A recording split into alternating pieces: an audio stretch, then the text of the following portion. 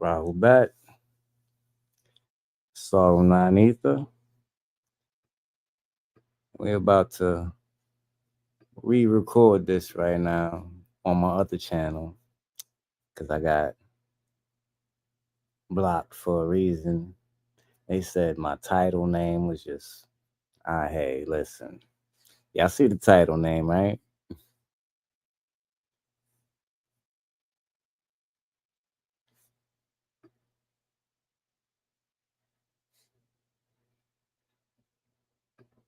Yeah. I'm not gonna say it though, but y'all could read. But y'all gotta hear what was dropped on that show though. It was too important. So I'm about to let y'all hear it. And if somebody else could record this also and download it on your side too, that would be very good. Upload it on your channel. Feel free. I ain't got no problems with that. Each one teach one. Let's spread the message. All right, now let's get into this show that I did last night on my other channel. This is the exposing of Jay-Z, part 1. And y'all seen the title of it. I ain't gonna say the name because I don't know. They trying to give me copyright issues. They really trying to give me fucking hate speech. That's what they trying to say. So I ain't gonna tell y'all the title. But anyway, let's go. This is the ReUpLoad. Since I can't upload nothing on my channel, my other channel, can't go back in for right now. Let's go. So I need y'all to support me, man. If y'all gonna throw I need some donations, man. Real talk. You know what I'm saying? To get things to where I needed to get to. I got projects that I'm trying to get out. And the way they trying to stop me right now it's ridiculous. And it costs bread to do this shit that I'm trying to do. But anyway, yo, I still do this shit for free anyway, but man, let's go.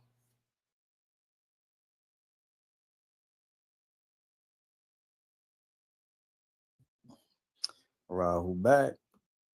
A9E right back on the scene. It's a Sorrow 9 Ether. Tell you I'll be back right away. All right, so now, as you see the title of the show, the head of Jay-Z on a Masonic Jewish dickhead 666 boule puppet house nigga lollipop shit. Okay. Volume 1, part 1, whatever you want to call it. But yeah, I'm about to take y'all down the Jay-Z lane. But before we even get into the Jay-Z history that I know about and things that I was around that I could really speak upon too,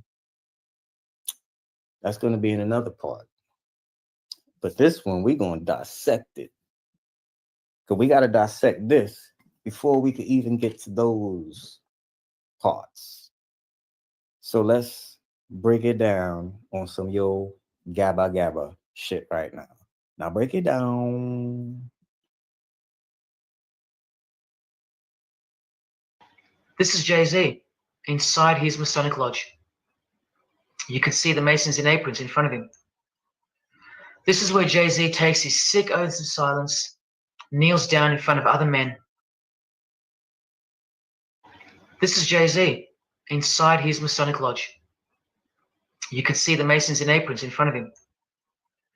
This is where Jay-Z takes his sick oaths of silence, kneels down in front of other men, and calls them most worshipful master, an appalling title to give to a man on this planet. Jay-Z the Freemason writes songs like this. This one's called Lucifer. And in Empire State of Mind, he writes, Jesus can't save you. Life starts when the church ends.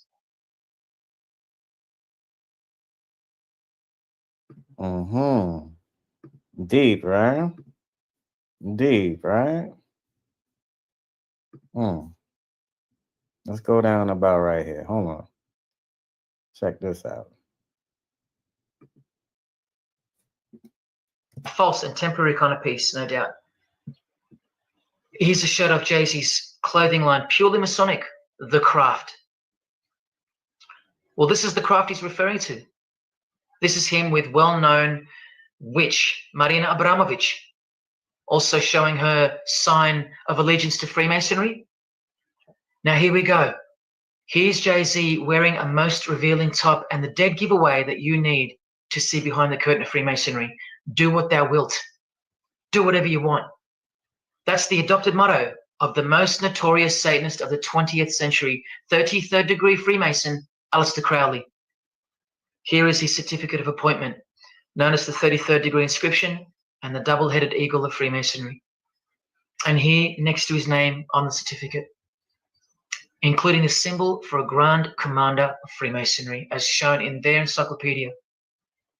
But to really confirm that he's a Freemason, here he is doing the Masonic sign of the Master of the Second Veil. Now here's a legitimate letter from Aleister. Again, the addition of his inscription of the 33rd degree, and he signs off with a symbol of the past Commander of Freemasonry. What does he write beside it? Baphomet. This Baphomet. Now listen to this man to get a clearer picture of the truth behind the secret religion of the stars and the leaders of the world. True Commander of Freemasonry. Baphomet. This Baphomet.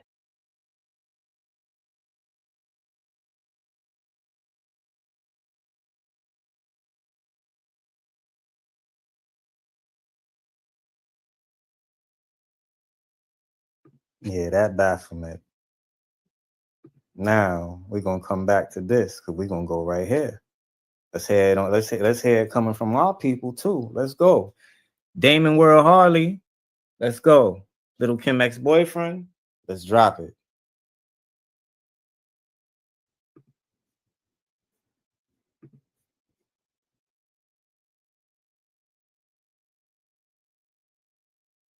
Kim is part of that secret society. Secret society, what is that? What is a secret society, World? It's the Masons and the Eastern Stars. You know? Okay, Masons and Eastern Stars. Everybody, now we're getting someplace. Yes, we are. It's like pulling teeth talking to you. A beautiful smile, I might add. Very, very nice. Okay, bring us into the world of what Masons are about. And an Eastern Star is the female to Masons. Right. I did not know that she's an Eastern Star. Tell us about Masons first. Okay. The Masons, like, you know, they're a little secret society of people, and them and the Jews, they sit back and they feel that they make the decisions on what's going on in the world today. But they could plan, but Allah is the best of planners. So what's going on is, like, it goes from the presidency to the music industry, right, to the courts.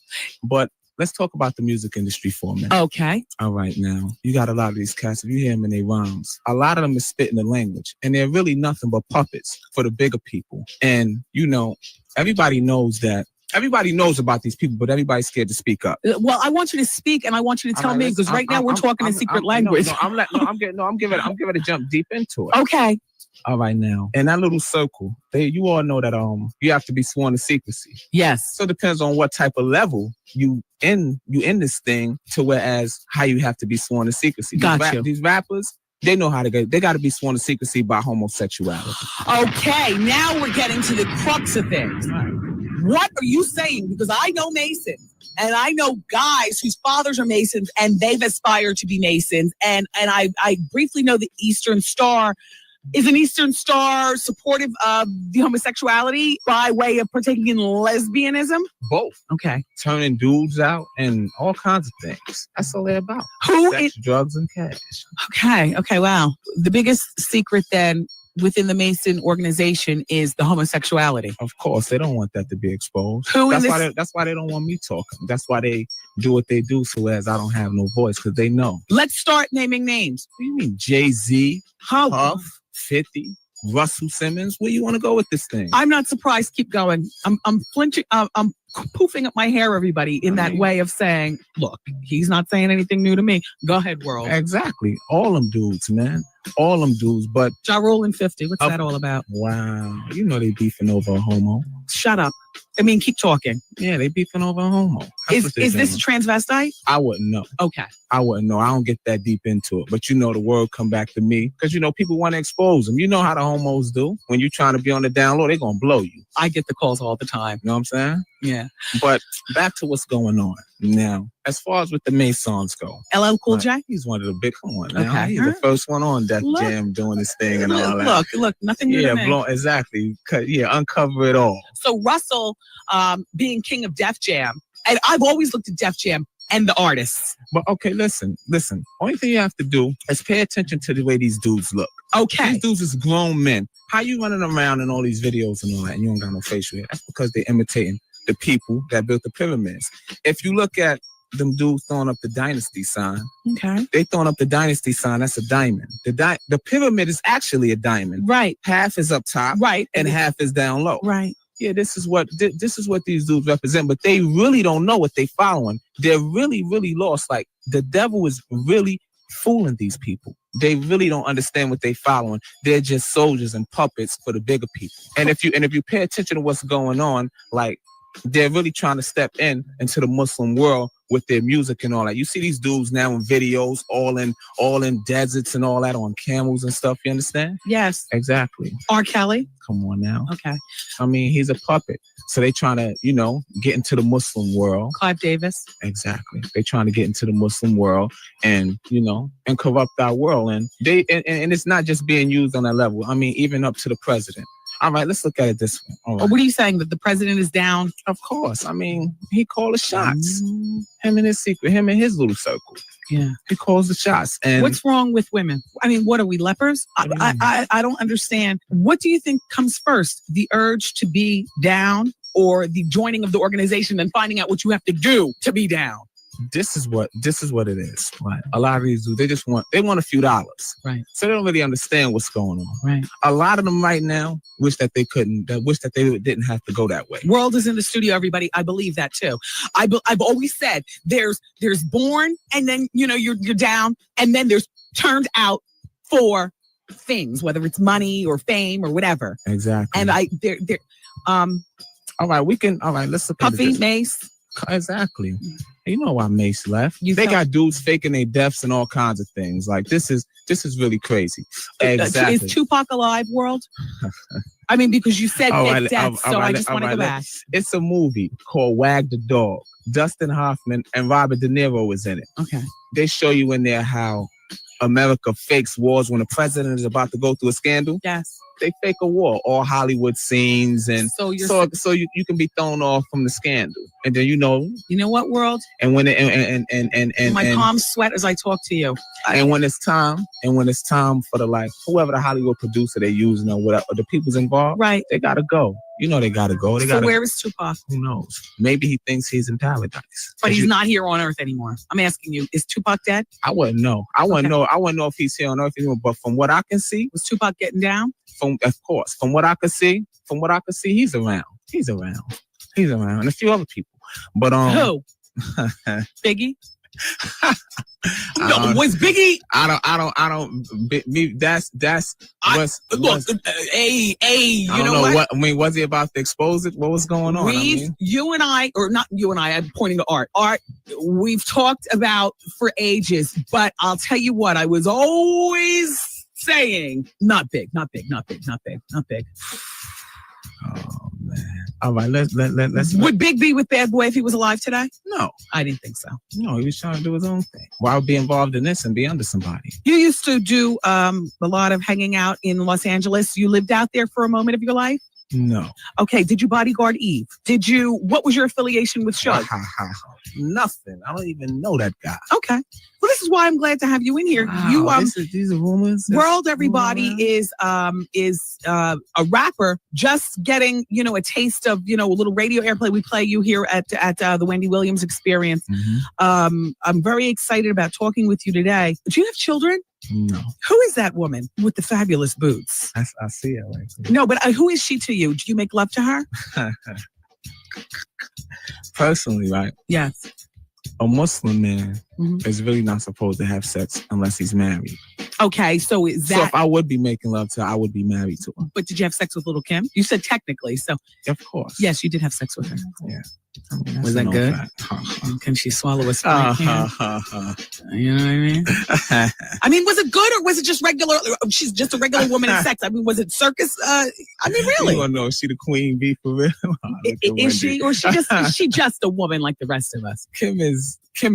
What can I say? That's Miss White Queen Bee. She's who she is. Do you drink The champagne? Wicked Witch of the East. Are you still friends with her? I mean, we cool. I don't have nothing against her. Kim is not a bad person. She's caught between the rock and a hard place. Okay. You know, they sent her out to do something that she wasn't able to do. I'm a grown man. As an Eastern Star, what did they send her out to do? You know, they try to get me to join it. You know, the homo club. Okay, I got you. How did you find out that Kim was an Eastern Star? Because in my opinion, that's something that you keep a secret until you can unfold it to somebody. Well, she never really see what they gotta understand is that, and this is for the record, Kim never exposed nobody's private life. Right. Kim never exposed their secrets.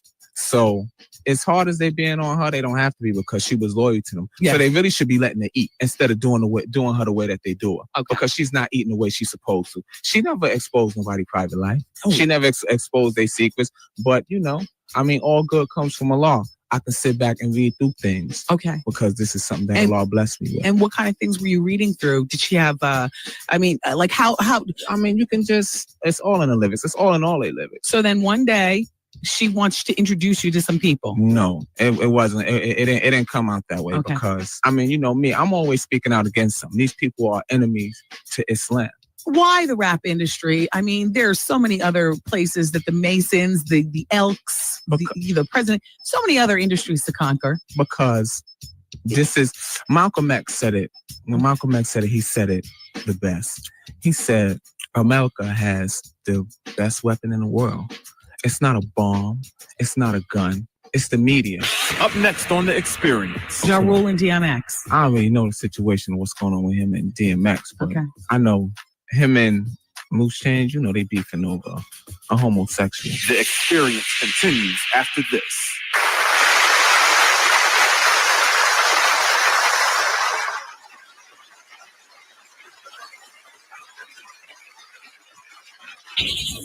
This is Chuck D, Public Enemy, #1. You are listening to the best of the Wendy Williams Experience right here. Said America has the best weapon in the best. Right here. Wendy Williams and World. When Malcolm X said it, he said it the best. He said America has the best weapon in the world. It's not a bomb. It's not a gun. It's the media. Yes. Because they can make the guilty look innocent and make the innocent look guilty. Now look what they did with 9/11, right? 9/11. In July of 2000, Mm-hmm. the Jews bought the World Trade Center. Right. Bought the Twin Towers. Right. And they upped the insurance on it. Right. They upped the insurance on it. So 2 months later, 4,000 Jews worked in the World Trade Center. Gotcha. 2 months later, 9/11 happens, but not one Jew shows up for work that day. But then they blame it on the Muslims. And then not only that, see, it was, Oh my God. they reaped a few benefits. Okay. They got the insurance money, but Well- then they also got a chance to wage war against the Muslims because the Jews know the truth. Look, you're making my head spin now with your speak. Wow. Do you watch TV? A little bit. Do you go to the movies? Only when it's a jewel in it. What's a jewel? A jewel is some knowledge. Okay. Do you drink champagne, don't brown drink- juice, I don't- smoke blunts, No, cigarettes? no, I don't get high. I don't do any of that. Are you currently having, I have a Fiji water sitting here. got you. Are you currently having sex with the nice young lady in the room? With the beautiful smile and the sexy boots? And that fabulous little head. Wow. Yes. Does she have children? No. Do you love her? Yes. Did you know her while you knew Kim? Yes. Were you faithful to Kim? Of course. Was Kim faithful to you? Allah knows best. No, but I can't talk with him. I'm talking with you. I Want can't a two-way really What's her- say, but what- but from the way it looks, no bet. No bet that she was No bet. No not bet. faithful. No bet. What is her relationship with Hillary, her longtime friend and confidant, and very, very close to the cipher? And a nice woman, I might add, but I've always wondered, what's that real relationship? You know what I mean? That's her manager, I guess. Okay. Missy? Yeah, I'm just throwing names out to you. of course. Mike Tyson. You know. Okay. You know. LeBron James. Shut up. Wow. What are we saying? You know what we saying. You know what you got to do. Pharrell. Come on now. Shine. Exactly. Tommy Mottola. Exactly. Wow, you see what he did to Michael. You see what he did to Michael. Allen Iverson. Come on now. They all part of that little secret circle. But see, what they don't see is really like, and it's really frustrating because they're puppets and they really don't understand what they're doing to my people. This entertainment industry money is this is the same money that's being used to hurt my people, to hurt the Muslims. I mean, and it's what was that stuff that was printed in the paper? About what? With me and loose change? Yes. What is loose change? 50 cents. 50 cents. $2. I just want to be sure. $2. What was that printed in the paper? And I want to get into that. You went to lies. He was up there on Flex's show and he was doing freestyle and said some disparaging things about your then girlfriend, Little Kim. Right. I happened to hear that. I was on my way to a party and, heard it all go down. You were downstairs waiting for her to finish the interview, or you raced there as soon as you got a phone call? Oh, excuse me. He was upstairs freestyling. He said some disparaging things about Kim. Mm-hmm. You met 50 and his crew downstairs. Right. And No. Okay. Hold on. Tell me how it went down. No. First of all, I don't know what happened with Duke that night. Okay. He, you know what he do. He's working with them people. So, they have people in high places. Mm. So, he was shook. I don't know what happened to him that night, but he threw my name all up in the mix. And it was him that did that. It was him that put my name all up in the mix. And then there was a shooting going on in Jersey City at one of the hotels. Do you know anything about that shooting? No.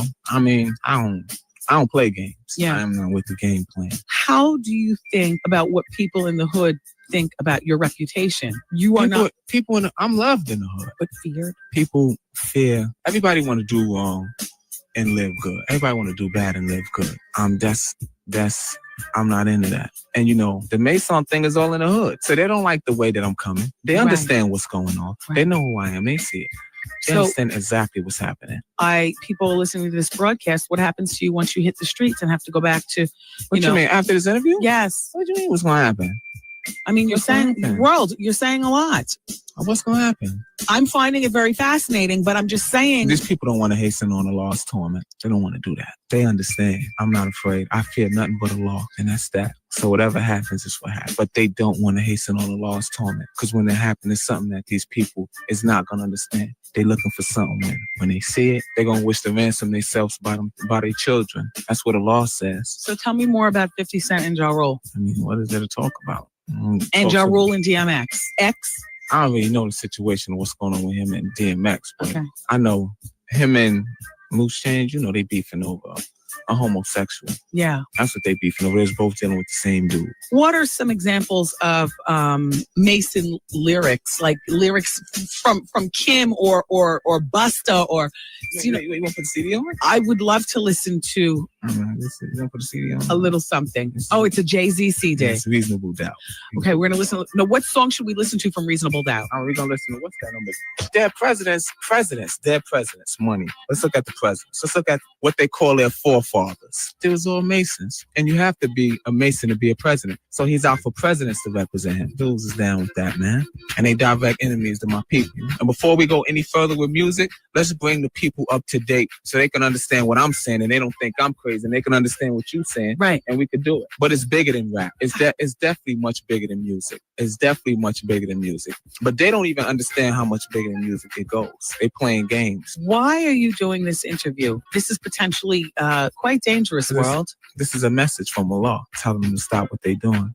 Leave the Muslims alone. You had approximately a week since we first made contact. You called me about doing this interview. Mm-hmm. Weren't there people who tried to dissuade you from coming to see me? Of course. Bastards. Of course. However they want to do it. And we could do this the right way, or we can do this the wrong way. Y'all can come and learn and understand that y'all lost. Or when you go against a lost plan, you don't have to worry about me because I'm nothing compared to him. I'm just nothing but his humble servant and messenger. You're also by yourself today. You don't have crew thick. You're just you and your lovely female friend. I'm not worried. The Wendy Williams Experience, or should I say the best of the Wendy Williams Experience. Listen, I love you guys for listening today. A girl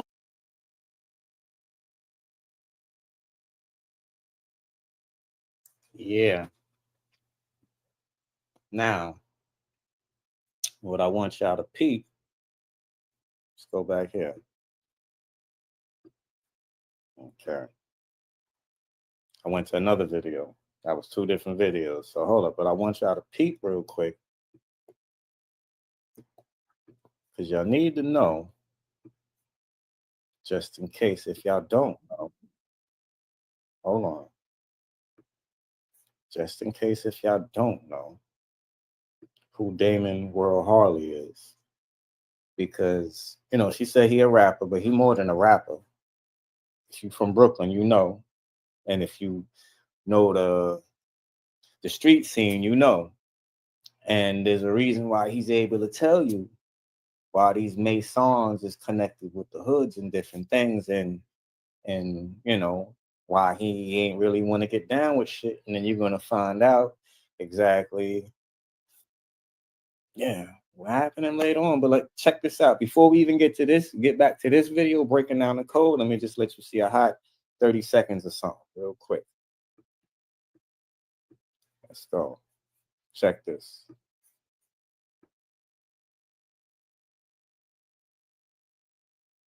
Just so this way I don't be like, who is this nigga? Like, no, like listen.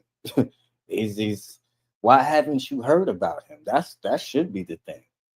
Why did they try to silence Damon World Hardy? We're gonna get to all of that too one day. Check this out. This ex-cop alleges Amo, the guy that 50 Cent think shot him, was killed by Lil Kim's ex-boyfriend, Damian Hardy, and said he was more gangster than all New York's top legends, Jimmy Henchman, King Tut, the Supreme Team, and the list goes on. That case is solved. You know, it wasn't Hamo. Hamo got killed shortly thereafter by this crew from Lafayette Gardens of Brooklyn. This guy, Damian Hardy, his street name was World. He was insane, crazy, one of the most super violent guys out there, worse than Haitian Jack and Jimmy Henchman and Tut and all those guys ever were. And he got killed for, I guess, because of the guys he was hanging out with, killed his brother, whatever. That part. This ex-cop.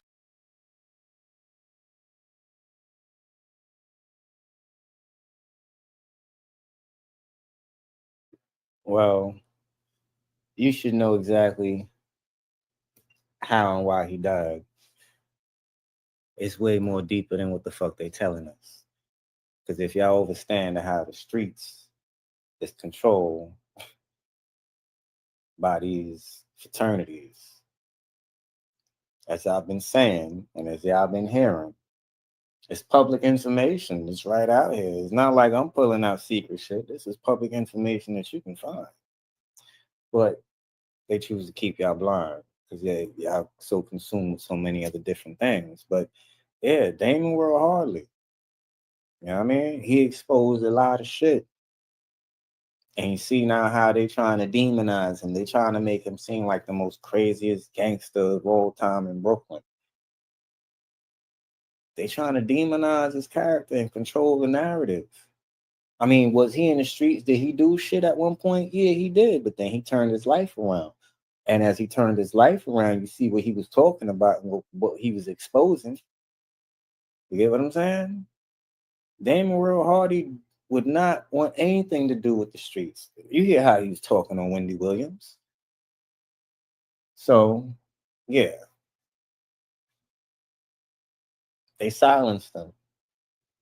And, yeah. Killed his brother. A whole bunch of shit they did. Yeah. You seeing these Jewish guys, the Oz, the OZ, like Jay-Z said, used to move snowflakes by the OZ. So you're getting from them Jewish niggas, Oz, OZ. You got what I'm saying? Who Jay-Z under? Leo Cohen, eh? Them Oz niggas, the wise niggas, wise guys. Told you, Oz. Go back to that last video. Wicked. Wizard of Oz, this Jewish philanthropist, Enlightenment movement, the Luciferians. Okay. Industrial Revolution is now here. AI technology. So, shout out, rest in paradise, Damon World Hardy. And yeah, I got a lot more of his stuff on my page if y'all want to research more of him. And I got some more stuff that y'all gonna hear. But right now, we doing the Jay-Z breakdown. And it's gonna involve all of these niggas, period. Because this is just part one. And we about to go fiddles fucking deep. I don't know what that means. But if you know who plays the fiddles, yeah, look at them hooves on them feet right in front of you right there. You should know what the fuck we talking about. Lucifer, son of that. Yeah. Let's go. Should I continue from here?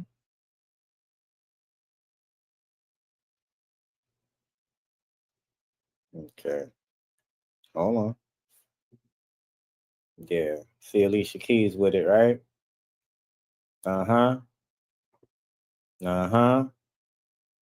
Upside down cross. Okay. So now let's continue down. Continue on with the breakdown of Jay-Z and who he's really in bed with.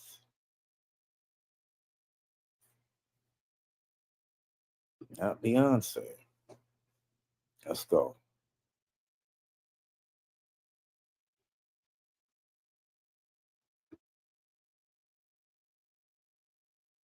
You can indulge to anything, a false and temporary kind of piece, no doubt. Here's a shot of Jay-Z's clothing line, purely Masonic, The Craft. Well, this is the craft he's referring to. This is him with well-known witch, Marina Abramovich, also showing her sign of allegiance to Freemasonry. Now here we go. Here's Jay-Z wearing a most revealing top and the dead giveaway that you need to see behind the curtain of Freemasonry. Do what thou wilt. Do whatever you want. That's the adopted motto of the most notorious Satanist of the 20th century, 33rd degree Freemason, Aleister Crowley. And remember, I want y'all to notice the different amount of times that Jay-Z throws up his Rockefeller Rock Nation sign. He does it 3 different ways. He does it in a Delta way. He does it in a Cohen way. Beam me up, Scotty. You know, Vulcan Empire. Yeah. Star Trek. Yeah. And then the third way he does it the Luciferian way. So he's going to break it down for you. My good friend. Hope he's still alive. I'm trying to get in contact with him as we speak right now. So let's go. And my good friend is At. I call him Ati. All right? But that's who's in the video talking. You know what I'm saying? Somebody who's been there and beyond, been to Hollywood, all of that, and through the lodges. And listen, let's go. Let's break down this Jay-Z stuff.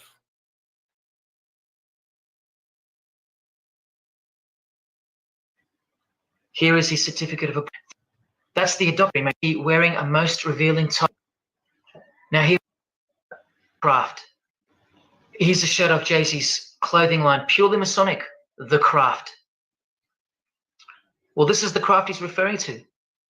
This is him with well-known witch, Marina Abramovich, also showing her sign of allegiance to Freemasonry. Now here we go. Here's Jay-Z wearing a most revealing top and the dead giveaway that you need to see behind the curtain of Freemasonry. Do what thou wilt. Do whatever you want. That's the adopted motto of the most notorious Satanist of the 20th century, 33rd degree Freemason, Aleister Crowley. Here is his certificate of appointment, known as the 33rd degree inscription and the double-headed eagle of Freemasonry. And here, next to his name on the certificate, including the symbol for a Grand Commander of Freemasonry, as shown in their encyclopedia. But to really confirm that he's a Freemason, here he is doing the Masonic sign of the Master of the Second Veil. Now here's a legitimate letter from Aleister. Again, the addition of his inscription of the 33rd degree, and he signs off with a symbol of the past Commander of Freemasonry. What does he write beside it? Baphomet. This Baphomet.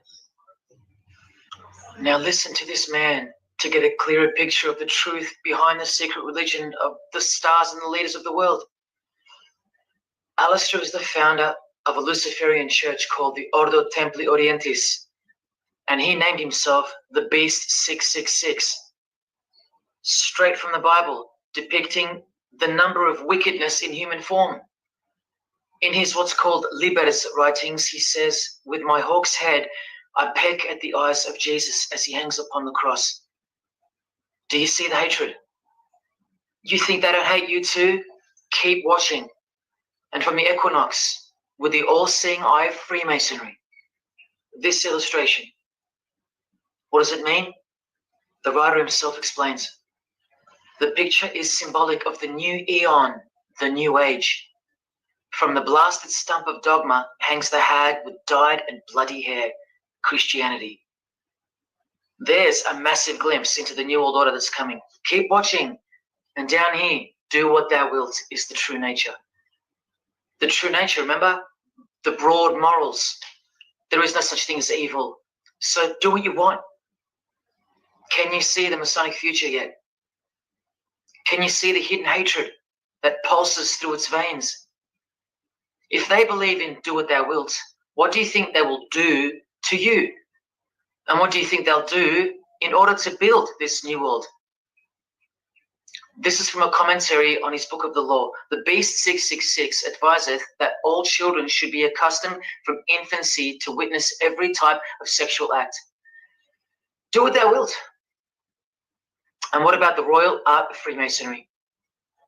Magic is the highest, most absolute, and most divine knowledge of natural philosophy. What a statement. The highest, most absolute and divine. Well, let's have a closer look into some of the more hidden secrets of the most divine natural philosophy known as magic. Any living being is a storehouse of energy, varying in quantity according to the size and health of the animal. At the death of the animal, this energy is liberated suddenly. The animal, therefore, should be killed within the circle, within the magic circle, so that energy that's released can be captured and directed to serve the will of the witch, male or female. This is a science, a hidden science. But now hear this, coming from a 33rd degree Freemason, and don't you forget that. For the highest spiritual working, one must accordingly choose that victim which contains the greatest and purest force, a male child of perfect innocence and high intelligence is the most suitable sacrifice. Can you see? This is who Jay-Z is quoting on his top. This is who this Jonas brother holds in high esteem.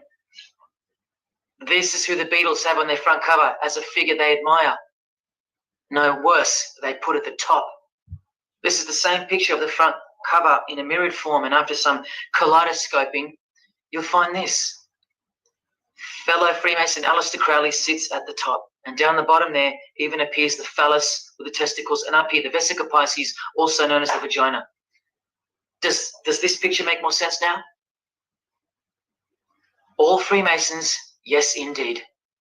And by the way, that's where Jay-Z got his symbol from Satanism, as portrayed here by Satanist and Freemason Aleister Crowley and by Satanic Church founder Anton LaVey. Does anyone still think that Freemasonry isn't Satanism in disguise? Let's finally take a peek into the royal art of Freemasonry. And this is the briefest way I can show you from the complete book of magic and witchcraft. This is a practitioner's manual, not from some bogus author trying to expose witchcraft. Just so you can get it through your head that this is real and this is protected. The writer or compiler of this God-forsaken book warns the reader that the recipes may seem disgusting, that the knowledge revealed has been forbidden and has caused suffering and death to witches and the victims of witches. You don't think witchcraft was a serious menace in times past and present? Come with me and I'll show you how bad this menace actually gets as the world's most powerful and secret religion moves ever closer to fulfilling its biblical destiny, and it will. Close your eyes or not, it will fulfill its destiny. Firstly, let's connect this sick art straight to modern Freemasonry with the word abracadabra, both written in triangular form from the Manual of Witchcraft and from the Encyclopedia of the Secret Society that your Prime Minister belongs to. And just like high-ranking Freemasons, male and female witches also drink out of a human skull. But here the practitioner drinks wine, in which they first dissolve or boil the brains or heart of an animal before consuming it all from the human skull. In this ritual, the initiate is instructed to drink in the night at spring water out of a skull of one that hath been slain. That's right, out of the skull of a human who's been murdered or sacrificed. Otherwise, eat a pig with a knife that slew a man. Please don't turn away. Look straight ahead and open your eyes to the planet you are on, because the real monster under your bed doesn't actually go away when you close your eyes. In other rituals of the craft, you burn a rooster while he's alive. With the use of a poisonous plant used in ointments and potions of witches, you can assure death and destruction on a victim. You want to make a female enemy sterile or a male enemy impotent for the rest of his life? Otherwise, you can just kill them. The hand of glory is the severed hand that is dried and preserved to be used in black magic. Yes, a dead human hand. A black circle is most effective for operations of evil. The use of blood and sex in ritual was considered helpful for obtaining the necessary energy to successfully work magic or achieve mystical insight. But here's where the darkness thickens even further. Animals such as black cats or children may be sacrificed, and participants may drink the blood of the sacrifice. And just so you know that Stanley Kubrick wasn't joking, an orgy of participants sometimes follows the mass.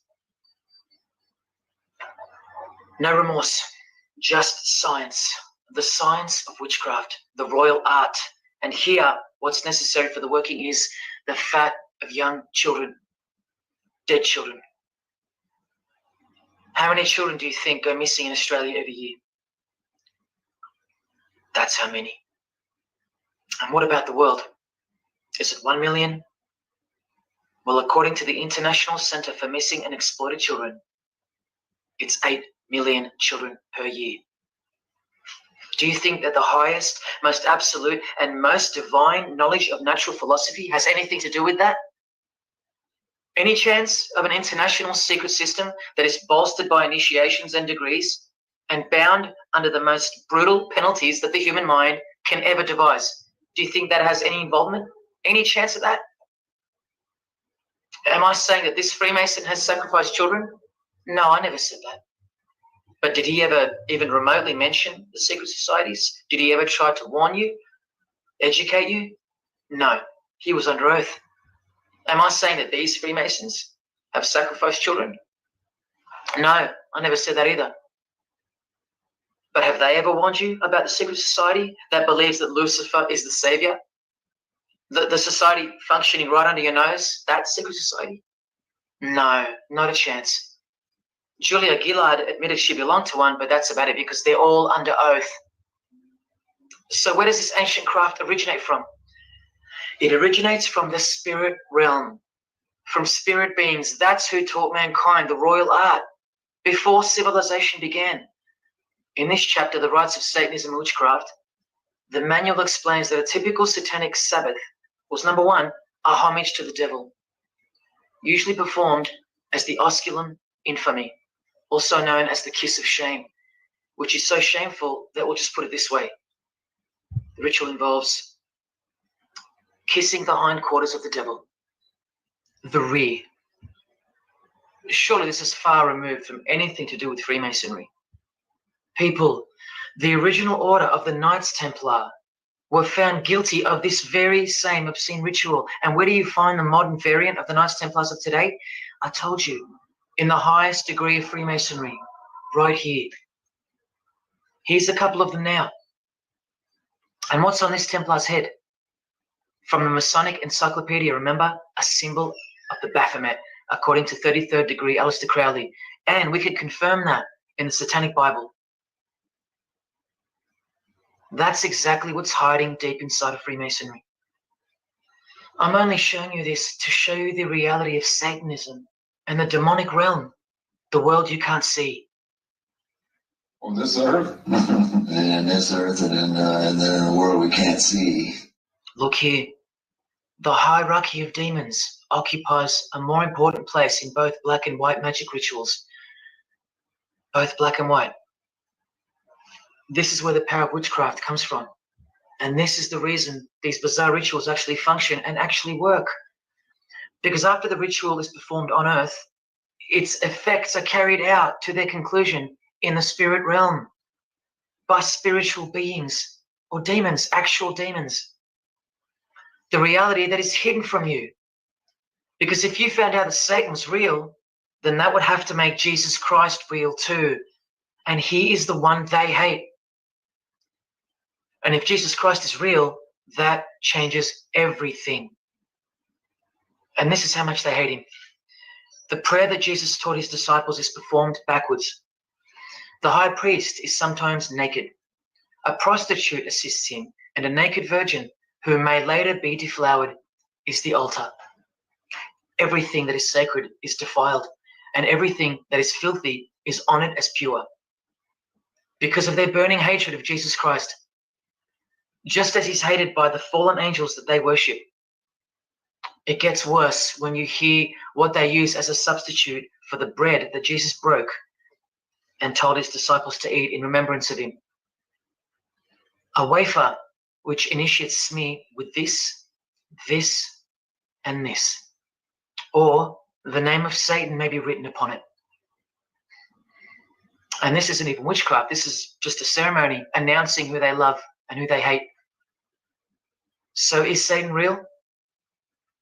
It continues to state in the hierarchy of demons at the very top, Satanakia, whose title is the Commander-in-Chief.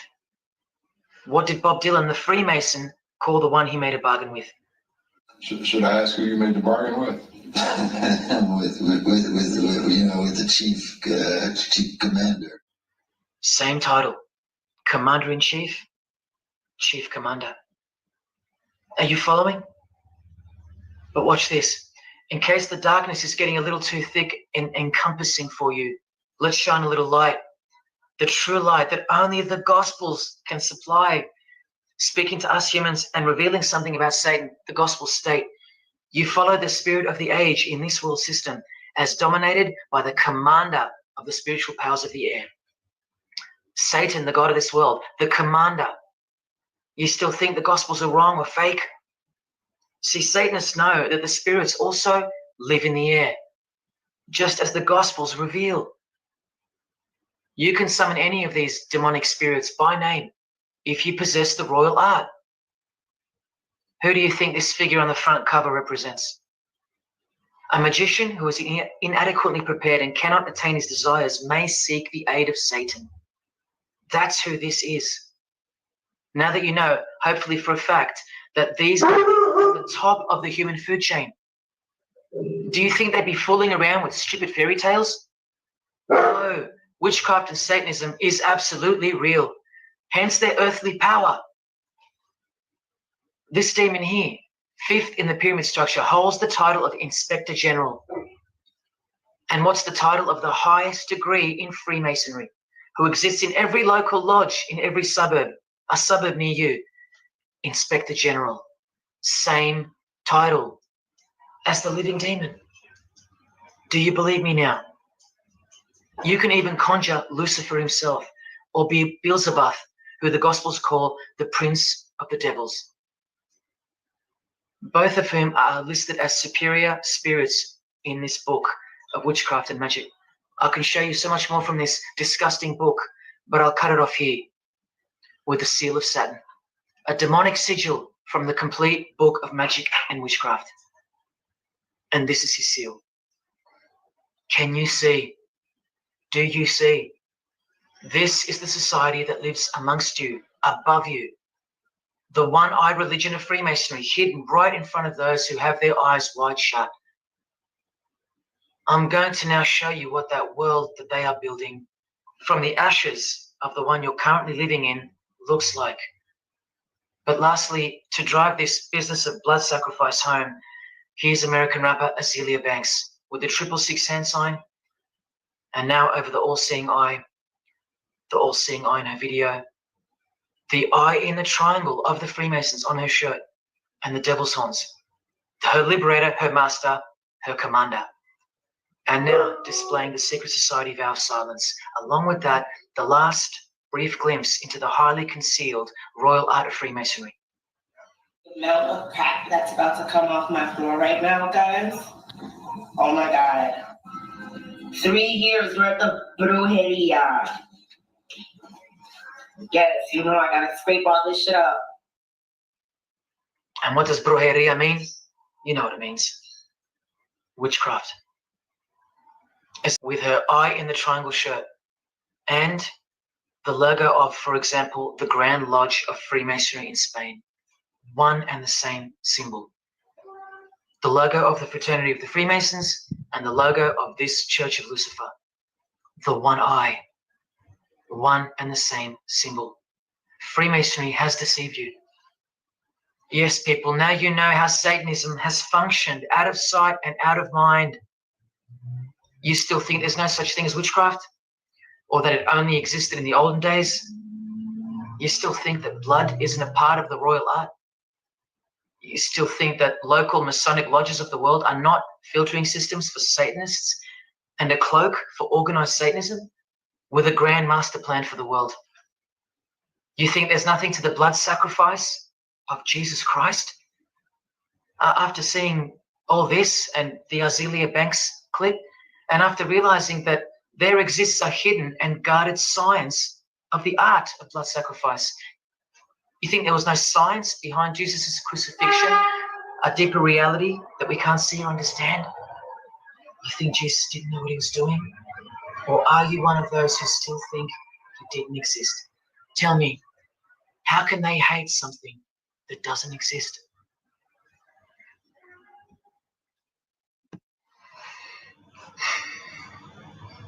If only you could hear from some other Freemasons who have the courage to break their oaths. But you won't.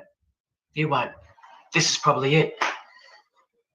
But I once heard from a Freemason, an honest one, in about 2016, after I posted this picture on Facebook. He knew the truth, just like you do now, or just like you should.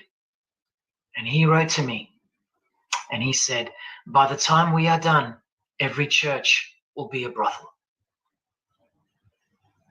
Well, in case you think that that's impossible, this is a fashion show that was held in a church, a real church, and it was organized by high-ranking Freemasons, who you will see now to be Satanists. Designed to be a heart-wrenching mockery and a colossal sign of the times, this event. Just so you know, it's a Masonic production. Here's the inside of a lodge.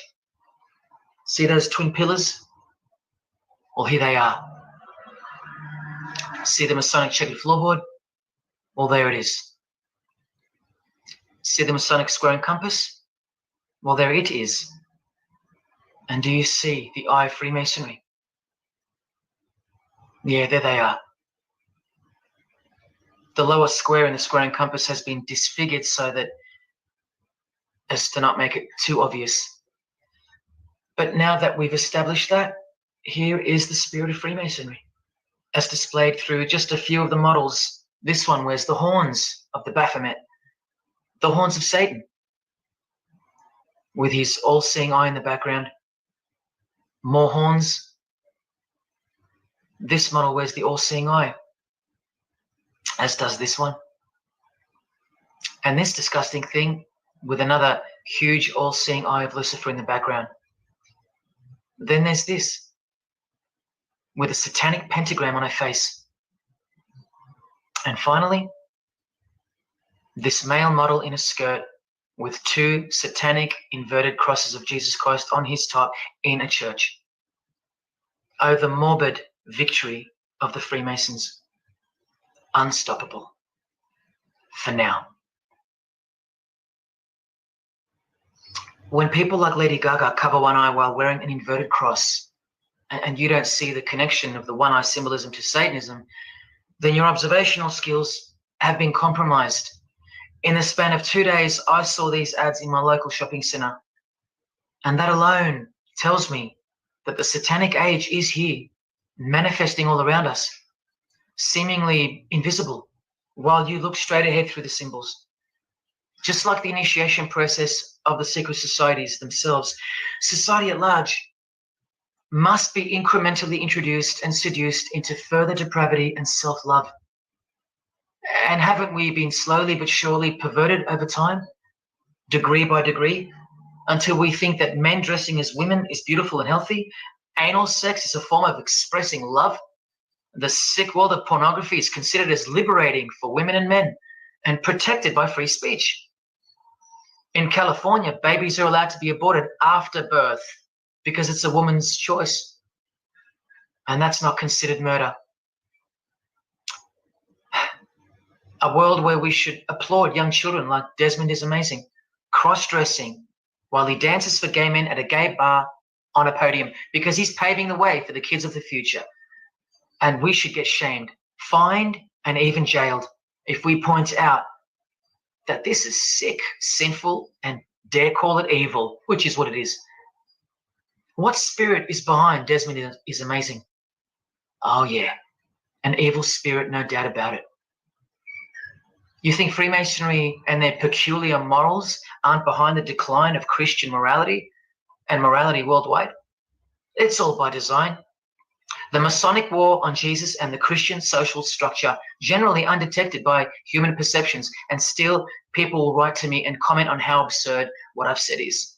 A cloud over the eyes of their heart. Well, I'll tell you this. There is no bigger axe that has ever been grinded than the one Freemasonry grinds. Because the appearance of Jesus Christ pretty much destroyed their religion, drove it underground, and they will have their revenge. Soon you're going to see it. We've all been initiated into the lowest levels of materialistic Satanism under the banner of secular humanism. I know blokes who think that life's great, mate. Life's terrific. Life's what you make it. Evil, Lucifer, Satan, these are just words that Christians invented to help them sleep better at night. There are no cults. There are no conspiracies. John F. Kennedy's speech about secret societies plotting against the world, that's not relevant anymore. That's history. There's no such thing as Satanism amongst civilized people. Oh, children, when darkness comes to your door, takes your wife, takes your health, your job, your home, your freedom, your children, then you call out, oh my God, this is evil. Why is this happening to me? Well, here comes the darkness. Here comes the evil. You want to know what the New World Order looks like? You want to know what the future holds? You want to know what horror is coming to our planet?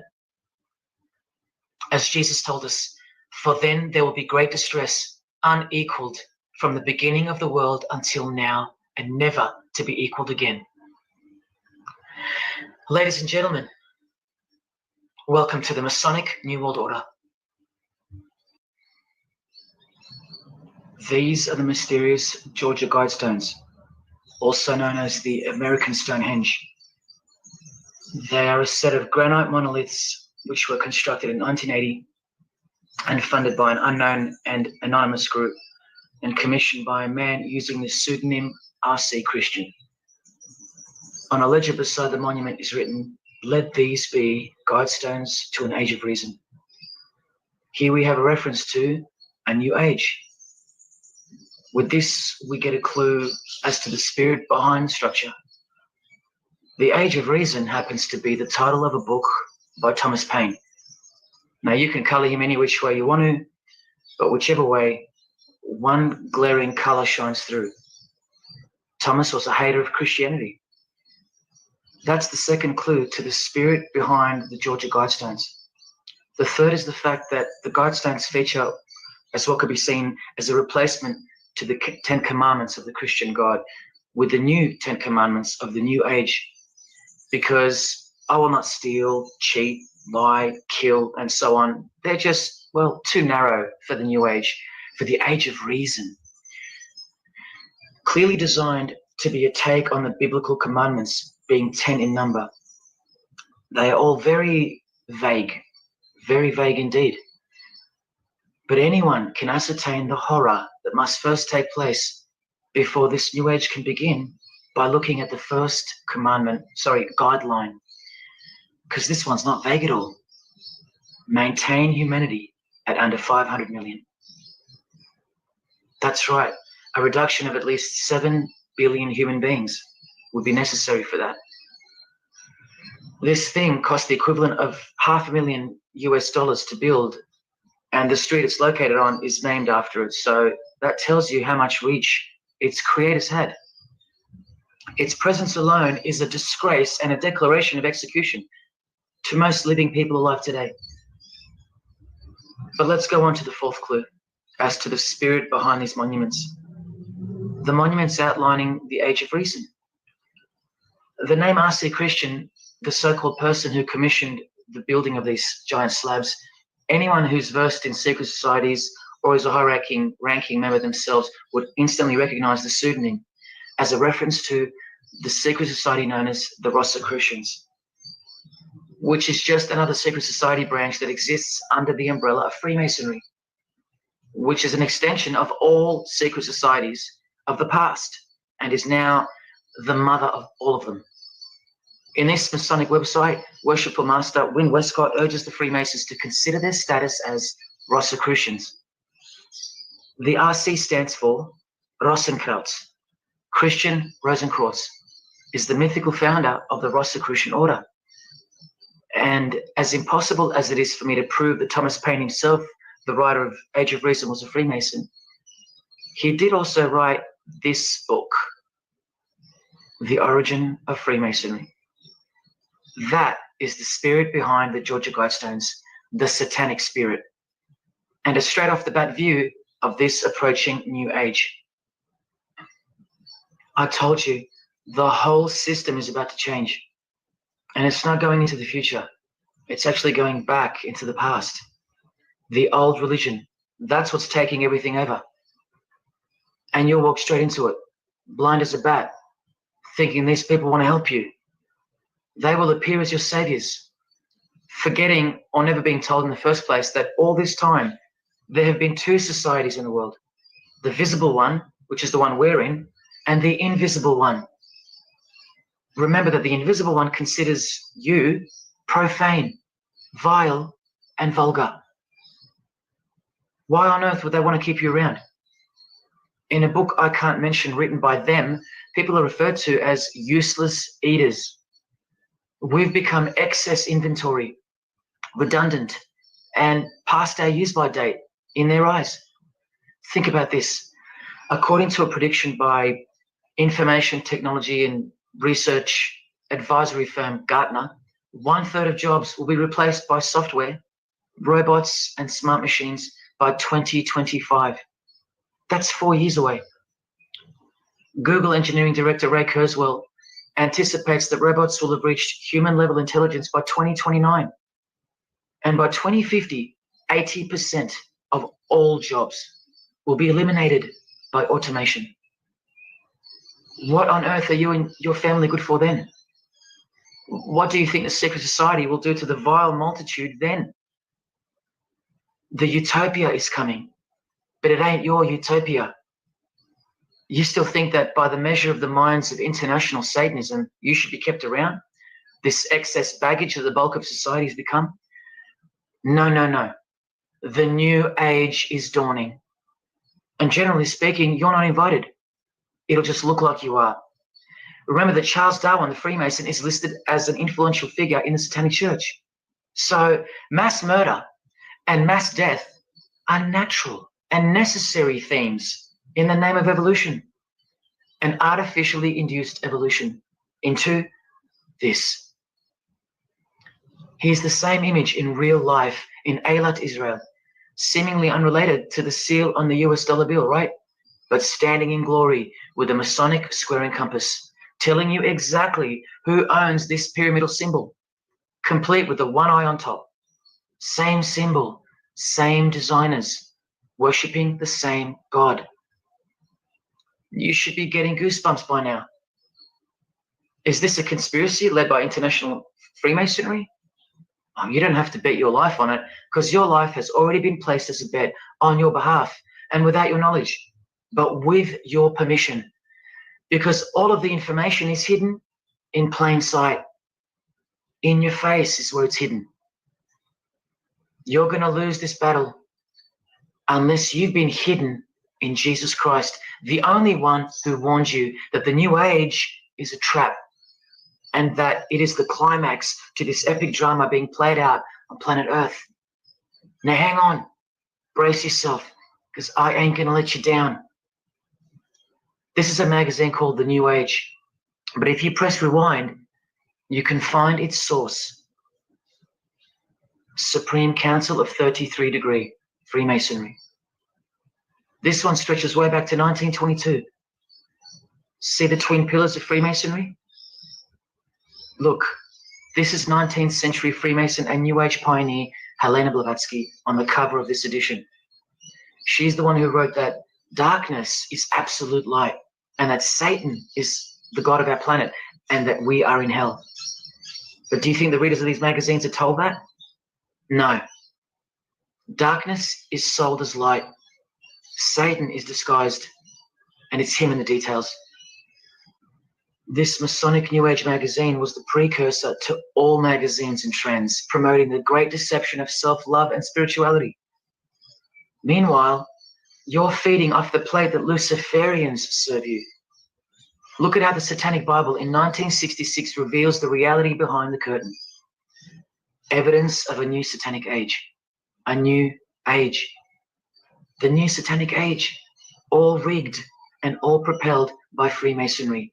Satanism's magic cloak. After all, and I think you should have guessed by now that Anton Szandor LaVey, the founder of the Satanic Church, the one who vowed to help destroy Christianity, is himself a Freemason. I can't prove it to you, but I know it, because of not only his obvious fondness of the fraternity of the Freemasons and the mention of it in his Satanic Bible and its vital role in the Satanic takeover, but also because of the symbols, specifically this one, generally called the Devil's Claw or the Lion's Paw. Freemason James de Rothschild displaying the Devil's Claw or the Lion's Paw. X-Factor's L.A. Reid showing the Devil's Horns next to fellow Freemason Avril Lavigne.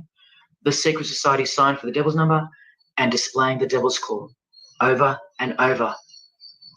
The better example is with New Age guru Annie Besant, co-writer of Lucifer magazine and 33rd Degree Freemason, also showing the Lion's Paw here and here. But the best example I have is with Aerosmith. Guitarist Joe Perry clearly displaying the sign of the Master of the Second Veil of the Freemasons, and right next to him, Steven Tyler, doing the Lion's Paw. Clearly both Freemasons, secretly showing their allegiance with symbols. And here's Anton LaVey displaying the same Masonic symbol. Yes, a Freemason founded the Satanic Church.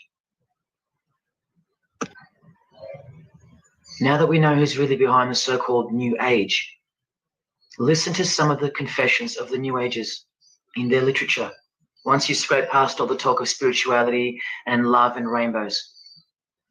New Age author, feminist and hater of Christianity, Barbara G. Walker writes in The Woman's Encyclopedia of Myths and Secrets, a 666, 666 was the magic number of the triple Aphrodite. She further complements the number when she calls it the miraculous number 666. Speaking of the New Age to come, PhD Christopher Hyatt writes in Undoing Yourself, as we moved closer and closer to the well-planned for and long-awaited invocation of the Prime Minister unto the very King of Hell, the Grand Vicar of Lord Lucifer. Yes, the very well-planned for and very long-awaited indeed. Do you see what's coming? Mr. Hyde also enlightens us in the fact that opposites do not exist apart from the mind. Evil and good are all in your head. That's why you should brace yourself, because these are the minds creating the New World System. He confirms this. The New Age will require new men, men of high consciousness and fortitude. All of our present dogma models will crumble. He means the Christian and the Christian social structure will crumble. In the introduction to the book, another PhD, Robert Anton Wilson, tells you what the New Age really thinks of the Christian social structure, which you have more or less enjoyed your whole life, Christian or not. Christianity and democracy have been among the worst disasters to ever befall the human race. I told you, atheists, you're going to miss Christianity when it's gone. Here's a picture of Robert with the Masonic eye in the triangle on the wall behind him. Remember where the term New Age came from. So once again, do you think that the new system, the New Age, is going to be democratic, a system that respects you or gives a damn about what you think once it's in place? Let me answer it this way. Christopher Hyatt quotes from one of his literary heroes and famed philosopher, Friedrich Nietzsche, who said, "What is more harmful than any vice? Active sympathy for the ill-constituted and weak, Christianity."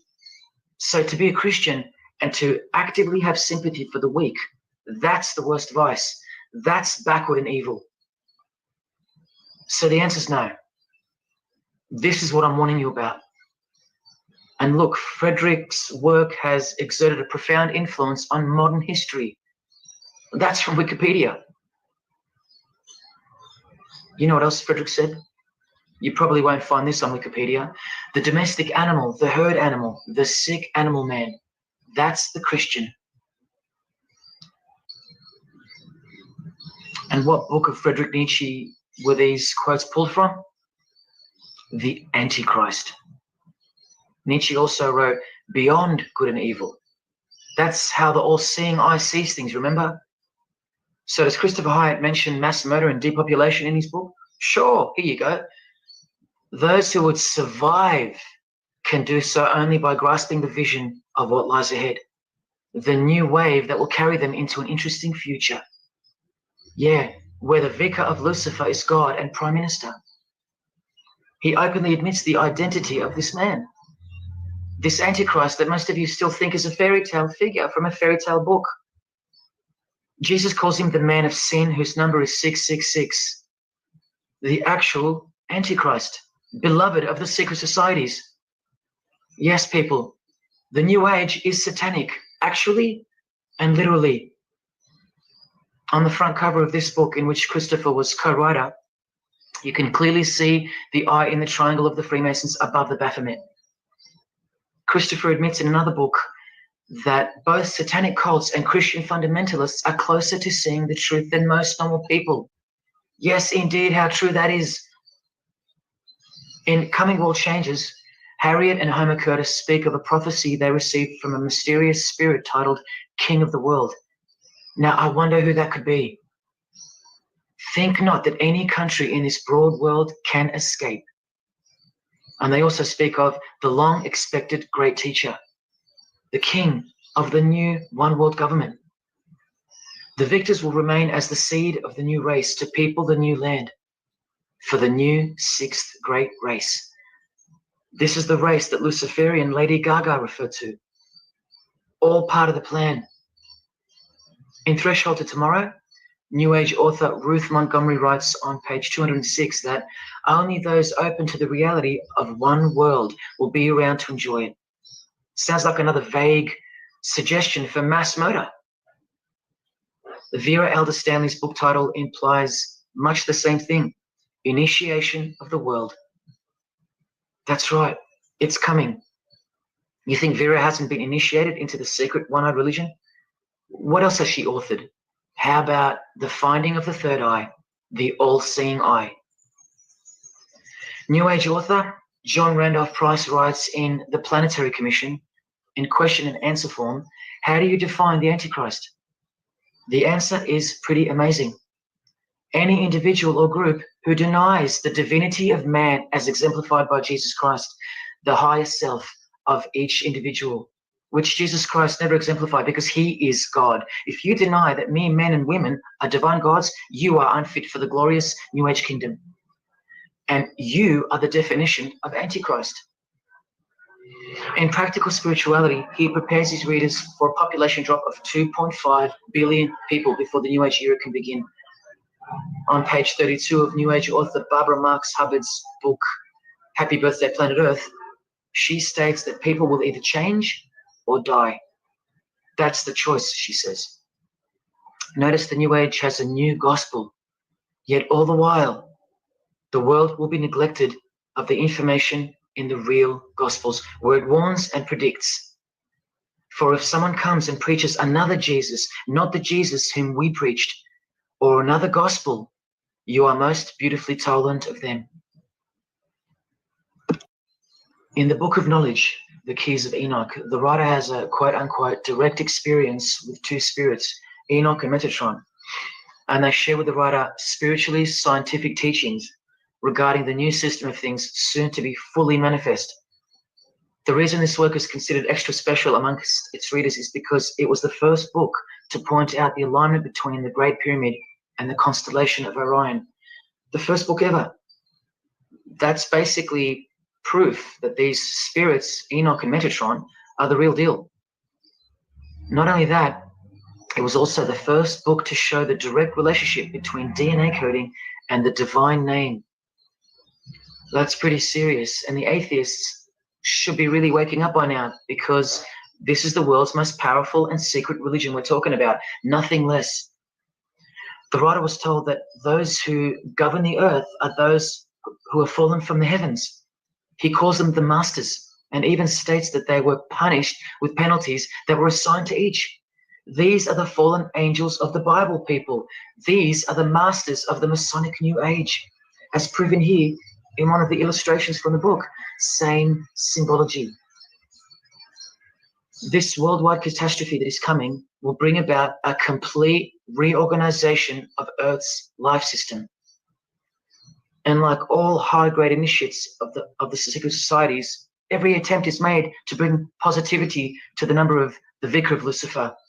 I was given instruction to use the specific light harmonics 666, 999, and 12, 12, 12. The spirits further inform the writer of the Keys of Enoch that the pattern 666 is used to identify you with respect to the Earth's vibration.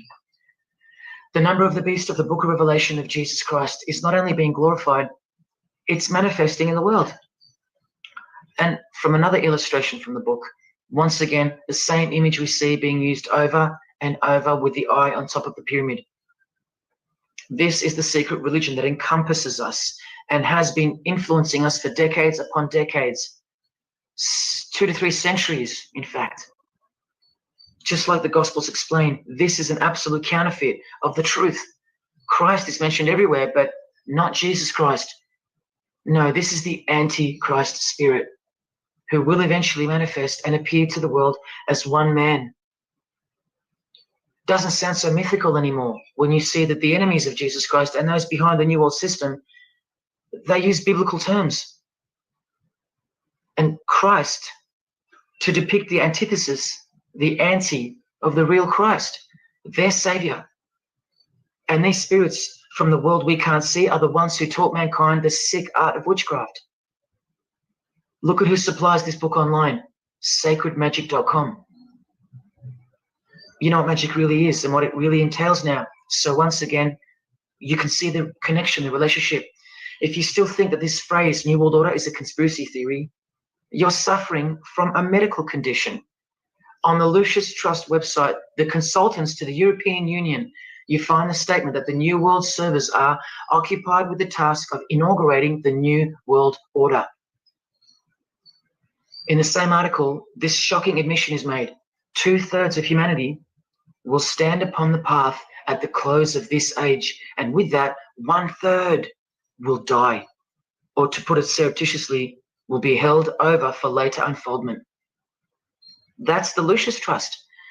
The word Lucius being the replacement for the word Lucifer, who works hand in hand with the EU, the European Union, stating that 2.5 billion human beings are planned to be killed off, all predicted by Jesus and only Jesus.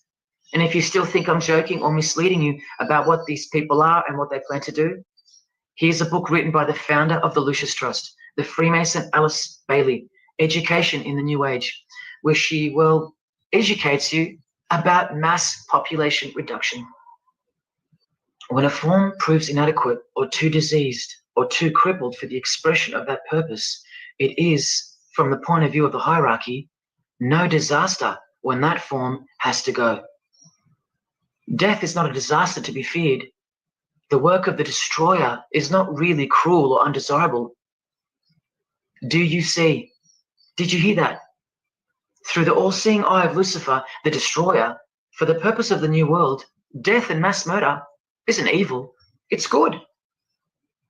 And Alice Bailey in The Labors of Hercules also tries to re-educate us and protect that God-forsaken number, predicted in the Gospels to be associated with evil. The number of the physical plane activity is called the number of the beast. This idea seems to have a horrible fascination with many, but what it really means is that Virgo is the symbol of triplicity, 6 on the physical plane, 6 on the emotional plane, and 6 on the mental plane, not 666 at all.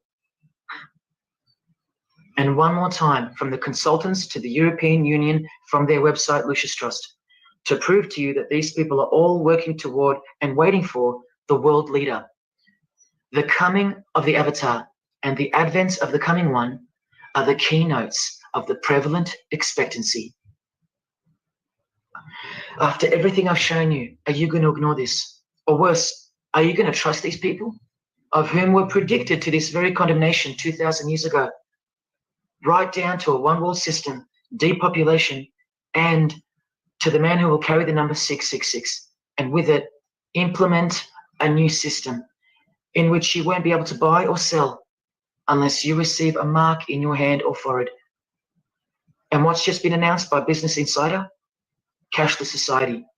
Due to this, by 2024. This is the manufactured trend for the world. And you better believe it's fulfilling biblical prophecy. You know that book that's been ripped out of schools and hysterically discredited? Why do you think there's a single eye displayed on all the covers of George Orwell's dystopian novel 1984? It's because the one-eye religion is the one in permanent control, where democracy and Christianity have been utterly extinguished, and the remaining population live in a whole new level of permanent communism. It is well known that George Orwell himself had ties with the Fabian Society, which is a secret society complete with degrees of initiation, tucked away neatly somewhere under the wing of Freemasonry. The Fabian Society's logo used to be this: a wolf in sheep's clothing, which is exactly what Freemasonry is. And it was a metaphor for gradually advancing socialism. And socialism is communism for slow learners. This level of denial on our part has been brought on by mass propaganda, because everything has been weaponized to work against you and God's truth. Education, entertainment, and economics. You're a slave to each one. And Freemasonry is the slave master. Listen to the Grand Pontiff of Universal Freemasonry tell you about it in Morals and Dogma. The blind force of the people is a force that must be economized and also managed as the blind force of steam. You are just blind energy to them, made to be enslaved. This force must have a brain. Who do you think the brain is? Freemasonry is the brain, obviously. And he's saying that we're just the body parts that move to its will. Look, these are some pictures I took of the local obelisk in my town. An erect phallus hidden in plain sight. See how the cube at the bottom is rough? In Freemasonry, it's called the rough ashlar stone. Well, watch this from Morals and Dogma. The rough ashlar is the people, rude and unorganized. Once again, you can see what this secret society secretly thinks of you. Now see how the stone built on top is smooth? That's called the perfect ashlar. The perfect ashlar is the state, the rulers. Yeah, the one-eye sex cult of Freemasonry, which hides its master, Satanism. Now, where is this brain taking us? Remember, this guy is the general who fought against the United States forces to uphold the institution of slavery. And the Grand Pontiff of Universal Freemasonry, who calls you the vulgar herd and the ignorant multitude, and admits that, yes, unbelievably so, Lucifer is the light bearer. This is the highest authority in Freemasonry, the secret religion of all our leaders and idols. Believe it. Now listen to this. The papacy and rival monarchies, all that will become the heritage of the temple, meaning the temple of Freemasonry. The world will soon come to us for its sovereigns and pontiffs. We shall constitute the equilibrium of the universe and be rulers over the masters of the world. They're going to own it all. And it's true. The papacy and the monarchy have fallen into their hands. All Freemasons now. This is a 150-year-old book, so you can see how far ahead they plan while we stay ignorant. How do you suppose that they won't achieve the New World Order? The New World Order of death. Of combined and systematic movement and effort, the great revolution prepared for by the ages will begin to march. The future is all planned for by them, and the revolution prepared for by the ages is coming. And it'll look like a natural occurring event, just as current events seem natural. Lastly, from his other book, Legenda, and reading from the ancient and accepted Scottish rite of Freemasonry, Albert writes, and thus the warfare against the powers of evil, meaning Christianity, that crushed the order of the temple in the 1300s, goes steadily on, and freedom marches ever onward toward the conquest of the world. The conquest of the world, guys. And this is their method. Ingenious as it is, the double-headed eagle, the left and right paradigm. Whether you are pro-abortion or life, prefer Macca's or KFC, Ford or Holden, vote Liberal or Labor, shop at Coles or Woolies, go for the Parramatta Eels or the Canterbury Bulldogs, always the two most opposing forces, the result always feeds the one belly. The two heads always serve the same Masonic beast. Do you get it? That's number one. Number two is the horribly magnificent motto of their double-headed eagle, Ordo ab Chaos. That means order out of chaos. It's the ultimate way to achieve your sinister goals while looking like a hero. With one hand, they create beautiful and noble things. With the other hand, the hidden hand, they destroy and pervert. Then the helping hand comes back in to save or fix things again, alternating from one to the other, while nudging toward a predetermined goal until finally reaching that goal that's set in mind in the first place. All the while, you never knew that the same hand that's saving you is the same hand that was destroying you in the first place. Order out of chaos. Their order out of their chaos. Another way to look at it is this. Z creates or exploits a problem, then attributes blame to others. Y reacts by asking Z for protection and help to solve the problem. Z offers the solution that was planned for by them long before the crisis occurred. Ordo ab Chaos, order out of chaos.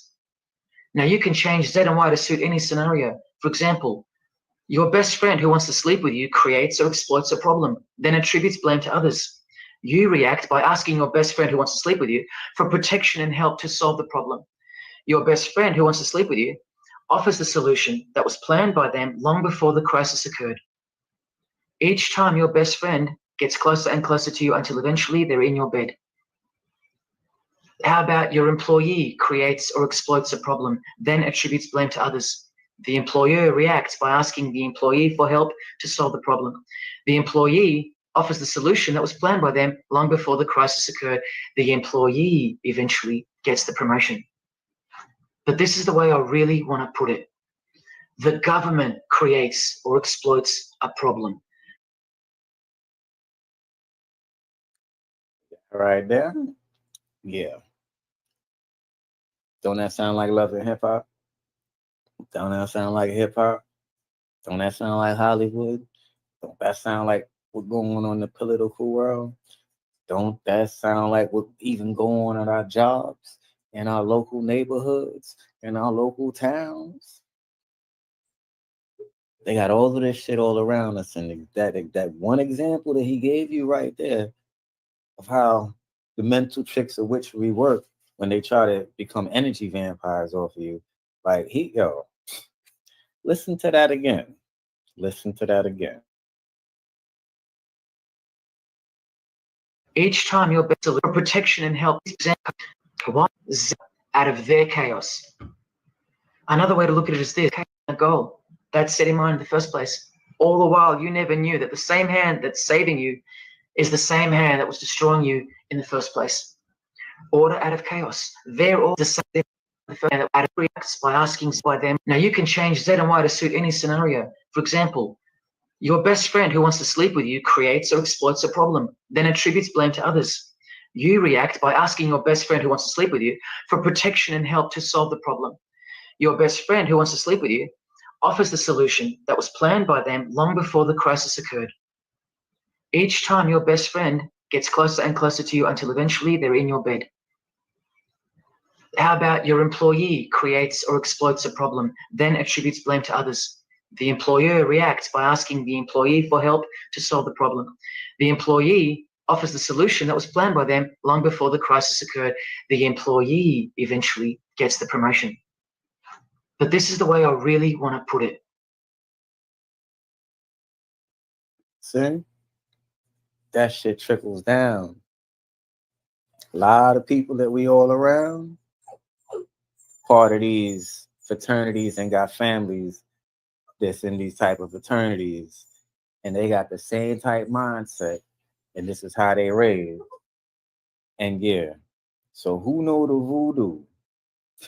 But better yet, let me say it like how I do it in my song. Who do the voodoo that they do? Yeah. So let them keep on building. Check this out, man. He going in.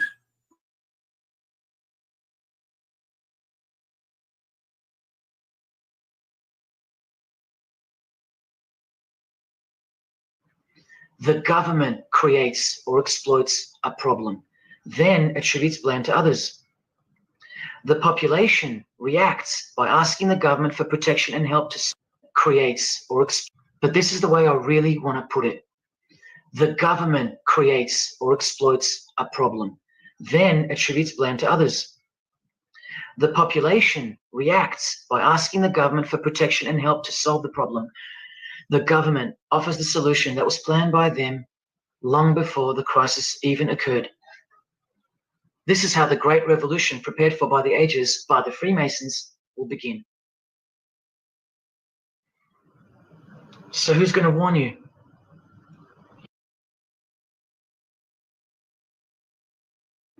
Well, we know that Jay-Z and all of them ain't gonna warn us. Like how Prodigy was trying to warn us. That's one thing we know. Let me hear what he was gonna say before I talk. Even modern Christianity is steered by Freemasonry. Hillsong won't warn the sheep about. Even modern Christianity is steered by Freemasonry. Hillsong won't warn the sheep about Freemasonry and the one world government. What, the Hillsong senior pastor who wrote these books and lives here? No chance. Did modern day Christian heroes like Billy Graham warn you about Freemasonry? Well, no, because here he is giving the Master Mason grip to other Christian giants like Paul and Jan Crouch, all Freemasons. Here he gives the same third-degree handshake to former President Harry Truman, and here to a Muslim Freemason. Billy is listed as a Freemason in the 33rd degree Albert Mackey's History of Freemasonry by the publisher on the inside flap. Billy's son, Franklin Graham, also won't ever expose Freemasonry because he's too busy eating at Voodoo Donuts, where they sell these donuts and these pentagram donuts. More Christian heavyweights like John Hagee or Hagee throwing up the devil's horns. He'll never preach against Freemasonry. Neither will all these world-famous pastors throwing up the devil's horns. The very popular Ray Comfort even stated that he wasn't a Freemason. Well, here he is, giving a perfect Masonic handshake with pastoral giant Joyce Meyer.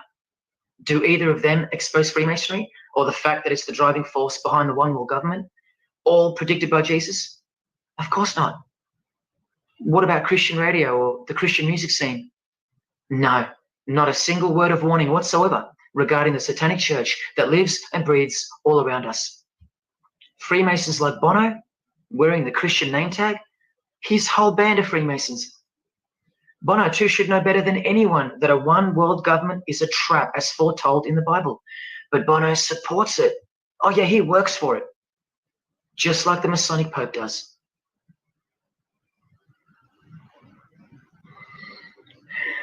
Even if by some freak chance they didn't know any better. No disciple of Jesus can bend their knee to another man in the Masonic Lodge, calling him master and swear to keep secrets. Look what they call each other from the Encyclopedia of Freemasonry. Master Mason, Grand Master, Most Eminent Grand Master, and the most appalling title of all, Most Worshipful Master. Most worshipful. Do you see how extra diluted the Christian Freemason has to be when Jesus said, do not be called master, because one is your master? And what about all those oaths? Don't worry, Jesus covered that too. What I tell you is this: do not put yourself under oath at all, but let your yes mean yes and your no mean no. How's that for an idea? But the Freemasons' yes means no, because they all swear to lie and conceal from the first degree initiation all the way through. What is whispered in your ear, proclaim it from the rooftops. That's Jesus. You see the contrast? How precise he was and still is. You think Bono and the Pope don't know about the Masonic calendar and how it's not the same calendar as ours? From the Encyclopedia of Freemasonry, the real date of the world is found by adding 4,000 to the Vulgar era. This whole Christian era is vulgar. So the year in the Masonic world is actually 6021. And this abbreviation is in French, the Vulgar era, beginning since the year of the Lord, since the year of Jesus Christ. That's how they feel about the current age, which is coming to a mind-blowing end by design. Now, do you think Freemasons aren't capable of mass murder? Well, Joseph Stalin murdered approximately 20 million people, and he was a Freemason.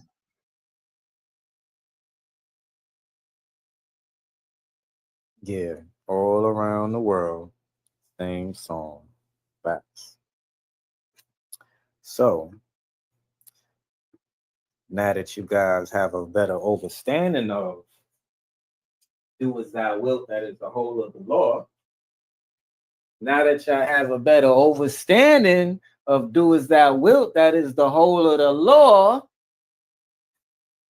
Yeah, y'all getting me on my motherfucking House of 1,000 Corpse, Devil's Rejects from Hell shit, right? I'm on my oldest shit. I might put on my Dr. Satan outfit. Y'all don't want me to get there. Yeah, come check me. Dr. Satan on Xbox. Red Dead Redemption. Come down to Strawberry. Oh yeah. Bayou. I'm gonna catch you. That's Dr. Satan time. Yeah, that's me on my game. But anyway, real talk. Go watch that movie House of 1,000 Corpse and all of that shit. Y'all know who Otis is. Y'all know who Dr. Satan is and all of that shit. But yeah, we here to expose all of these goddamn devils, man. Shout out to Rob Zombie, man. The movies, yeah. There's a lot of real shit up in there. But, so as you can see, what the whole do as thou wilt thing is all about when it comes down to Jay-Z's his shirt. And now you also know how deep Freemasonry goes. If you want to see the rest of that video, I mean, you see it on you see the name, so it's on my page. Okay? But I'm about to take you down another road real quick. Hold on. We going there. See if I can find it first. Oh yeah, I got it. Let's go. Okay.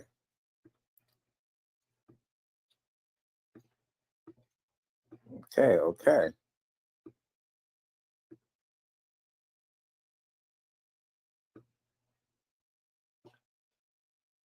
So now, let me see.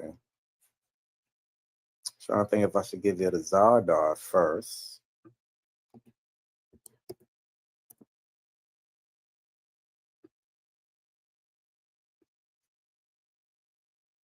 Okay, I think I might do that after. I'm gonna bring that in just now. I got you. I got y'all. Okay. The second half of the show. Okay. And as y'all see, Joseph Stalin, what was I telling y'all? Gog and Magog, right? USA and USSR, United States America, United States Soviet Russia. Okay. The left wing, the right wing. In the end, they got to come together and hug. I've seen the Oz, right? Wicked. Bring the whole world together under one world order if you can create the perfect bad guy. Problem, reaction, solution. Exactly what the man was just telling you, my good friend. So now, we're about to get into this part.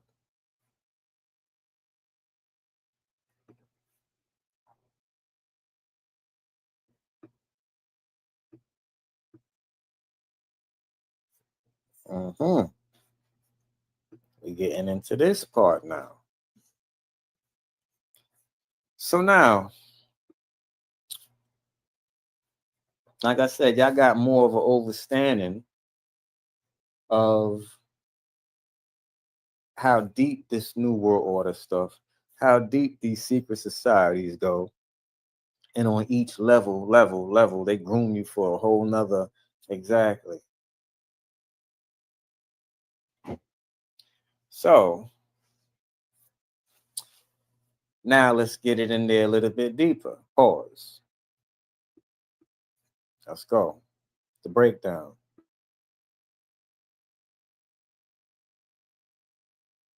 Because this is going to tie in to Zardoz. Okay? Check this out.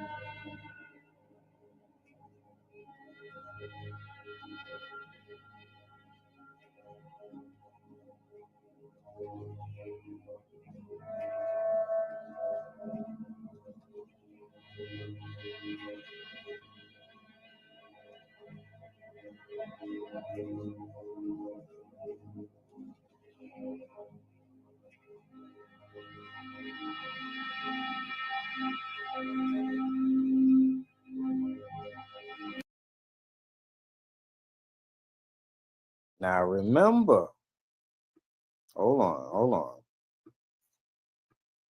Now I want y'all to remember this.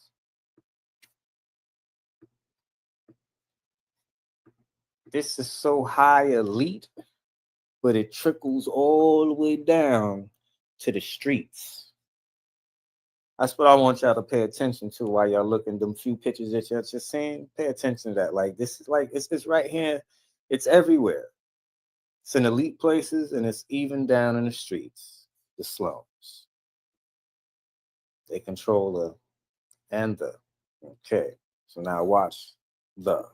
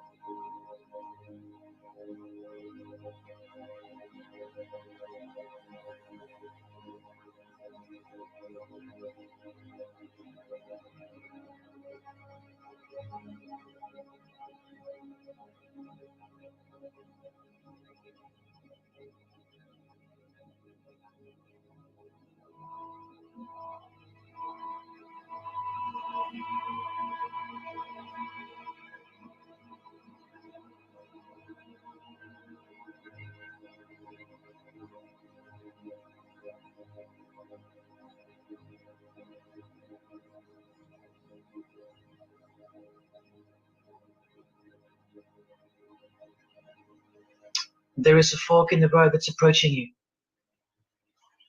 and you can stay on the path which curves to the left by denying the existence of Satanism in the fullness that you've been shown.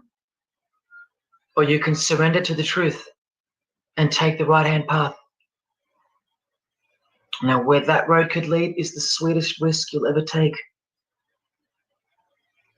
Are you still pretending that this one-eye religion of Freemasonry isn't Luciferianism? See, this here is the biggest obstacle you'll ever face. The very thing that could lead you to the prize is the very thing that will keep you from it. The reality of international Satanism. In the shadow of Christianity, Satanism has always been there. With every church that sprung up, so did its invisible enemy, the Satanic Church, growing out of sight and out of mind from this to this. And Christianity has long been deprived of its power, as clearly demonstrable by the absolute lack of preaching against the institution of Freemasonry. Satanism's magic cloak, Satanism's magic trick, that's Freemasonry. And how they are laughing for now. So Freemasons are at the helm of the power structure of society, which means Satanism rules. And they're making their move for the new order of the ages. Are you that besotted by this evil world that you'll even deny the existence of secret societies? And what about the American president, John Kennedy? Was he just a nut job like me? Warning us about an international secret society with an international secret plot, a Freemason trying to tell you and the world about Freemasonry. Shot through the head. I've shown you who they are. I've shown you how they successfully operate with degrees of initiations and horrific and illegal oaths of secrecy. And I've shown you why they are a secret society. I've proven it to you. And only now that I've done that, I can show you in this many minutes what the shocking new order that Freemasonry has so cautiously been guiding us toward actually looks like. Yeah, it's about to get deep. Let me see if it's going to talk. I'm trying to get to that part. Hold on.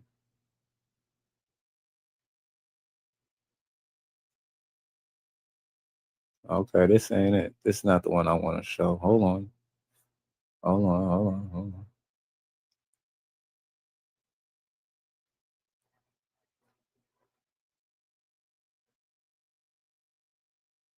trying to see.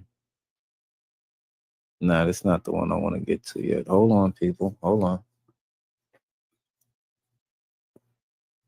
There's a specific one I'm trying to get to. Hold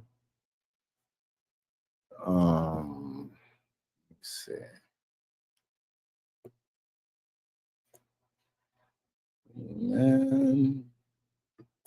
Might be this one. Let me see. Bear with me, people. Yeah. Bear with me, people. Yeah, this is it. I got it. Okay. And after that, we gotta come to Zardars. If y'all don't know what Zardars is, let me show y'all. We're gonna have to come to this. Y'all.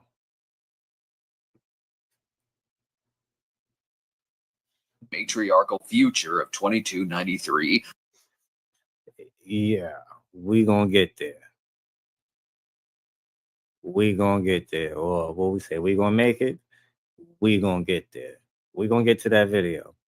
But we gotta start off with this one real quick.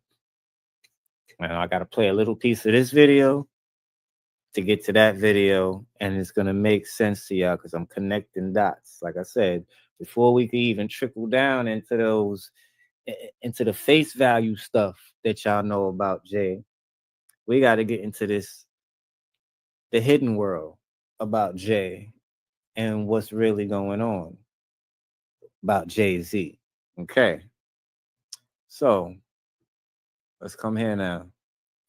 All right, so we'll play a little piece of this, and then we're gonna go into Zardars after, because we need that. So let's go.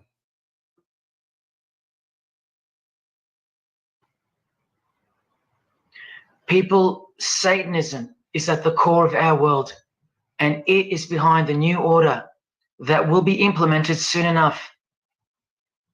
It will be all done through deception. You'll be tricked.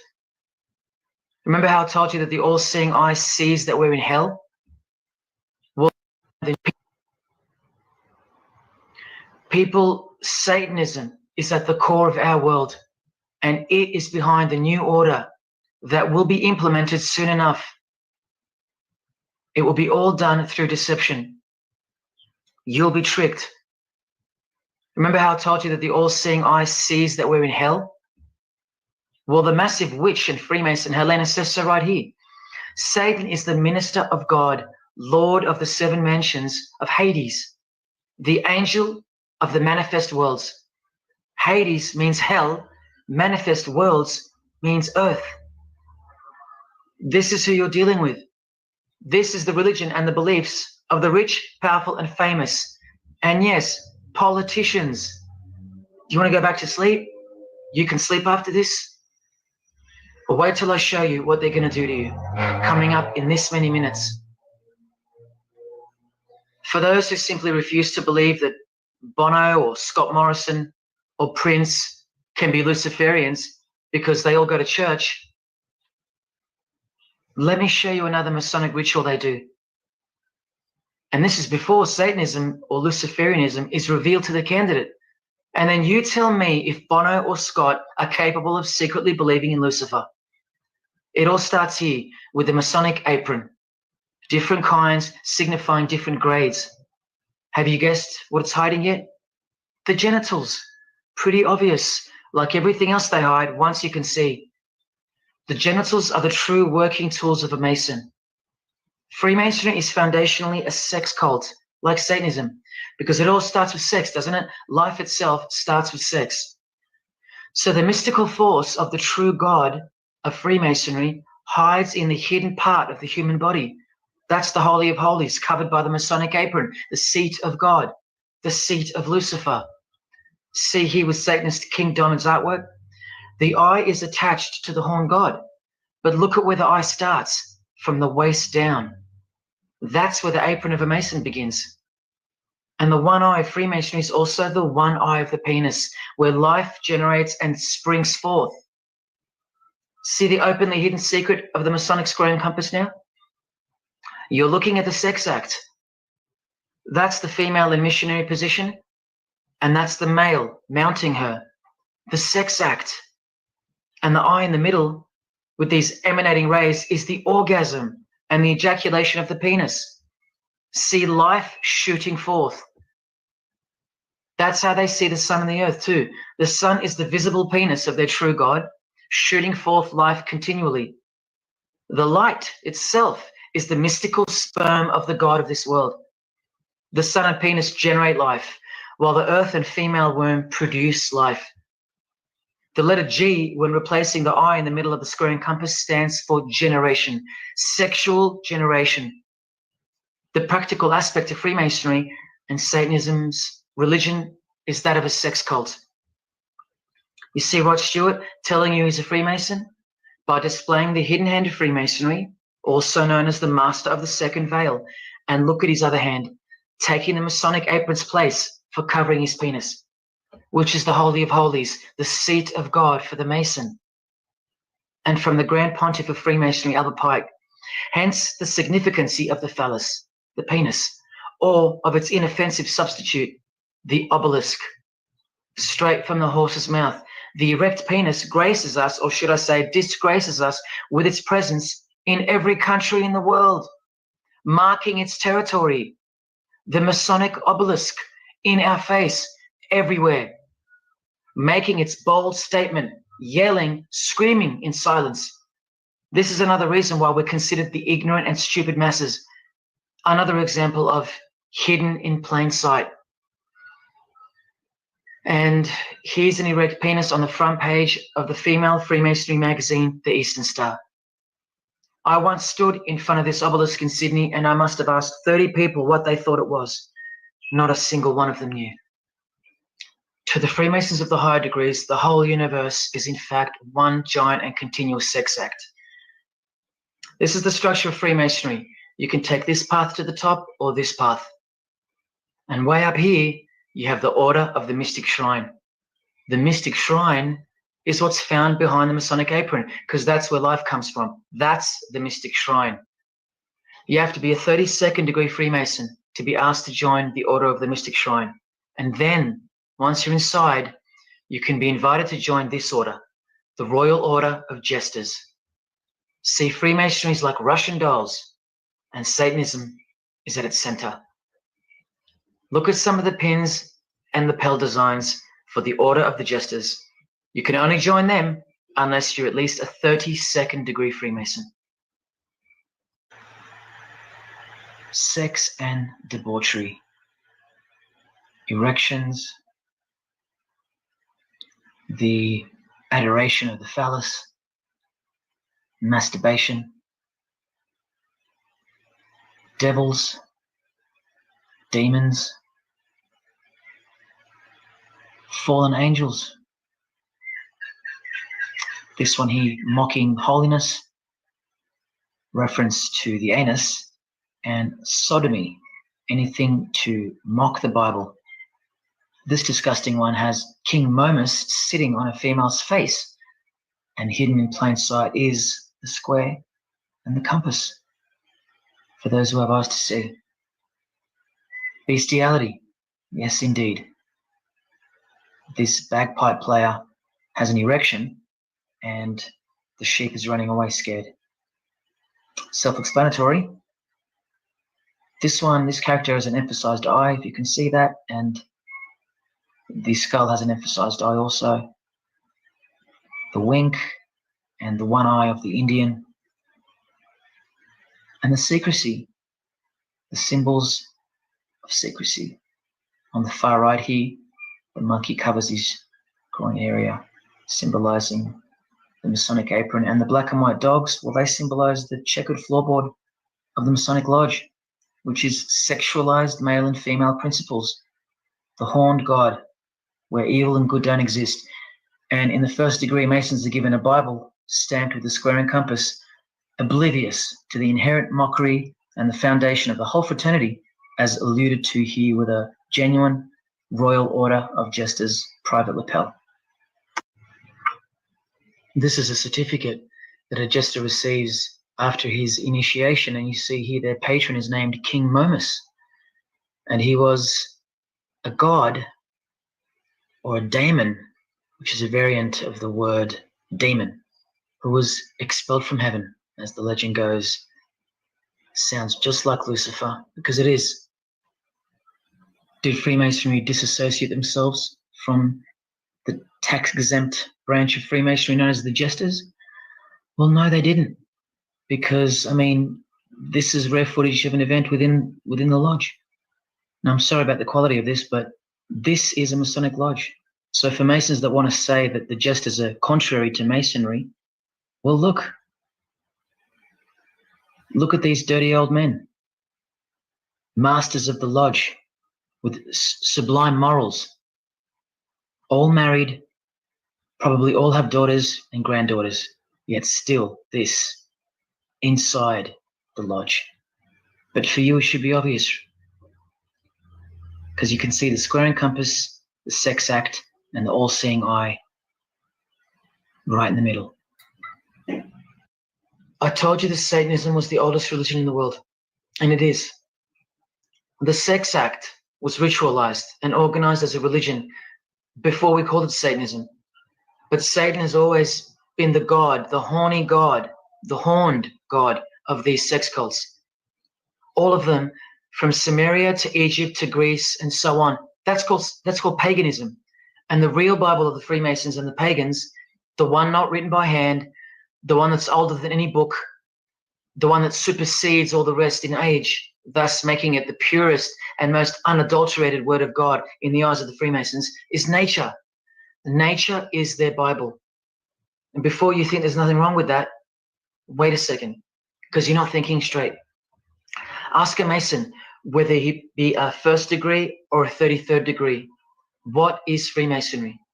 And the universal go-to answer is this: a peculiar system of morality veiled in allegory and illustrated by symbols. Now, why would you need to veil your morals? Because in their peculiar system, evil is good and good is evil. That's Satanism 101. A peculiar system of morals. That should tell you something. That should tell you everything. Why would your morals need to be a secret? Because their deeds are in fact evil. Glorifying the laws of nature, where cruelty and self-obsession are virtuous characteristics. That's nature. Nature is as cruel as she is kind. The checkered floorboard, where everything is legal. It's Christianity that lives in reverse. The first shall be last. Love your enemies. The meek shall inherit the earth. These are unholy and unnatural concepts in the eyes of visible nature, the nature of Freemasonry, which is Satanism. What the Freemasons really mean by this morality veiled in allegory is that they're allowed to steal because nature allows it. They're allowed to kill because nature allows it. They're allowed to commit adultery because nature isn't monogamous. They're allowed to lie, indulge in all their God-given senses, especially sexual, because nature encourages it as long as no one finds out, under oath. Jesus said, narrow is the road that leads to life and broad is the road that leads to destruction. The Freemason of the century says, no true Mason can be narrow, for his lodge is the divine expression of all broadness, because broad are the divine laws of nature. While they glorify those laws, Christianity breaks those laws. It becomes supernatural, because only then can you love your enemy. And so it goes that Christianity is despised by Freemasonry, the real Freemasons, because their Bible is nature. And by nature, they know the personality traits of their God, Satan, because he's the God of this world, just as the Freemasons, the enemies of mankind, say that he is.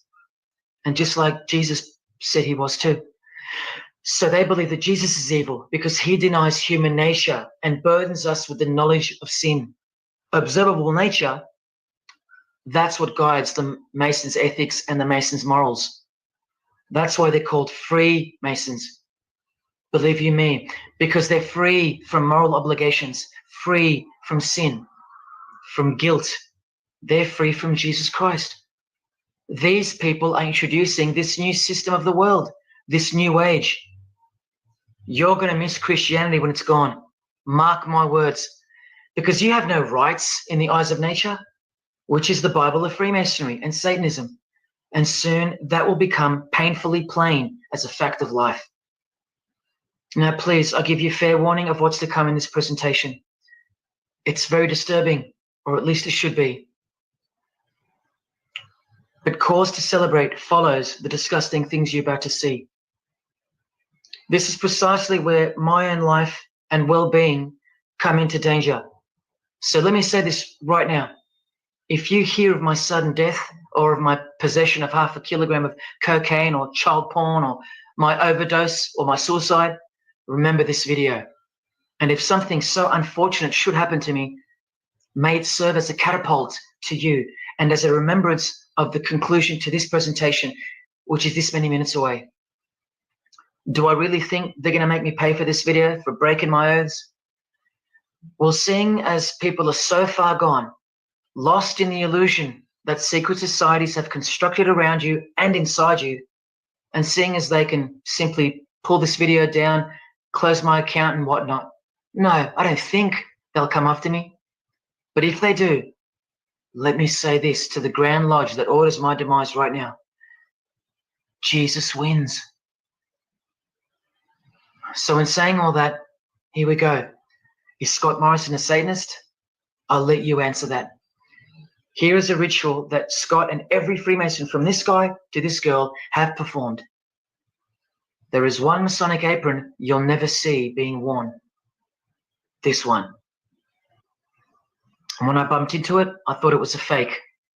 Until I found this in Richardson's Monitor of Freemasonry, official Masonic literature, written for Masons only. On this page, what is that head doing there?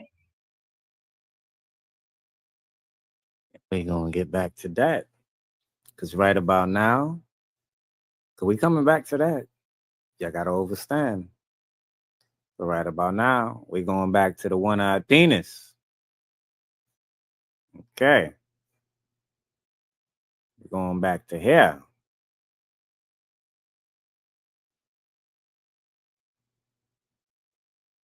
Can't find it, but y'all know, y'all seen it. There we go. Getting back to the genitals. Okay. So,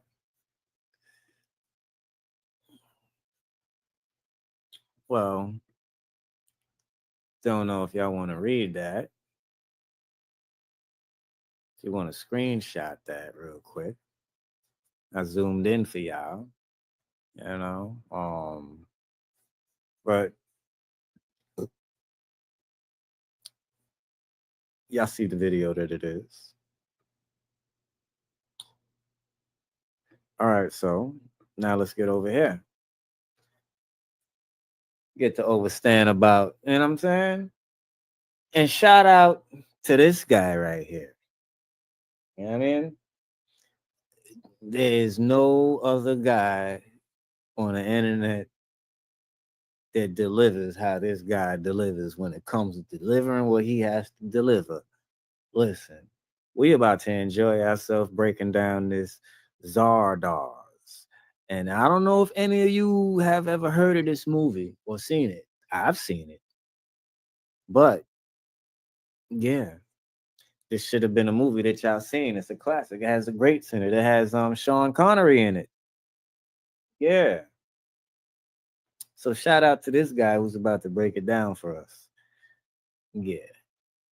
It's like Swayze TV. Well, yeah, you got this guy right here. Yeah. Swayze got the drill. This guy got the horror movie scenes. Let's go. All right, so he's about to break it down. So let's really enjoy this segment here as we find out a little bit more about the one-eyed monster. The one-eyed penis monster and the one-eyed pussy monster. Dictatorship and pussytatorship. Let's go. Yo Gabba, now break it down.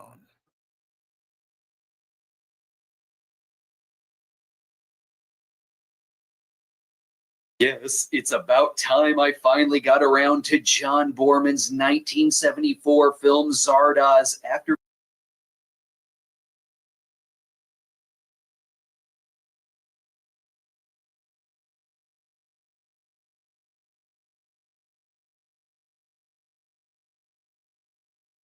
Yes, it's about time I finally got around to John Borman's 1974 film Zardoz after featuring the poster on my show 14 years ago. I've moved a lot since then, so I'm not really sure what happened to the Zardoz poster. I'm sure it's around here somewhere. But look, a Return to Boggy Creek poster.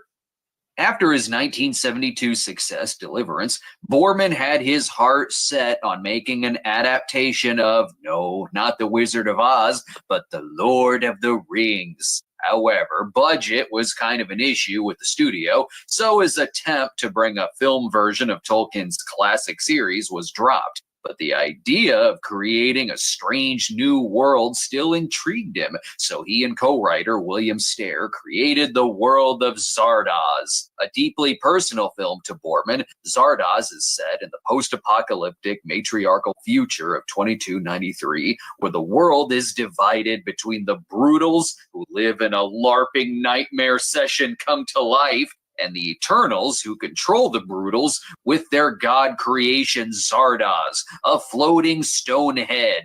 Look, all you need to know is it's beyond 1984 and beyond 2001, but not beyond 2019 after the fall of New York. With that plot and that poster, nothing would stop me from watching this film. It's such a beautiful, eye-catching poster that, of course, they didn't use it for the DVD release, which looks like it could pass as one of the 1,000 versions of Highlander 2. And even that's better than the VHS. Woohoo, is it a tape of the wardrobe tests? This CBS Fox tape, however, gets it right. The film stars Sean Connery as Zed in a role that was originally written for Burt Reynolds, who had to bow out due to an illness. It's okay, Connery looks like Reynolds is there in spirit. I think Reynolds wore this seconds before posing nude for Cosmopolitan. If you're worried the movie might be confusing, don't worry, they give it an introduction. I am Arthur Frayne, and I am Zardoz. No need to introduce yourself to me. I've seen this movie many times. I love this film. The introduction was put into the film at the request of the studio, who thought it may help the audience better understand the film. Given the reaction from audiences at the time, I don't know if it helped. What's not to understand? He's Arthur Frayne, who calls himself Zardoz, a fate god whose hero is Merlin, though he doesn't know that Merlin is the one who draws on his face when he falls asleep. See? I got this. Is God in show business too?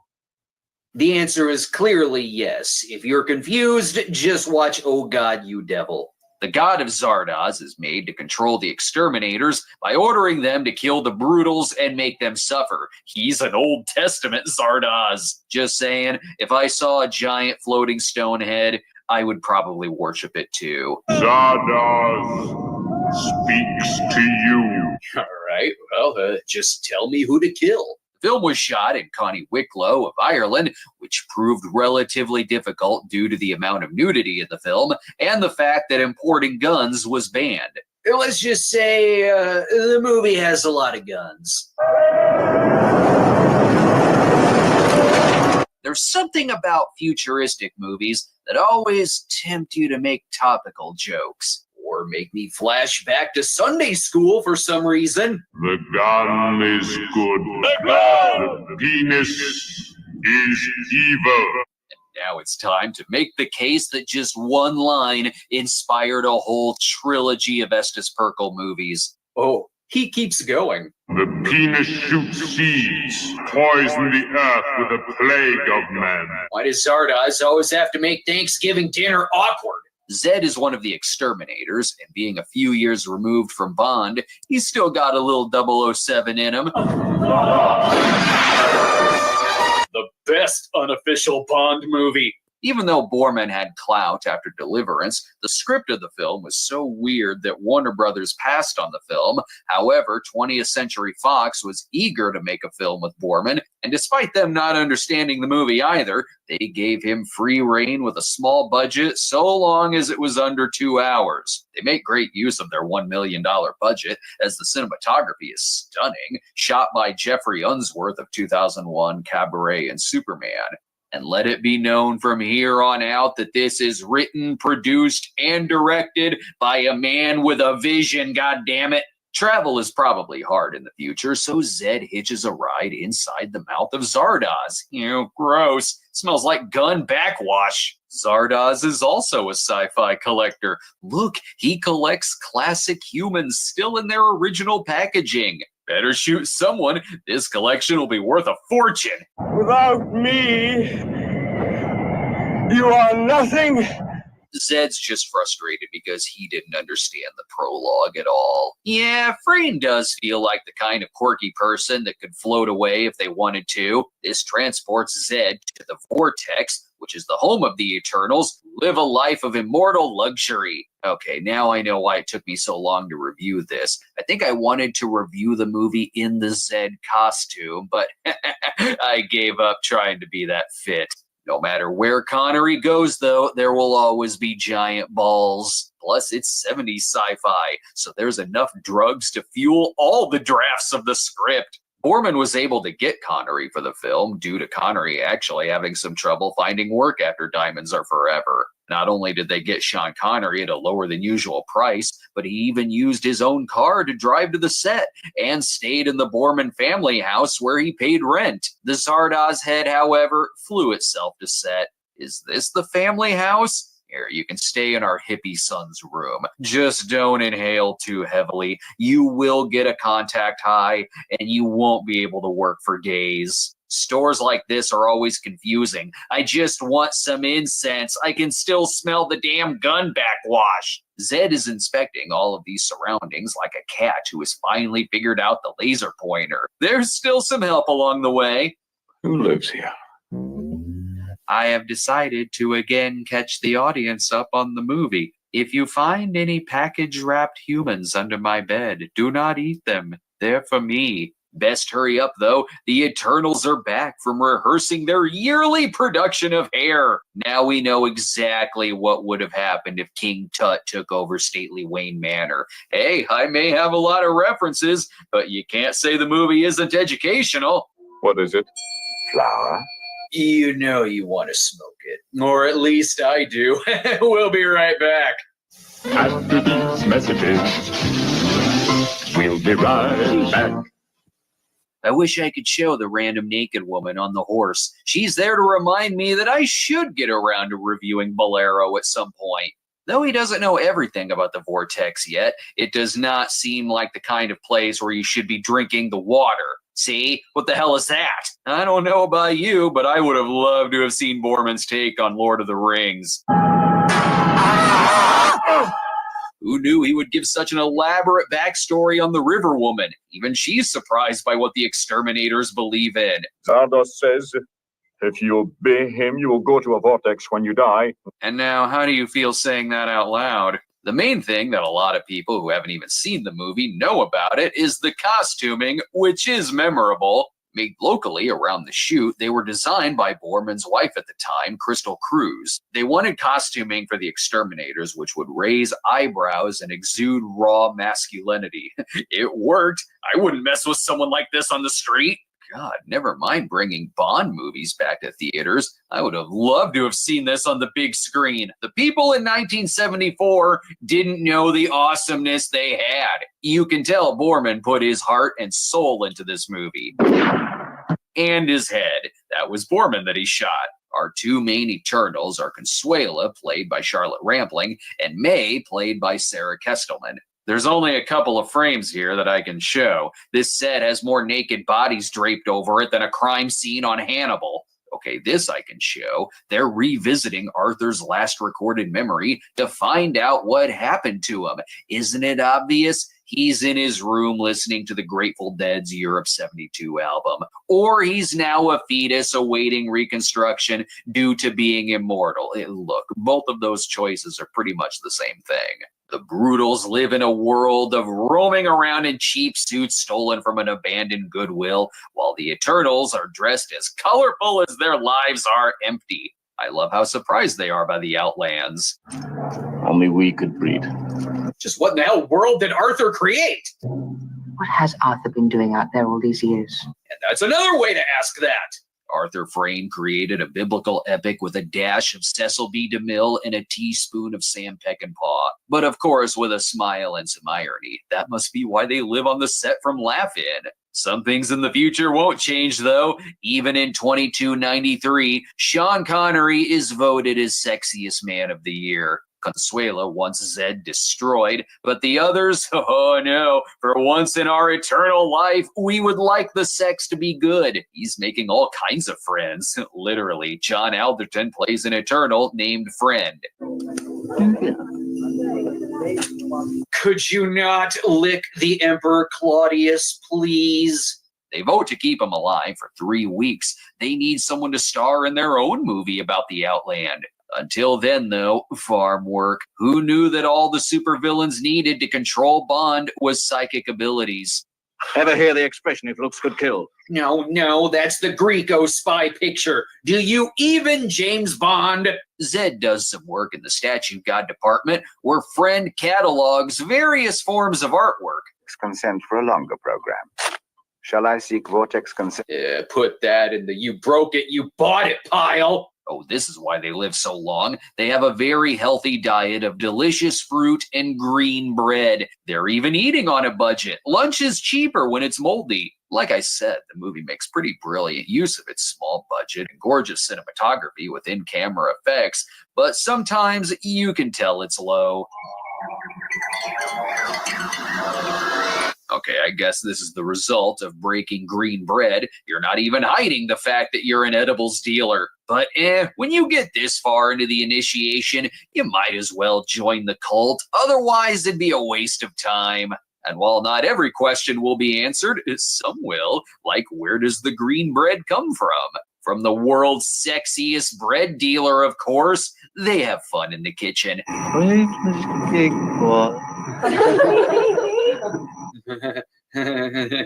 don't get it. Zed is always bringing them wise advice, such as, why don't you eat the bread before it gets moldy? See, your citizens have food poisoning and their brains are being rotted by mad cow bread. There's other types of people who live in the vortex too, such as the renegades who are doomed to live in an eternity as gold room ghosts at the Overlook Hotel. Punishment in the vortex is being sent here to age. But even that may not be the biggest punishment, as society has become so bored with living forever that some people are called the apathetics. It's the result of consuming too much internet outrage. We often go through here at night and put their hands in warm pails of water. Or there's that. Ugh, it's boring when she doesn't flip me over in the hay first. How is she supposed to turn against Goldfinger now? 70s sci-fi had the right idea. Back then, we were focused on the true mysteries of the universe, like studying the pulse of Sean Connery's penis. And that answers the question of what is Sean Connery doing right now in heaven? Wow, if Lost went on for one more season, this is exactly what it would have been like. Turns out your dreams won't be the weirdest thing about sleeping. Sleep became obsolete, and second-level meditation took its place. Isn't this whole movie second-level meditation? The others are still debating on whether he should be destroyed because he has the ability to destroy them, although we do still need someone to serve the appetizers. How can you speak such in front of Zed? It feels. I sense that. I have seen the future, and it is horny. Okay, let's vote on life or death again. It's kind of a daily routine. The vote is in. Today we use marmalade on our green bread. and then they burn Zed inside of a temple at the midsummer celebration. What started out as a simple vote has turned into punishment for Friend. Never mind the gun is good, the penis is evil. This is the kind of religious film Estes Perko would have given us if he decided to embrace his inner hippie. But still with a tiny bit of bloodlust for Friend, who doesn't want to go to the second level. I will not go to second level with you. Take another bite of your green bread. You'll achieve second level whether you want to or not. The vortex is an obscenity. I hate all women. And that does it. He is doomed to age and to start a YouTube channel.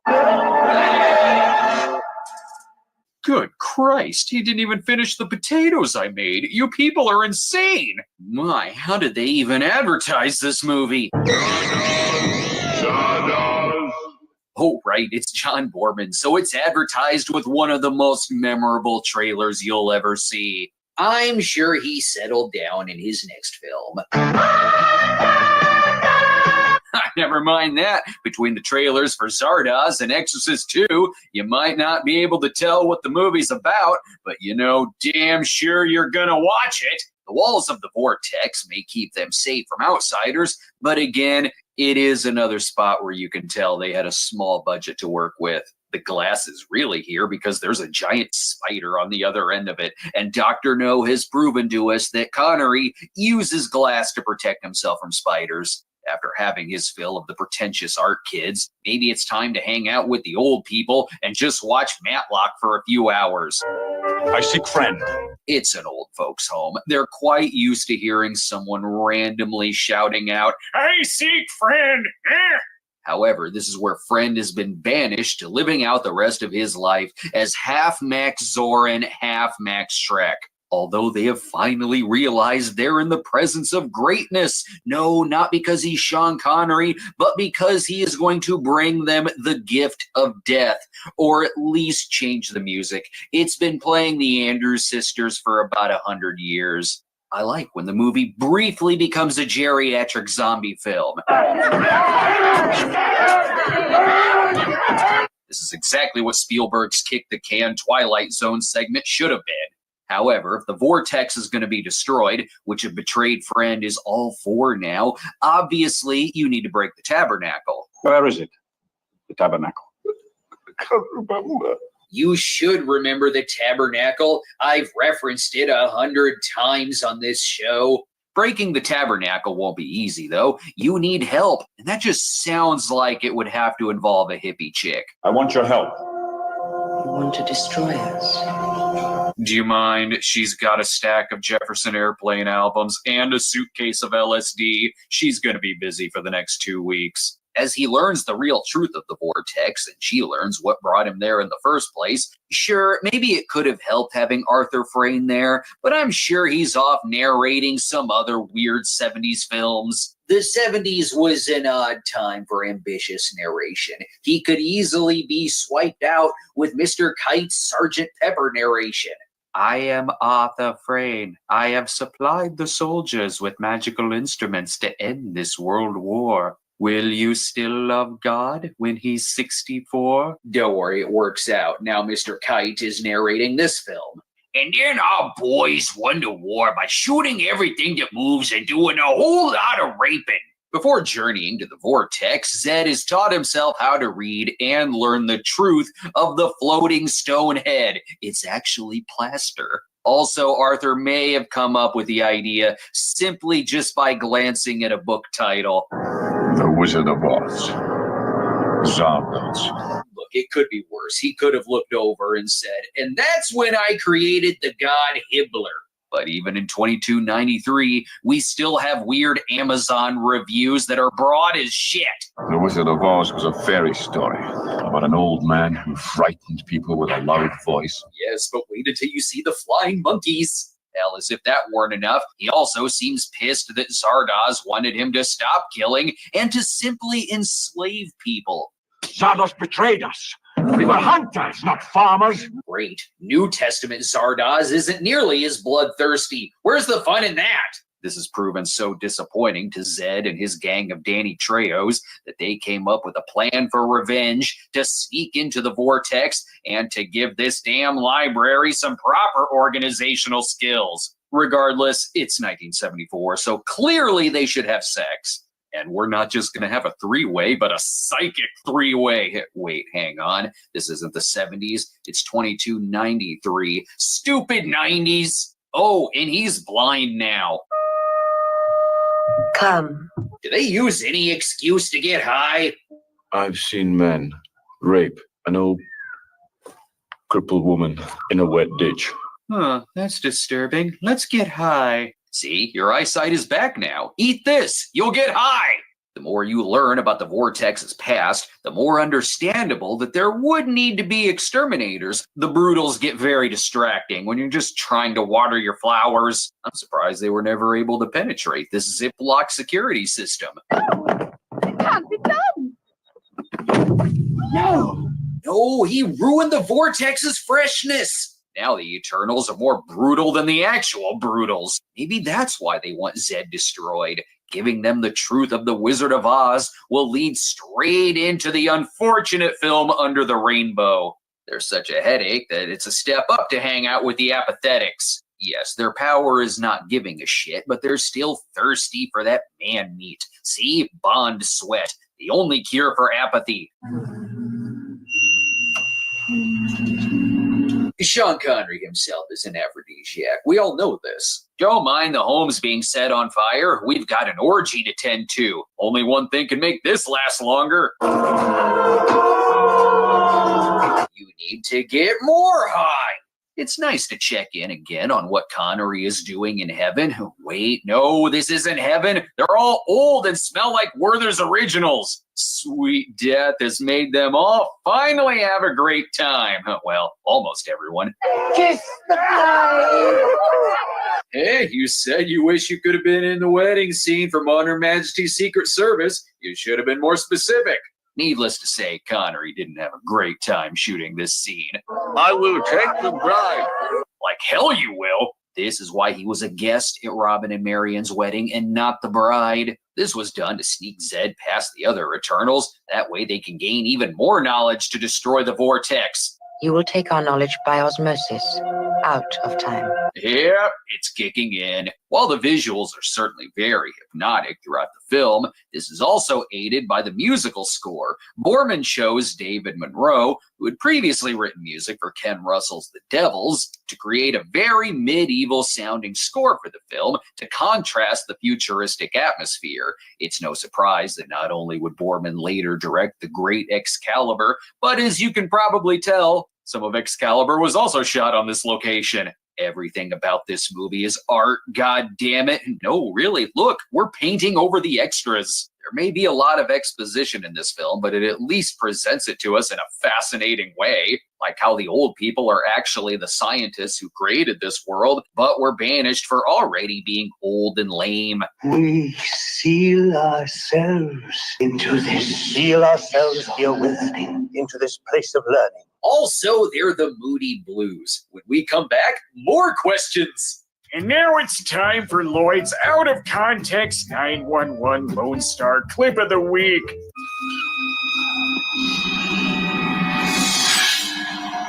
Captain Tran? Oh, well, of course there's ghosts now. If you live an eternal life, you'll never stop finding new ways to get fucking blitzed, I guess. Each to each, and all to the tabernacle. And now she has brain cancer. Okay, there's only so much I can explain myself. Luckily, Arthur Frayne is back. We've met before, I believe. I love that you had generations of this horrific world with exterminators committing genocide against the brutals from their god Zardoz, and all of it was just a lark from this weirdo theater guy. Zardoz is a sadistic god created out of the arts, like this post-apocalyptic future is his own painting. Frayne is a showman so bored with living forever that, let's see how this costume plays out in the Outland. Even Friend's reaction to Frayne creating this murderous horror show is, well, he is an artist. Friend is a protector of the arts, which includes Frayn's tomfoolery, while the others want to destroy all of the arts, including his creation, Zed. They're destroying statues, burning down more shit, and even through all of that, You cannot. nothing can destroy Sean Connery's raw sex appeal. Oh, they're gonna bang. Face to face with the Tabernacle, this really is beyond 2001, in that the Tabernacle might as well be this universe's HAL 9000. You have me in the palm of your hand. And he's a smartass. In this kind of movie, you just have to assume he's going to end up inside of that crystal. You have penetrated me. Oh, who in the vortex hasn't Zed penetrated? This movie is Connery doing more batshit versions of the Bond movies that he wasn't in, complete with visuals that could pass for the opening credit sequence of a Bond knockoff film. We had the wedding scene earlier, and now we have the key to the future, which seems like it was designed by Scaramanga in The Man with the Golden Gun. This is why you don't drop acid and go in the Carnival Funhouse. I'm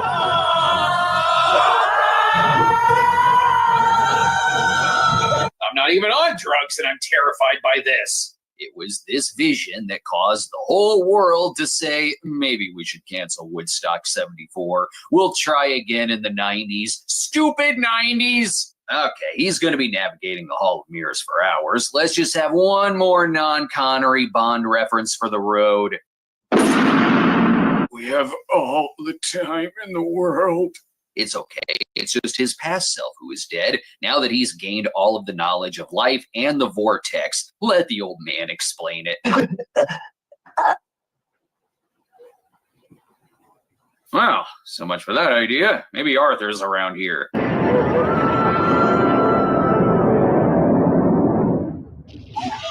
Never mind, Arthur's drunk. What I love about this film is that through its crazy visuals and 70s cult speak, the movie maintains a quirky attitude and a genuine sense of humor. I don't mean, haha, unintentionally funny. No, I mean, it's clear that Borman is a man with a vision and humor. Like how once they've all been given the gift of death, they're joyful about it like it's a day of throwing a frisbee at a park. Let's kill each other, friend. What for the god for irony? Yes. One last trick. You learn to pay more attention when you edit a review like this, mainly because you never know if someone's tits are going to randomly pop up in the background. Some things are familiar, though. We Bond fans have been worshiping Connery for years. Be careful, though. He may shoot you. If only we knew of Frayn's love for exploitation movies, too. The Exterminators were obviously created due to their love of Robert Ginty movies. All of this bloodshed, society's destroyed, and people being happy about it seems like it's all a punchline to Frayn's elaborate joke and Borman's. Look, they're going to be shooting each other for years. Let's just bang in this cave for the rest of our lives. The film ends with such a memorable use of Beethoven's Symphony No. 7 that because I saw this movie when I was a kid, afterwards, when I'd hear it in a commercial, I'd say, why are they playing the theme to Zardoz? So life and death has been restored, which starts a new caveman era. In a sequence that Connery also hated filming because, due to accidents with the film, it had to be shot 3 times with hours of makeup before and during. And not for this guy, though. I'm getting paid an extra day's work and I don't have to put on shit. Here the film ends with Zed and Consuela living out their days thinking, should have stayed in the vortex, should have stayed in the vortex. But at least we decorated. And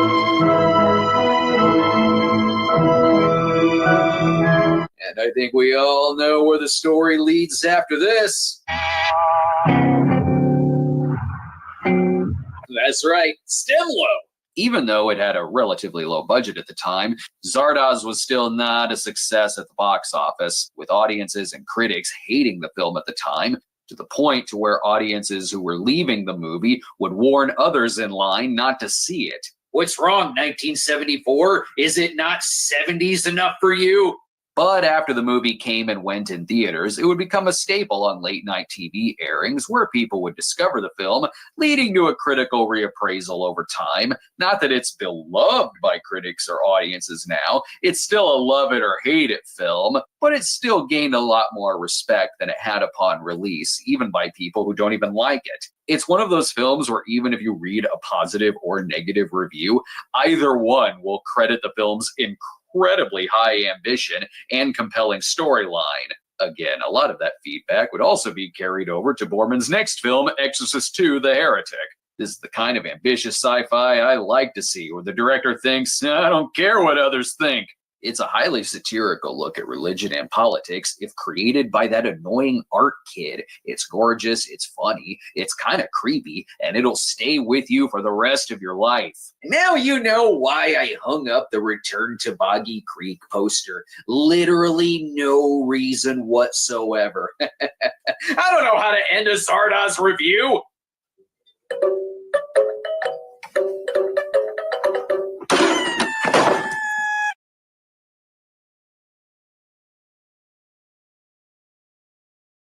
In his next film. Okay. So y'all got to see the breakdown of Zardoz, right? All right then. Okay. So now, let's talk about this blood sacrifice now.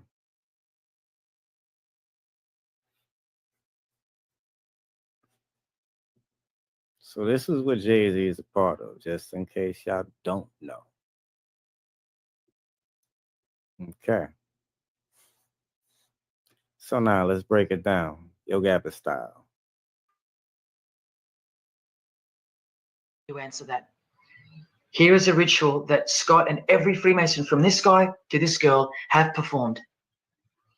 There is one Masonic Freemason from this. I'll let you answer that.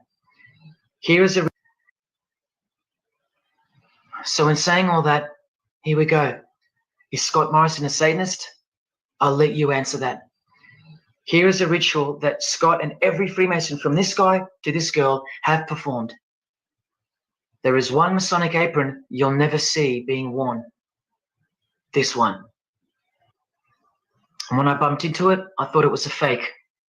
Until I found this in Richardson's Monitor of Freemasonry, official Masonic literature, written for Masons only. On this page, what is that head doing there? You'll find out in a sec. Let's read the description of the apron worn in this degree. Speaking of the initiates, it states, they wear white aprons sprinkled with blood red and lined and bordered with black. On the flap of the apron, a bloody arm holding a dagger, and on the apron, a bloody arm holding a bloody head. By the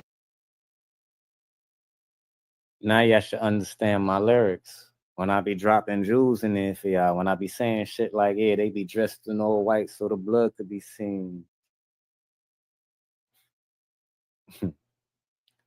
Eastern Star shit. Let me run this back for y'all. Take notice. I don't care if you got friends in the lodge, them niggas ain't gonna tell you what the fuck going on. Them niggas got an oath. Anyway, let me run this piece back. Very important right here.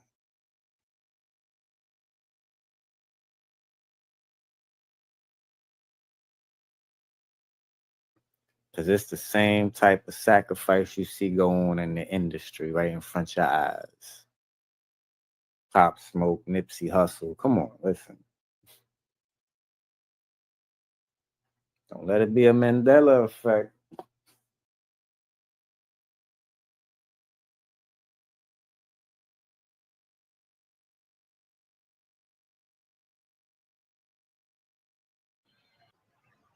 And when I bumped into it, I thought it was a fake. Until I found this in Richardson's Monitor of Freemasonry. It's a fake. Until I found this in Richardson's Monitor of Freemasonry. I thought it was a fake. Until I found this in Richardson's Monitor of Freemasonry. Official Masonic literature, written for Masons only. On this page, what is that head doing there? You'll find out in a sec. Let's read the description of the apron worn in this degree. Speaking of the initiates, it states, they wear white aprons sprinkled with blood red and lined and bordered with black. On the flap of the apron, a bloody arm holding a dagger, and on the apron, a bloody arm holding a bloody head by the hair. Now, this is why there's an illustration of a decapitated head. And this is going to become to a bone-chilling conclusion. So during this ritual, the candidate removes the blindfold and discovers a basin of water with a tumbler beside it. He is also astonished to find a human head lying on the floor.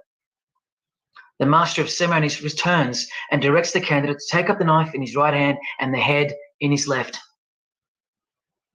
Yes, this pope, this rock star, this pop star, this actor, this actress, and this beloved prime minister, this is what they've done. All of them, hands down. And you thought all you needed to be is talented to succeed? No, you need to belong to the secret society called Freemasonry. And believe me, when you belong to them, you belong to them. Now you tell me, can these people end up believing in Lucifer? Is that really a stretch? Carrying around a bloody head? Swearing to have your brain cooked, tongue torn out from the roots if you ever reveal anything? No, the stretch is that you think they couldn't believe in Lucifer. That's the stretch. Lucifer, the one who sets you free, remember, from sin by sinning. Can you now see the bloody spirit of Freemasonry lurking behind the veneer of charity and the veneer of Christianity? Because Scott Morrison goes to church, apparently. The Pope is a Christian, apparently. But look at these people, so-called Christians or Christians, gathered around a giant erect phallus in the middle of the Catholic square. This is Freemasonry, the demolition of morals, the creation of hypocrisy, and the demolition of true virtue. These minds are directing the future. Now, to be fair, I don't know if these heads are real heads.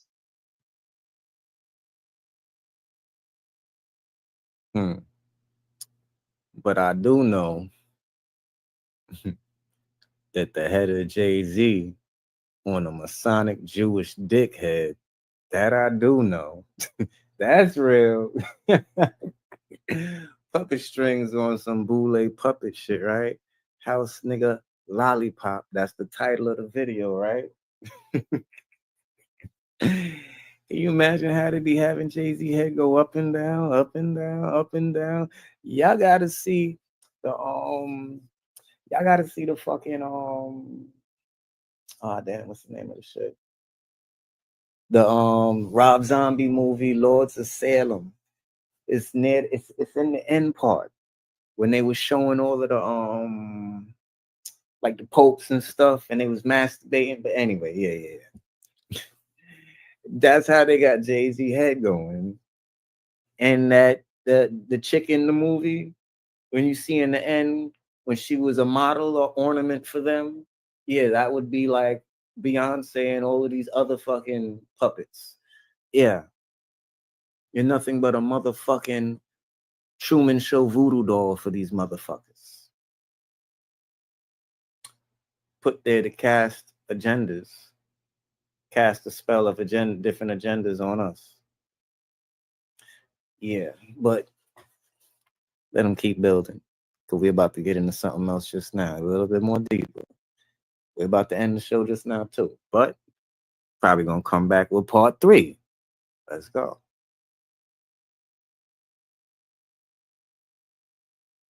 Future. Now, to be fair, I don't all of the Catholic square. This is Freemasonry, the demolition of morals. Now ask yourself this. Haven't they done that shit to us? The demolition of morals through Hollywood, entertainment, music, fashion, everything that has the motherfucking mark of the beast on it. Everything that supports the negativity. Everything about hip hop, or I'm sorry, everything about rap is negative right now. Yeah. Dr. York came in here. We had that Queen Latifah flavor unit, Kid and Play.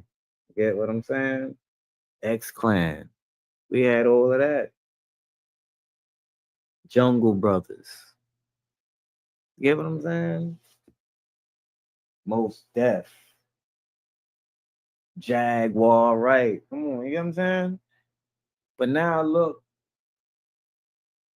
like I said, look in the 80s though. Let's take it back to the 80s. So Jag and Most Def, that's coming up like in the 90s and 2000s. But in the 80s, yeah.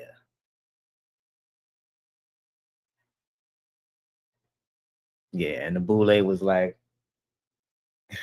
they're gonna try to change shit around. Because the Boule worked with the CIA. Yeah. And FBI. So J. Edgar Hoover, J. Gay Edgar Hoover, he's a Boule member. He's in the fraternity, in the Greeks, and in the Masonic Lodge. Okay. But yeah, they killed our morals. We got no morals in the hood no more. Why? Because of our so-called culture that was given to us by them. And they use people that look like us to shop us death culture. And we've accepted the shit for 20 to 30 years. Even if we didn't accept it, it's been shoved on our fucking face.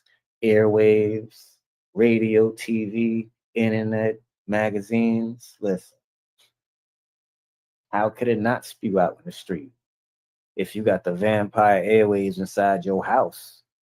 Come on. You got a TV in your crib? Listen, what they always say. You invite a vampire into your house, it renders you motherfucking powerless. So you put a TV in your crib, they could basically broadcast any vampire at any motherfucking moment. We on the internet, iPhone, iPad, computer, all of this shit. Listen, broadcasting vampires anytime, any moment. Like, listen, you invited them in. You decided to buy something and use something that has them on it, sucking your energy and your time, and there's an agenda going on out there. There's a war going on outside. Nobody's safe, son. For real. Rest in paradise to the bro, Prodigy. Yeah. Realize what they did to us.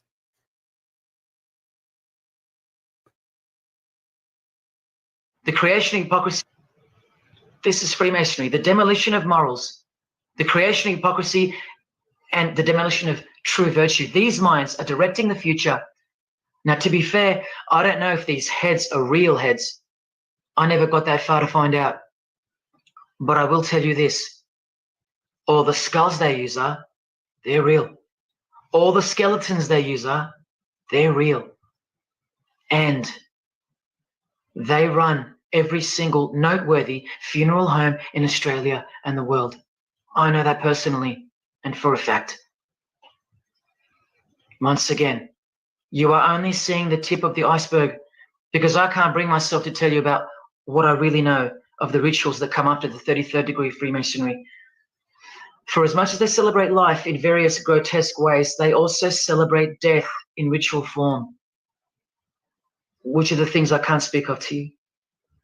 They have to celebrate death in order to prove that they can see things through the all-seeing eye, the one that sees above evil and above good.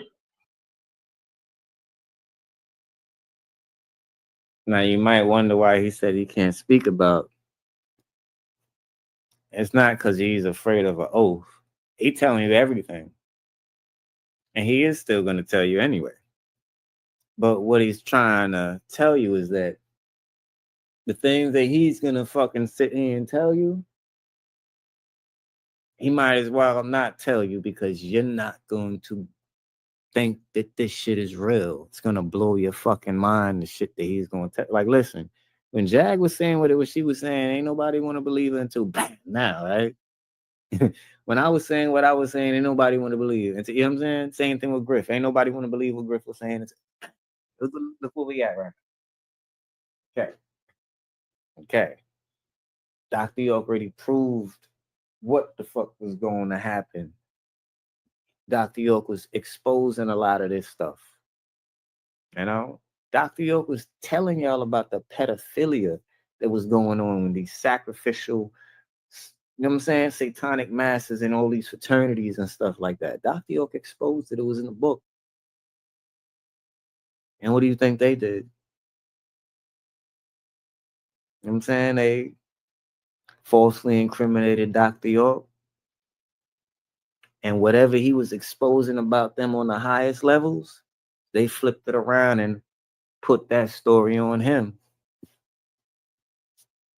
So now it's like people look at Dr. York a certain way when Dr. York never did anything like that. But what Dr. York did was expose their rituals on the highest level, like Stanley Kubrick was trying to show y'all in Eyes Wide Shut. On this highest level, what they do with these kids on some Michelle LeMay and Marina Abramovich. Y'all starting to see the real devils, real witches come the fuck out. And y'all really starting to see how weird all of this shit is. Shit that because we got morals we wouldn't do. But y'all starting to see what the fuck really going on. These people ain't like us. So like I'm saying, he's still going to tell y'all. But basically, he's just trying to say is that the shit that, like, y'all not, it's going to be too hard for y'all to phantom. But he's still going to tell y'all. So let's get it going. The checkered floorboard, the one see things through the all in ritual form. Celebrate life in rituals that come after the 33rd degree because and the world. I know that personally. Noteworthy funeral home in Australia and the world. I know that personally. And for me. But I will tell you this. Directing the future. Now, to be fair, I don't know if these heads do this. Real heads. Now, to be fair, I don't know if these heads are real heads. I never got that far to find out. But I will tell you this. All the skulls they use they're real. All the skeletons they use they're real. And they run every single noteworthy funeral home in Australia and the world. I know that personally and for a fact. Once again, you are only seeing the tip of the iceberg because I can't bring myself to tell you about what I really know of the rituals that come after the 33rd degree Freemasonry.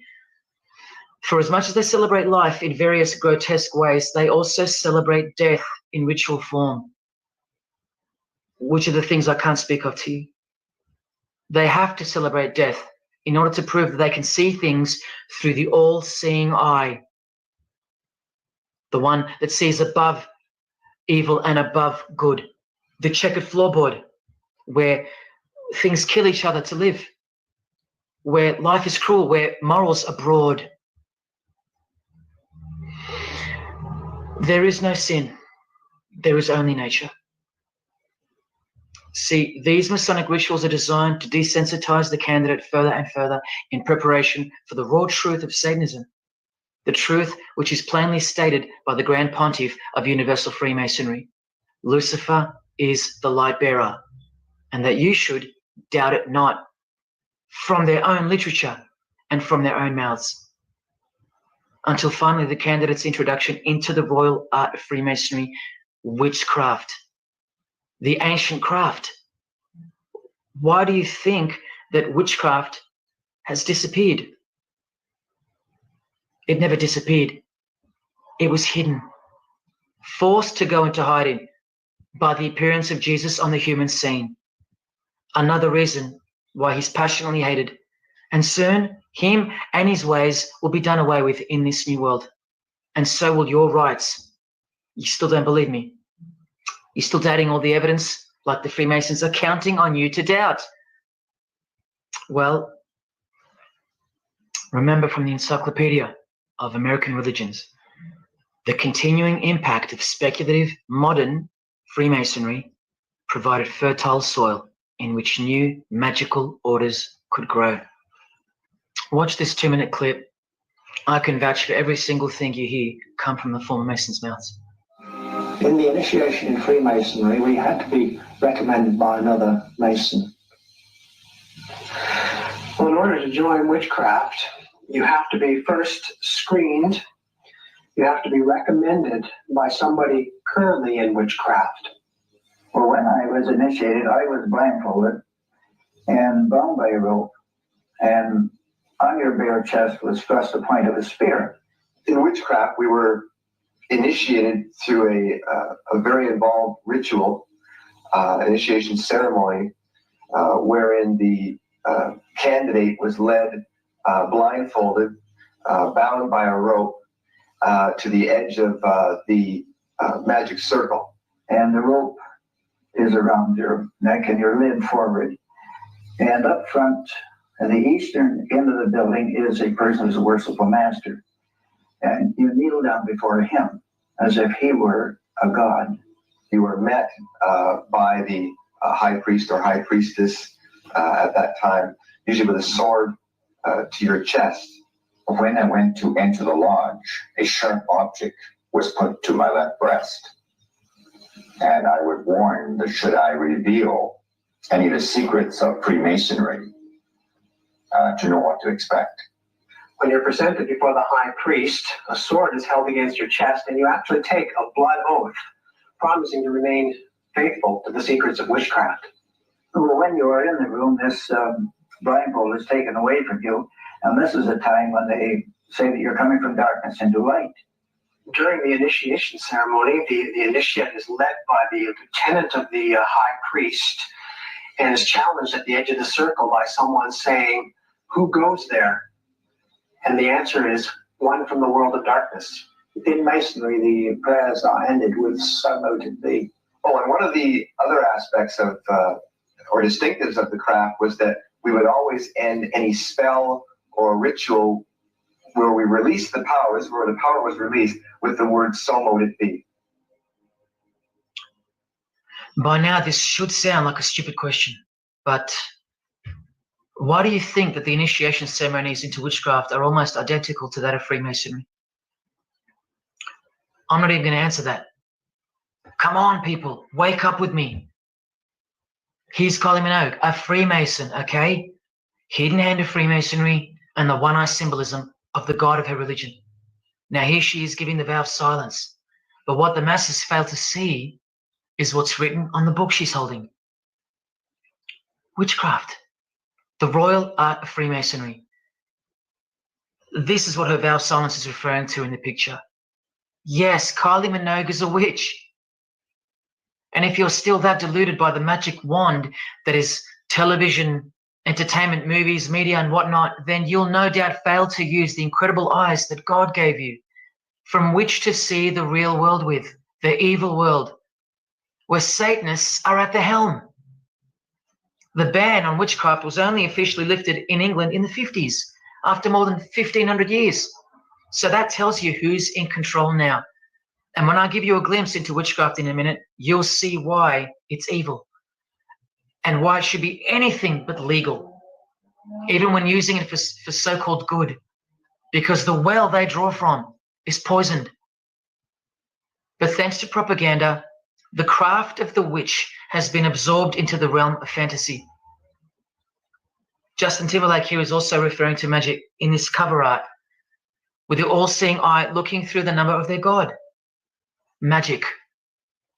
Magic is a much smoother and more acceptable word than witchcraft, that other word. That word still retains its ferociousness, its true character, but that word has been sterilized. That word isn't real to you anymore. You can't feel it for what it really is. Or if you do, your mind has isolated it, confined it to some small groups of unimportance scattered here and there over this diverse world. And so it's nothing to be feared or concerned about. But that's the furthest thing from the truth. Now, some witches want to say that witchcraft isn't Satanism. That's either more delusion or misdirection, as confirmed here by Anton LaVey in the Companion to the Satanic Bible, when speaking of the followers of the Witchcraft Not Satanism school. He writes very accurately that they cannot afford to admit to an affinity with anything that bears the name Satan. He knows where the power of witchcraft comes from. Now, does that mean that Justin Timberlake is a Satanist because of his symbolism and the use of his word alluding to witchcraft in his artwork? Well, yes, actually, that's correct. He is. Here's a quote from one of his songs. You want to see who else is in good company with these famous idols? Suzanne Atkins. Same sign, same religion, Satanism. Do they all have to admit it in the English language for you to believe me? Or can the symbols they use finally be enough for you? Look at what another legendary Freemason, Arthur E. Waite, states. Out of evil comes good. And the confusion of tongues gave rise to the ancient practice of Masons conversing without the use of speech. Out of evil comes good, so it's good to do evil. That's what he's saying. See, I'm trying to include you into the conversation that the Freemasons are having with each other in public via symbolism, unbeknownst to you. Listen to what famous US footballer Tom Brady said regarding his wife. So, man, I listened to her. And right after the game, she said, see, I did a lot of work. You do your work, I do mine. She said, you're lucky you married a witch. I'm just a good witch. Well, this is Tom Brady. And this is his wife. Both initiated into the secret society. Of course they are. Wait, she's not displaying the one-eye symbol of the Freemasons, is she? That's just art, isn't it? Well, no, it's not. She's a witch, and her husband just told you she was. Here's Steve Miller's front cover to the famous song Abracadabra, and he covers his eye because he's a member of the one-eyed religion, and abracadabra is a legitimate word used in witchcraft. Here it is in the 100-year-old Encyclopedia of Freemasonry. Why would the word abracadabra be in the Encyclopedia of Freemasonry, the fraternity that runs charities, hospitals, nursing homes, and that secretly supply us with popes, presidents, prime ministers, kings and queens, and the bulk of our entertainers? Why? You know, I really think it's time to show you what the Satanists dressed as Freemasons are going to do to you and the world to finally establish their new world, their utopia. And this is going to be the segue into that. This is my last practical example of Freemasonry's satanic roots. And then I'll close this presentation with the most shocking thing you'll see or hear. You probably won't care, but to the precious few who remain, I will send you off with the greatest and most beautiful shock of all.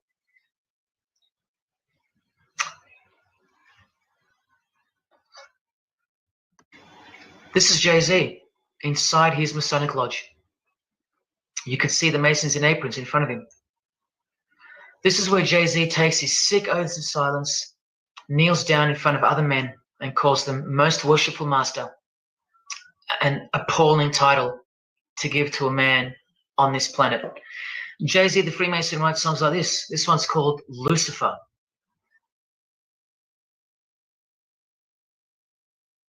Yeah.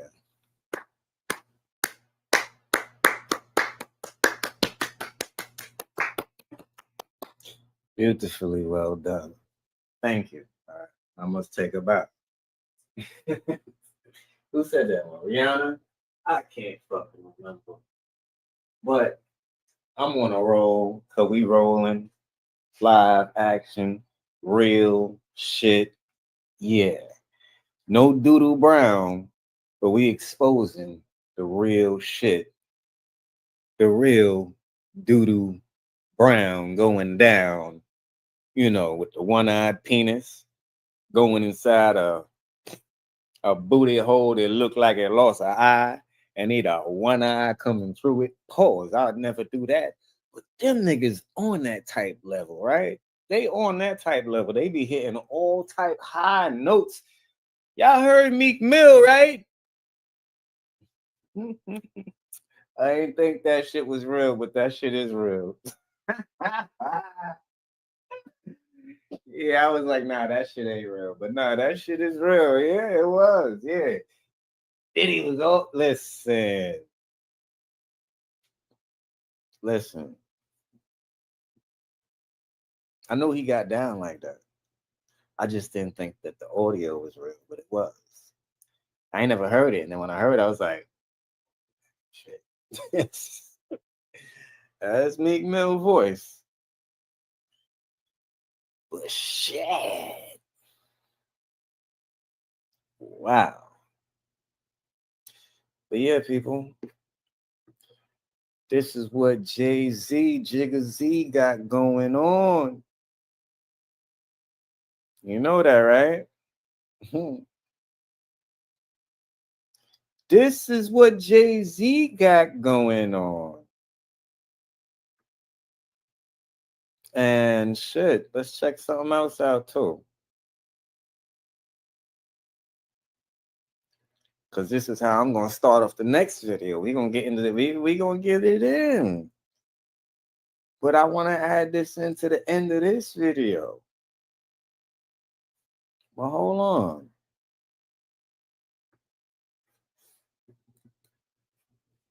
Okay.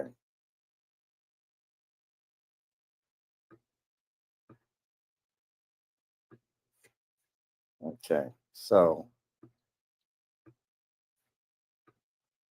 Charlie Baltimore. I'm watching. So now you signed Cameron, you signed Charlie Baltimore.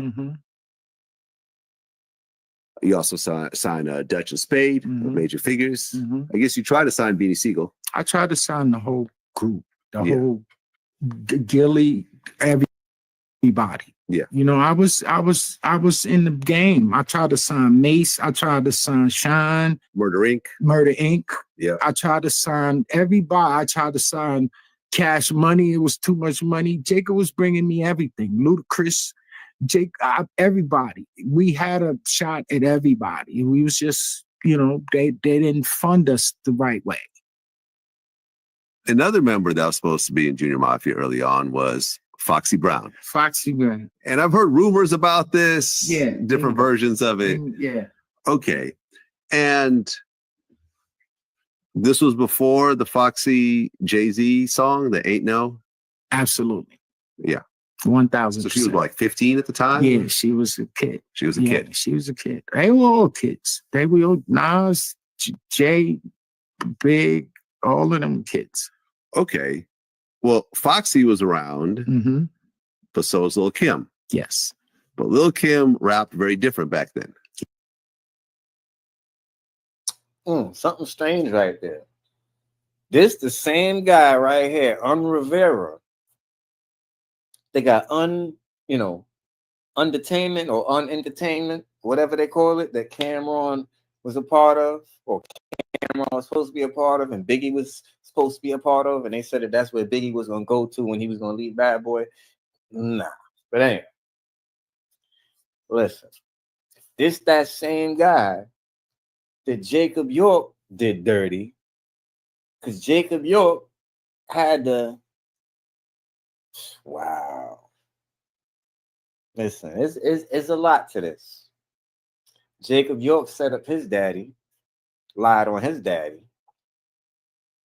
Jacob York tried to get this nigga lined up, get him out the way.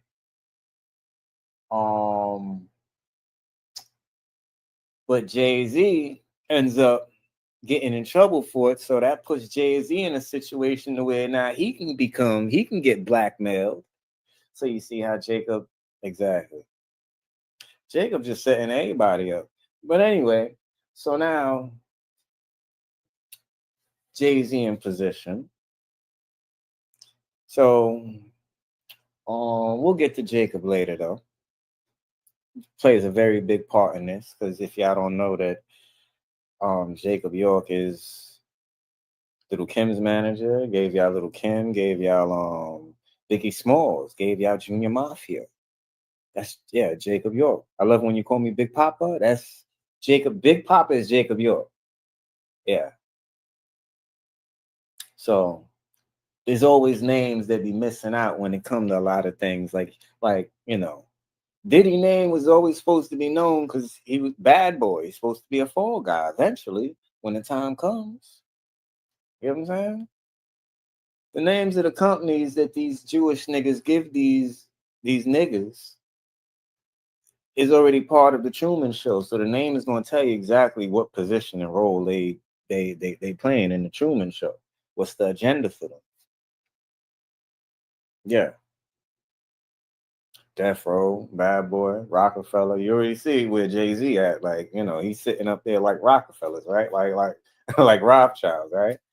All right then. But he's not one of them, but he's a puppet for them. But anyway, point being that I'm trying to say is that when Jay-Z did that song with R. Kelly, Jigga not found guilty. However the lyrics go for that shit. He was going to court because this guy right here on the screen got stabbed up. So you would think that this nigga will be going in on Jay-Z because Jay-Z and even Jacob and Tata, because I heard that it was Tata that did the juxing, you know, so they say, because, you know, but I don't know. But anyway, according to him, well, he went down to police. He got police statements. There's a whole police report about it. And like I said, this is why Jay-Z had to go to court, and this is why that whole song was Jigga Not Found Guilty. Like everybody from my era know that Jay-Z was going to court for this whole shit. But anyway, so you would expect him to come here and drop some truth. Like he got some epic shit to say. I'm tired of keeping my mouth closed forever. But nah, it seems like Jay-Z got a hold of these niggas, especially if you coming on Vladimir the Impala's TV, Vlad the Impala, Mr. Vladdy. So if y'all know my lyrics in my song, when I say Mr. Vlad the Impala, I'll pay you in water waves. Now, anyway, that's some Oshun shit. I'm just throwing the witchcraft voodoo right back up on you anyway. But if y'all know my song, y'all know exactly what I'm talking about. I've been hated and exposing this fucking vulture, Vlad, for years. But anyway, so this guy is on Vlad,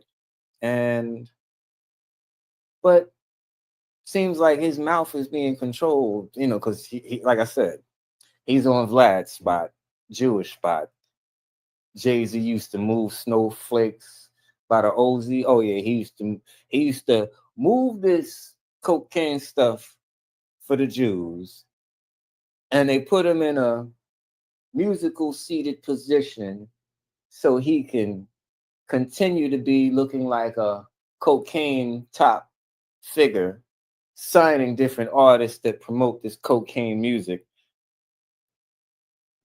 And there you go. They're selling it through the music. They're selling it to our mind. And look at the downfall. Exactly. Morals and dogma. Yeah. Some Freemason shit, right? Yeah. So as Jaz-O was exposing Jay-Z fucking with them Jews and the Masons and fucking with the other side and all shit like that, what happened? Jay-Z ended up signing Jaz-O. And now we don't hear nothing from Jaz-O no more. Now Jaz-O talk good about Jay-Z. But Jaz-O was going in on Jay-Z before. You see how like that shit worked? Because Rothschild's like, nah, we gotta get him out the way.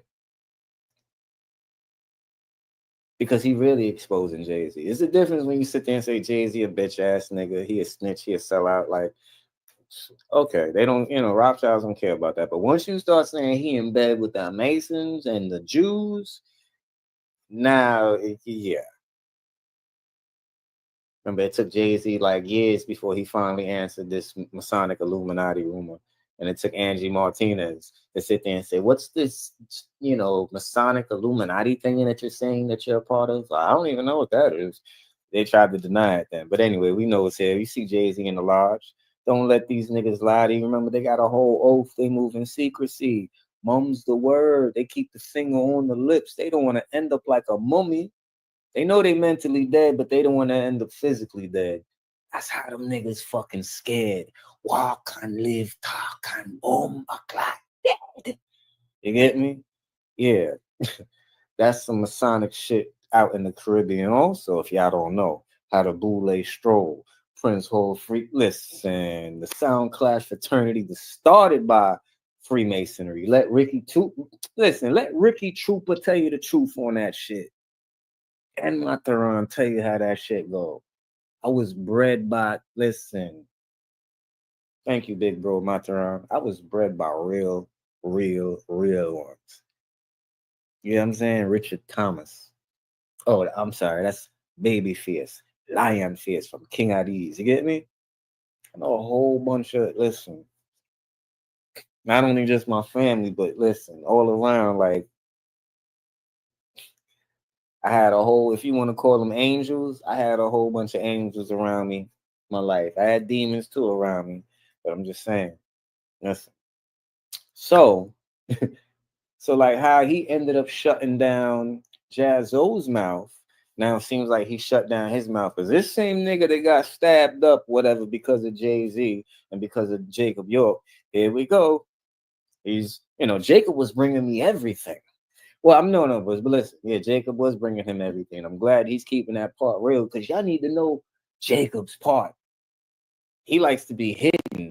The Sheriff Howard Seals and, Ashley Royals and Southern Poverty District and the JDL. Listen, they like to keep him in secrecy. You get what I'm saying?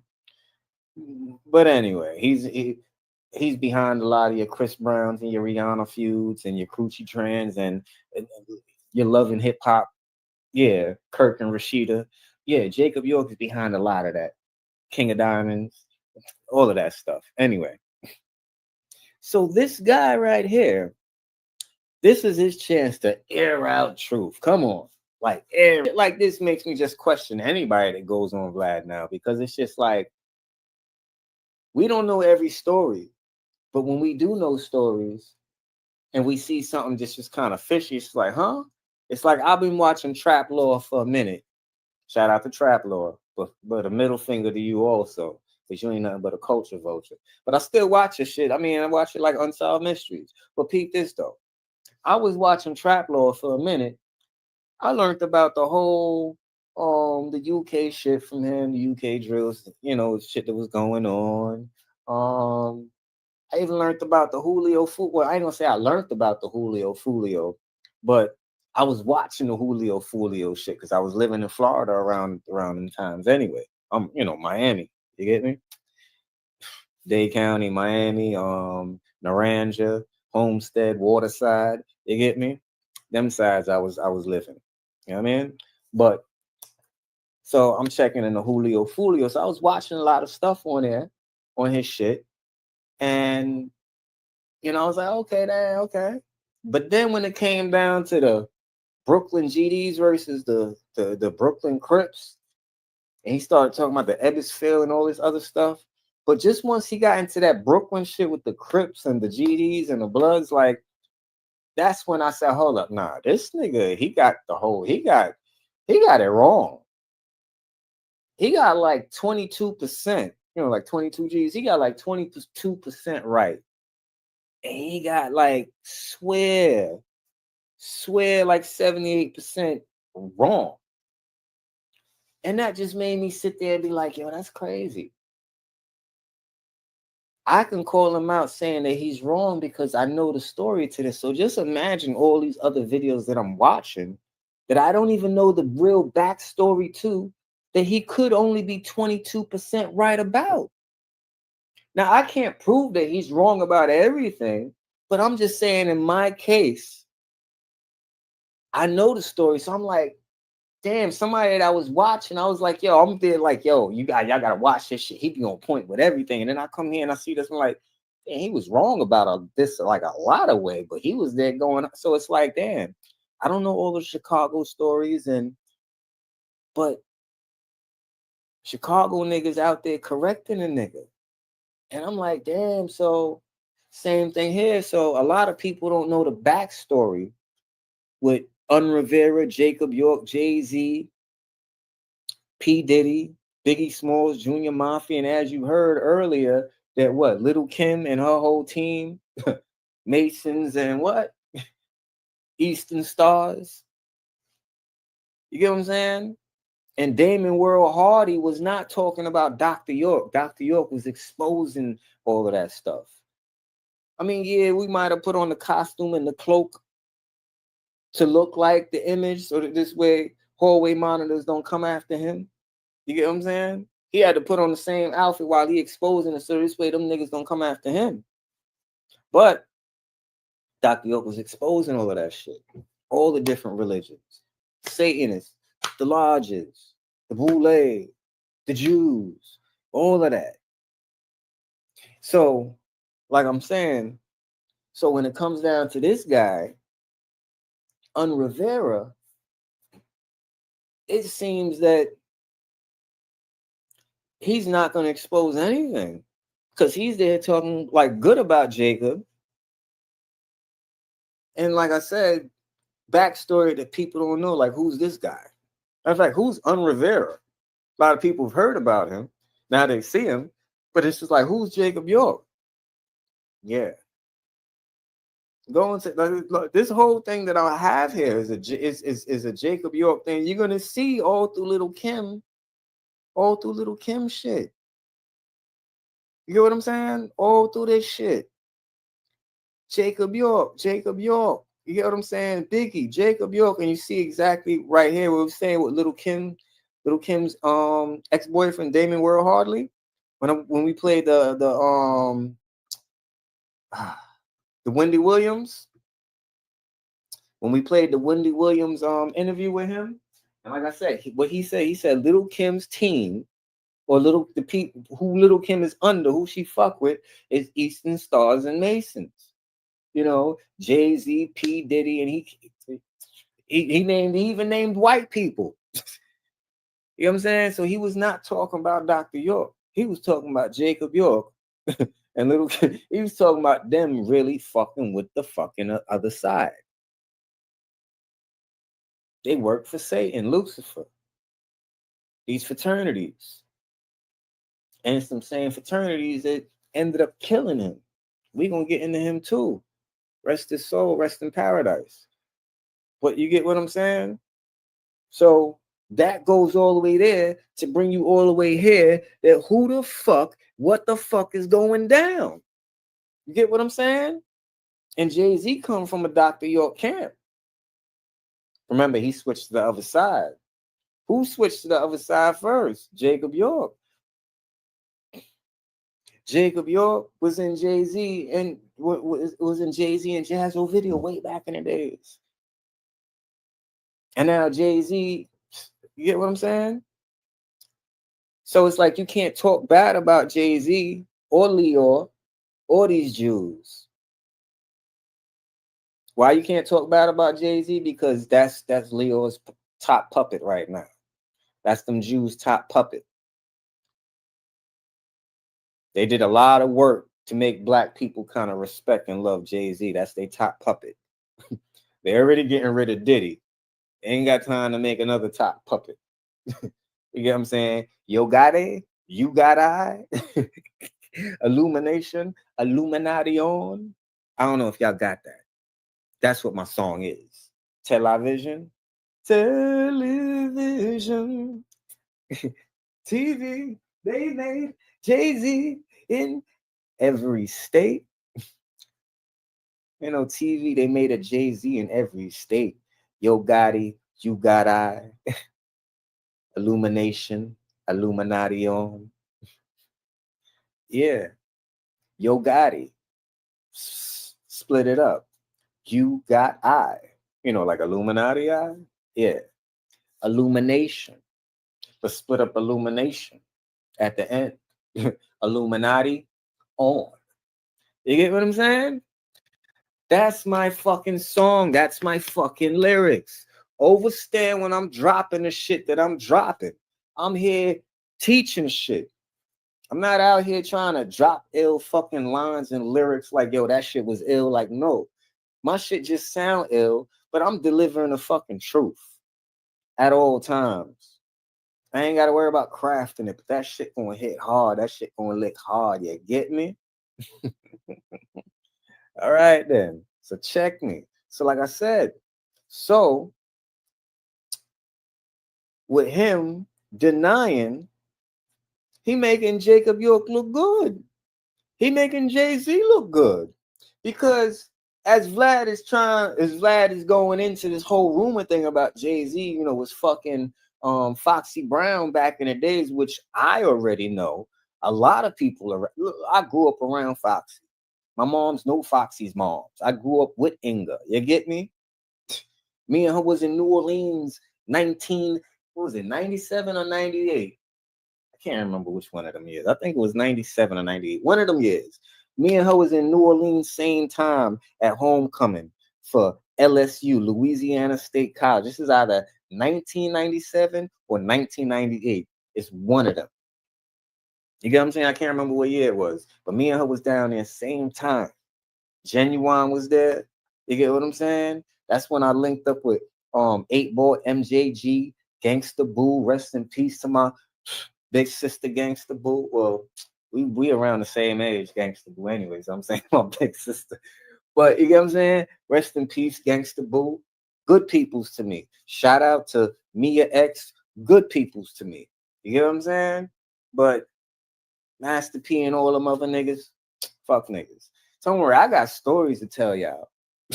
When I tell y'all about some Alpha Phi Alpha Greek fraternity and boule shit, like listen, I've been there. If y'all don't know who behind Master P, it's Alpha Phi Alpha. Listen, I was there to start this motherfucker career. You know what I'm saying? One of my cousins, I ain't even gonna say his name, but he's a Tesla person, very close friends with the Tesla guy also. You know, but my cousin, which I'm not gonna say his name, you know what I'm saying? But my cousin, he's Alpha Phi Alpha. He's all of that. But my cousin, he got married to an Alpha Kappa Alpha who's related to another Alpha, Alpha Kappa Alpha, in line between love hate, Lynn Whitfield. You get what I'm saying? And her mother is what? Alpha Kappa Alpha.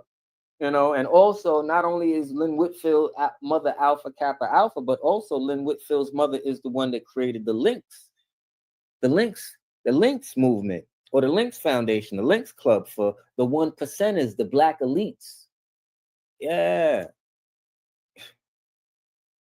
So she's a Rothschild, a Jewish philanthropist project puppet, in the form of, they give her title here, a black entrepreneur. You get what I'm saying? So when it's coming down to dealing with these guys on all levels, it's boule stuff. I'm trying to tell y'all. But like I said, so I got some stuff to tell y'all, but it'll be coming. So when I'm telling y'all about stuff, it's not just from a research point of view, it's from a experience point of view also, and a background point of view also. But so y'all got to understand how these people move secretly. But like I said, I know Inga, I know Foxy.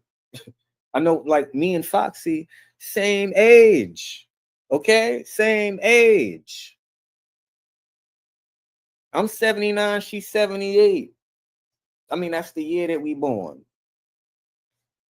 You get what I'm saying? She is a few months older than me. A few months. So when she was 15 and I was 15, or when she was 15 and I was 14, what was Jay-Z? Let me see. I'm born 79. Jay-Z born 69. Jay-Z 10 years older than me. Yeah. That's how that shit go. Jay-Z 10 years older than me. So he 10 years older than her. You get what I'm saying? What, 9.5 months older than her? Because she a few months older than me. Listen. So Jay-Z was 25 when she was 15, digging out. And that's why she did like, ain't no nigga like the one I got. No one can fuck me better. Now, what is a 15-year-old doing speaking like that? What is a 15-year-old doing speaking like that? Ain't no nigga like the one I got. No one can fuck you better. Sleeps around, but it gives me a lot. Keeps you in diamonds and leather. I forgot the fucking lyrics, though. It's been years, though. Shout out to Siobhan, my ex-girlfriend from way back in the days when I was 15 years old. 1995. Yeah, she was playing that shit all the time. Like, all the time. You know? But yeah. So the point I'm trying to get at is like, yeah, who's saving these niggas? What kind of eyes wide shut going on? What kind of eyes wide shut grooming going on? You know what I'm saying? What have these elites put their children into? What is these boule people a part of when you're in these fraternities? Oh, this is what you do with your children. You got to put them into these things. Oh, I get it. Because regular fucking people don't send their kids there. Only people in these fraternities, whether it's in the blue collar world or if it's in the street underworld, because it's all still connected, right? Both sides of the coin. You got the black pope and a white pope. You got the Jesuit pope and you got the pope in the same fucking crib. Pope got the Bible on this side. And you know what? They got the 9-foot fucking tall devil's fucking Bible on the other side of fucking Vatican City House. The devil's Bible is in Vatican's house, in the Pope's house. Yeah. They control both sides. Do they tell you that? No, you got to watch History Channel to learn his story that he gonna tell you. Who knows what the fuck he left out or how much shit he rearranged and ain't fucking telling you. Matter of fact, did he make up the whole shit that he telling you? Anyway, what the fuck possessed this nigga to keep his mouth shut the fuck? Acting like, oh, they was all kids then. Nigga, let me listen, Jay-Z probably older than you. Listen, Jay-Z older than Jacob York. And you and Jacob York was running Unentertainment. So hold on, let me check, see how old Un Rivera is. Let me look at this shit real quick. Un Rivera. Let me see.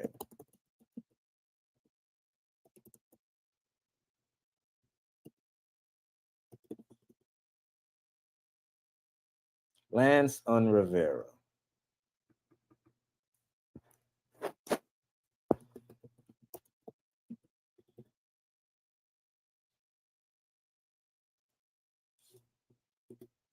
Let me see. Let me see how old you is, guy. Let me see how old you is, fucking guy. All right.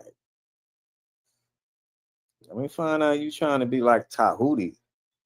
Like Tahuti, you got no birthday? God damn, you on Wikipedia with no birthday? Hold on, how fucking old is you? Is you even human? Hold on. Hold on. You just sent down Anunnaki, nigga. Hold on. Where your birthday? Hold on. Over here. Hold on. Just in case y'all don't see what I'm looking at. Okay, hold on.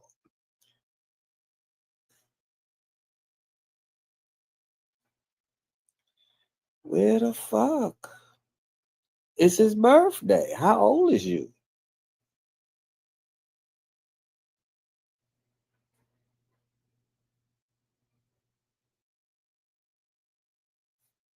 Major figures, that's Gilly and them.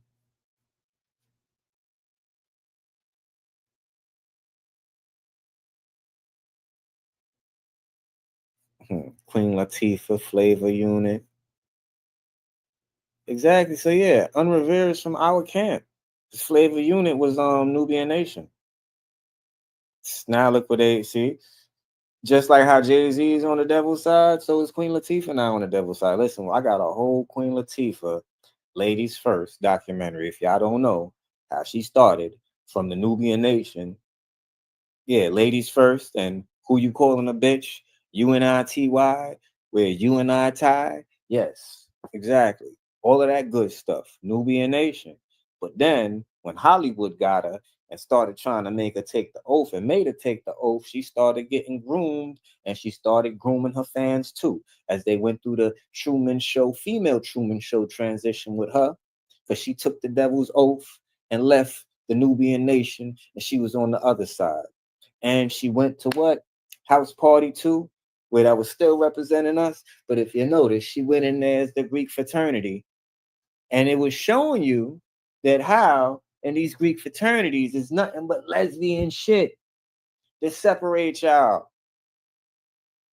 Witchcraft, lesbian shit to separate y'all. And then look what happened to Kid. All them fraternity niggas, all they wanted to do was just mind fucking fuck his head up and fuck his bitch. That's all. You get what I'm saying? And they ain't like that shit. So Hollywood was like, hold up, listen. Y'all got too many Dr. York slick moves that y'all pulling in these goddamn movies here. Exposing boulets and shit. No. So they took her ass and threw her in Hollywood said, nah, we're gonna take you, put you on the other side, ho. And what they did with her was, yeah, set it off. They made her a dyke. She had, robbing shit. And then she became so famous off of that she was kind of, stained with that dyke image. And then they really, it's like, oh, y'all were doing a slick move trying to show. No, we're gonna make this bitch a dyke for real. Come over to this side, dyke for real. And that's what they did. So she went from exposing it to now being that shit. And there's nothing wrong with being a whatever. If that's your choice, that's your choice. But the whole point is that in those movies before House Party was trying to show you what was going on secretly and give you subliminal truth. But when, like I said, when she went to Hollywood, set it off, she going to them boule niggas now. Boule niggas made that movie. You know what I'm saying? And then it was boule money behind it. Don't care who directed it, but it was boule money and boule production behind that movie, set it off. And they made her a dyke. It's still in the image. And it went from like, that whole shit when it was like, who you calling a bitch? UNITY. Because remember, she was doing she was doing the reverse to what Apache was doing. Because Apache was talking about he wanted gangster bitch. You get what I'm saying? But I think Apache was down with Flavor Unit too. So, but it's kind of like, a play being set. But anyway, but that's what the answer was about. But then look what they did. Like, oh, y'all trying to wake up people with messages. Y'all trying to do it sneakily. Oh, hold up.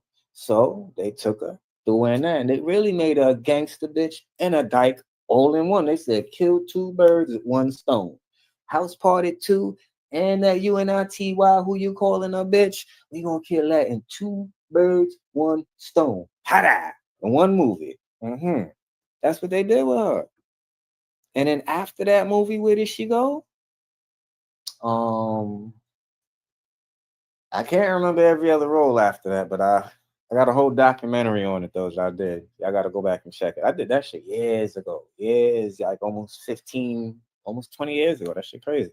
I probably got to update it. But yeah, definitely. So wow. Okay, so yeah, he definitely from our camp. But yeah, look at her. Yep.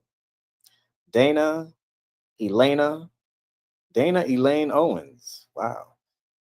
Dana Elaine. Wow.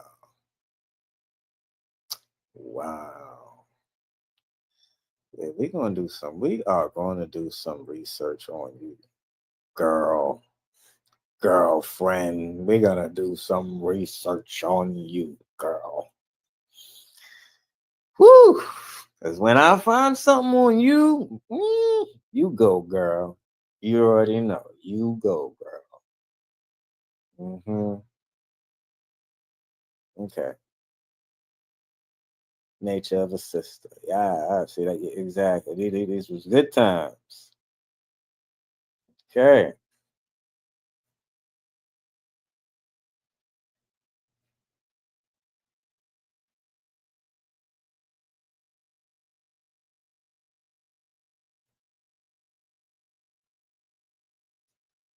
Let's see.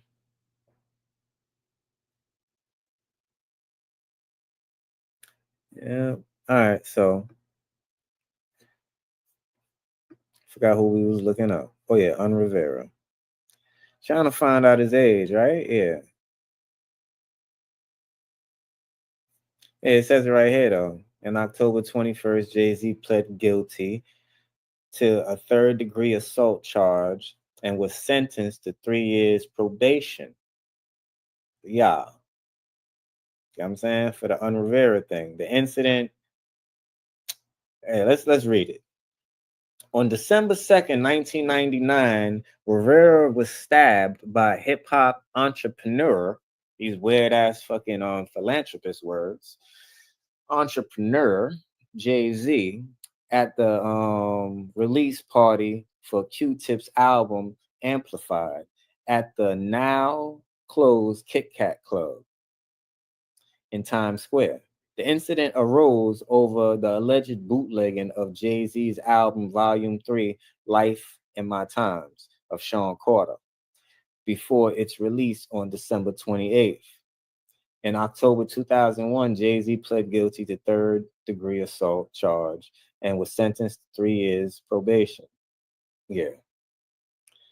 Oh, and in early 2023 interview, DJ Vlad, Rivera claimed Jay-Z falsely took responsibility for the stabbing, clarifying that the rapper did not commit the crime towards him.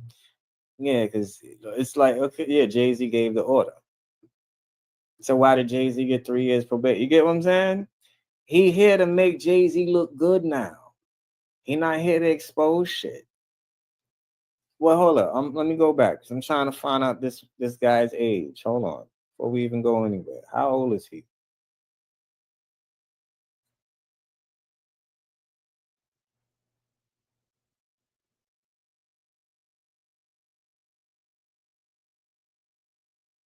Yeah, this is that album.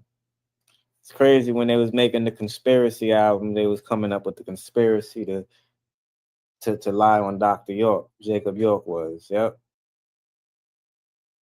Yeah. And then Dipset, Diplomatic Immunity album where Dr. York wasn't granted his diplomatic immunity. There's so many moves that they pull to lie on Dr. York and fuck up his case. You know what I'm saying? Like, Dr. York was really trying to help his people, help us out. All type of people. You know what I'm saying? People that want truth. Black, white, didn't matter. Like, truth is truth. Everybody read Dr. York's books. Black, white. But anyway, we're going to get to this right now. Free Dr. York. Y'all know what it is. But I'm still trying to find out this man's age.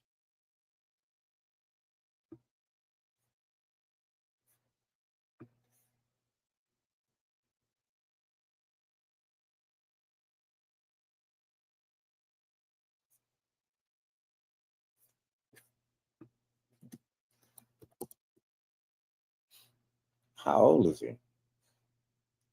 This is crazy.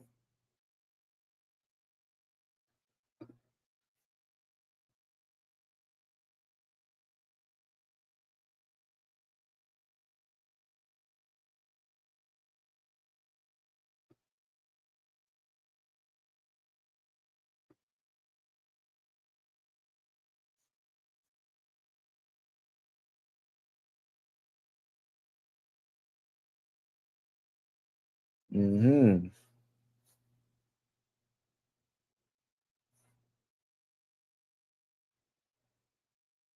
Angela Burt.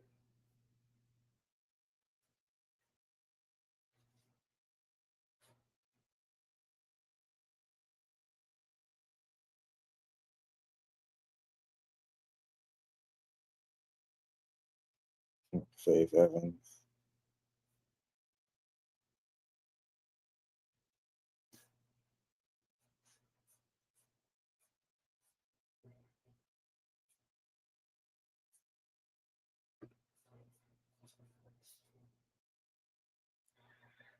It's crazy. You cannot find this guy's age.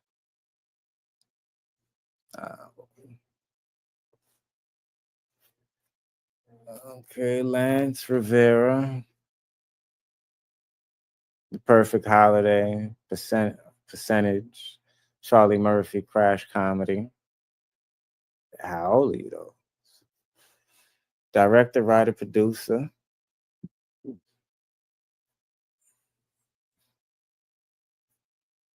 Jacob York probably got you right next to him, right along with Jay-Z. Yeah, Because Jacob York ain't nothing but a puppet for these damn Masons and Jews anyway. Because they used him to lie on his father, to falsely incriminate his father. It made all of them people watch the Charles Manson documentary and say, yeah, everything about Charles Manson make that Dr. York. And everything Charles Manson people went through, that'll be you. And that's what they did. And they came up with a whole crafted story. This is why nothing really makes sense in the whole case. When y'all check it out, you got all of these so-called victims, but these victims said that they're not victims because they said that nothing happened to them. They said that they was coerced. They said that they was forced by their parents and FBI agents to say these things, but nothing ever happened to them. Countless different people that have videos that said that nothing ever happened. They got recanted statements, said that nothing happened. They was forced to say these things. And they're all grown now. But anyway, I said free Dr. York. Still can't find this guy's age, man. Damn, this is crazy.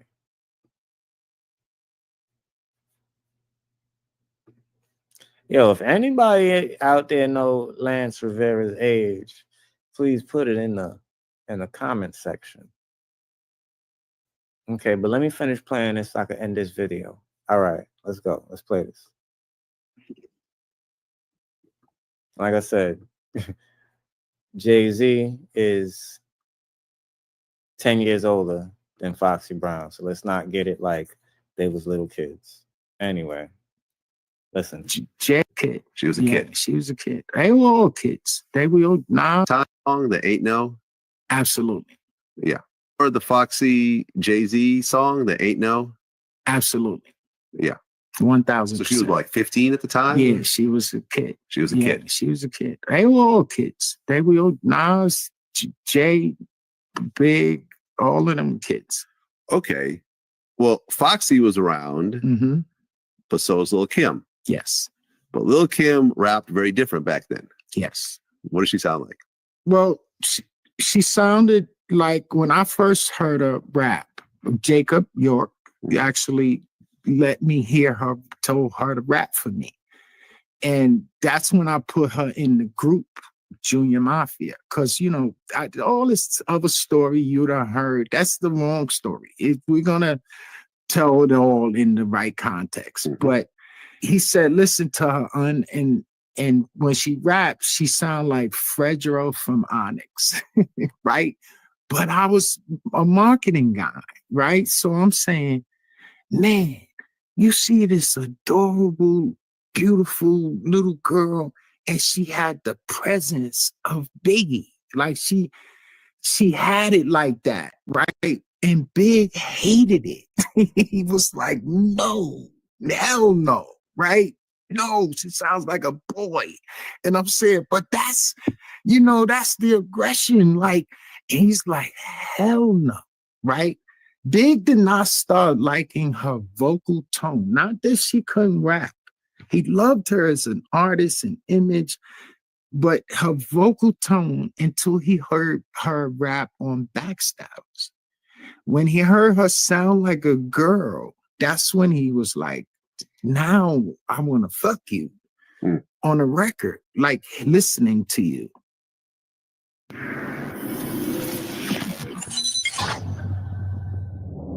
I remember you telling me that early on, Big would kind of mess with Kim a little bit and say, oh, I'm going to sign Foxy instead of you. Yeah, because he thought Foxy was really dope. Like we were all one big happy family. It went left. It got that there was an incident with some AK-47s was pulled out, and it was war getting ready to happen in the hood.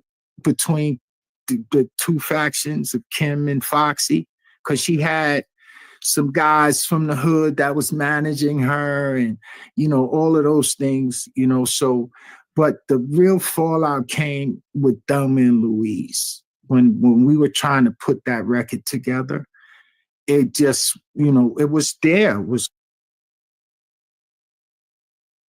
Do you see what the Luciferians, when he said Little Kim, what did Little Kim, listen, when he said Little Kim is an Eastern Star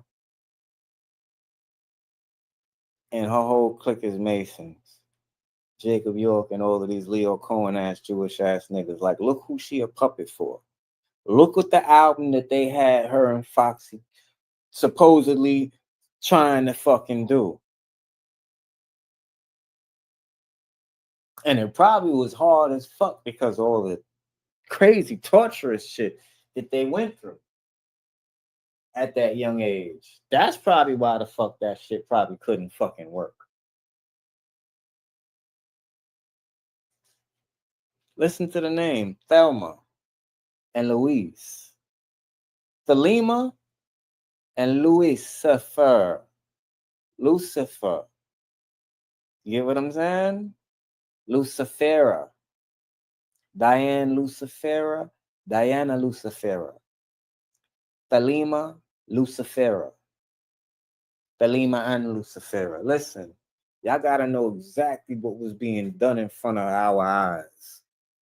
Y'all seen everything that the homie from Australia, the famous guy, X Factor winner,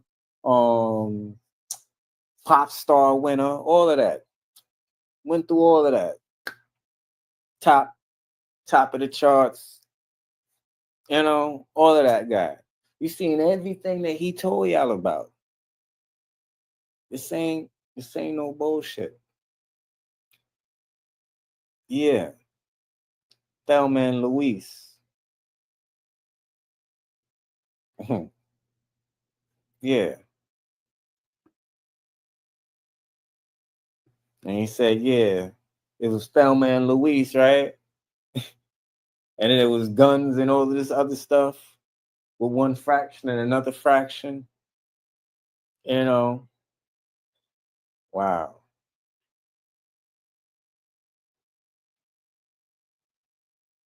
Who was Foxy's peoples? There's these fraternities everywhere. But listen, Damon World Hardy ain't want to get down with that shit. What he told y'all. He did not. They tried to come in. He did not want to get down with that shit.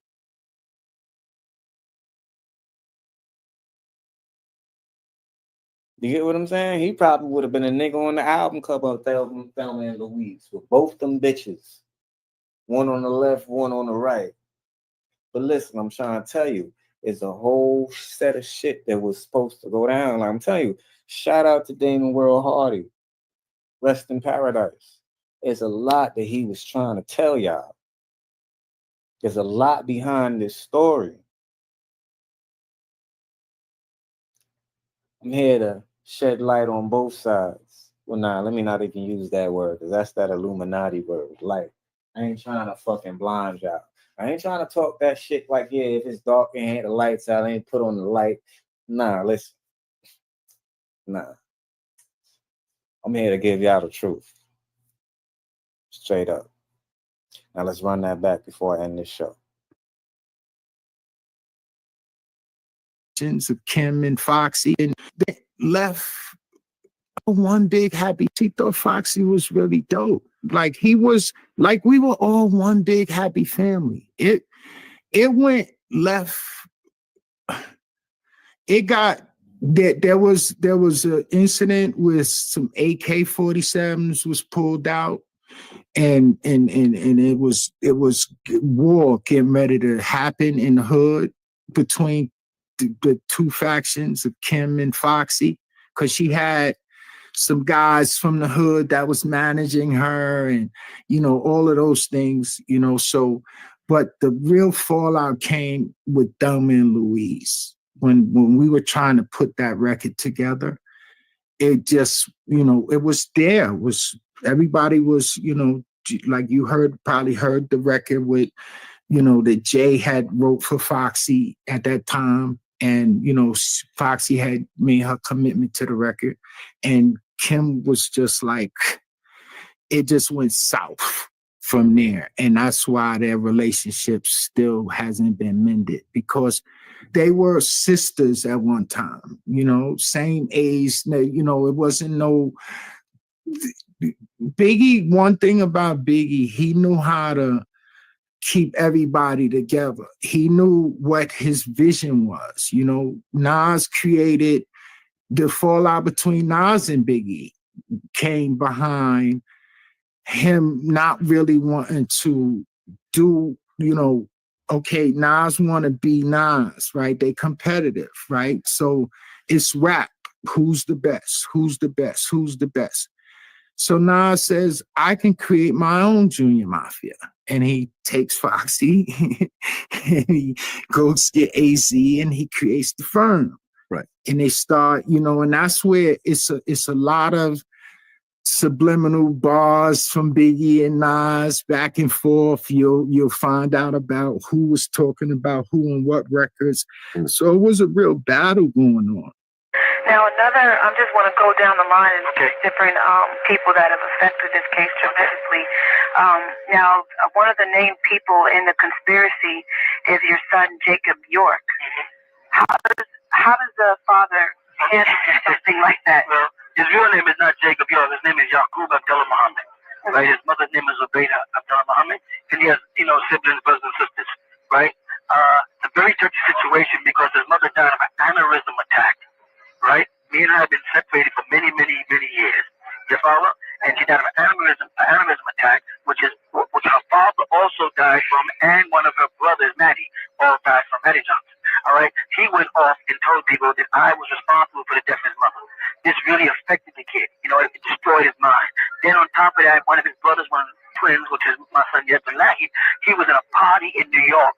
He was down here with me, living in Georgia. He said he was going up to New York to spend a little time with his sister Fatima because of Valentine's Day. He wants to let her know that he is going to move down to stay with me in Georgia. You follow? And when he went to New York, he got involved with them, hanging around, living in his brother Jacob's house. He calls himself Jacob or Jake York. Yaqub, living in Yaqub's house with him. Yaqub eventually threw him out of his house. He got involved with another member of his family and ended up in a party and was, shot fatally and died. You follow? I think that also affected his mind. Then he was involved with people like Little Kim and them. I ain't gonna tell you about Little Kim and the dress habits and the vulgarity and the lewdness of and involved with that corporate. He called himself Yorktown Records or Yorkville or something like that. Your records, and he was hanging out with the Junior Mafia, and hanging out with that whole hip hop tough guys, stuff like that. Called himself gangster, and he's involved with all kind of bank fraud and forging false checks and all kind of things, and trying to deceive the government. So he came to me at one point and asked me for some money, right? He wanted me to help back him to back Little Kim. But I told him I cannot back a person like Little Kim with my reputation. I'm not gonna put my reputation on the line. But she knew and stuff like that. I got nothing against her and her career. That's her life, but it doesn't fit into our lifestyle as Native American Moors, and I didn't want that to reflect on our community. He got very mad. He started cursing, stomping around, and he left and went off. Him and Sakina Parham at the time was kind of close because they used to be boyfriend and girlfriend when they were upstate. See, Jake York or Yaqub was Ada's boyfriend. He was also Sakina Parham's boyfriend, and they had got caught several times upstate having sex. Right? And they got in trouble for that. And he was mad about that. He was running a record store that I once had up there in Liberty, New York, and they was caught stealing money out the store, and he got in trouble for that. I did everything I could to try to shape him into a better person, but down inside, he had this desire to go his own way. He became an avid hater of me, and he became one of the campaigners of this whole case, of launching this whole thing and getting people together and threatening them and scaring them. He was on payroll, and he was on the payroll at the FBI. Now, a witness got on the witness stand who was his best friend who was there when the deal was made with FBI agents, and he was also the one who was going to testify that Jake came to him because they knew he was good at forging checks and trying to get him to forge checks for him so he could use those forged checks to buy a house because his credit was not strong. His credit was around $2,000. He needed to be $24,000 to get covered from the bank. And the The guy refused to do it, which is a friend of his called Damien Pryor, who was up there at the court to testify about this. And in the testimony, he testified how Jake York was on the government payroll. They got to Jake York for things he had did in the past, right? And then turned him. He already had a dislike for me, and they used that as excuse to try to topple our organization and topple me. So he got to him and then told him to solicit people. And he went around getting people. Meanwhile, while he's soliciting people, like Tia Thomas, she was that guy Hakeem's girlfriend.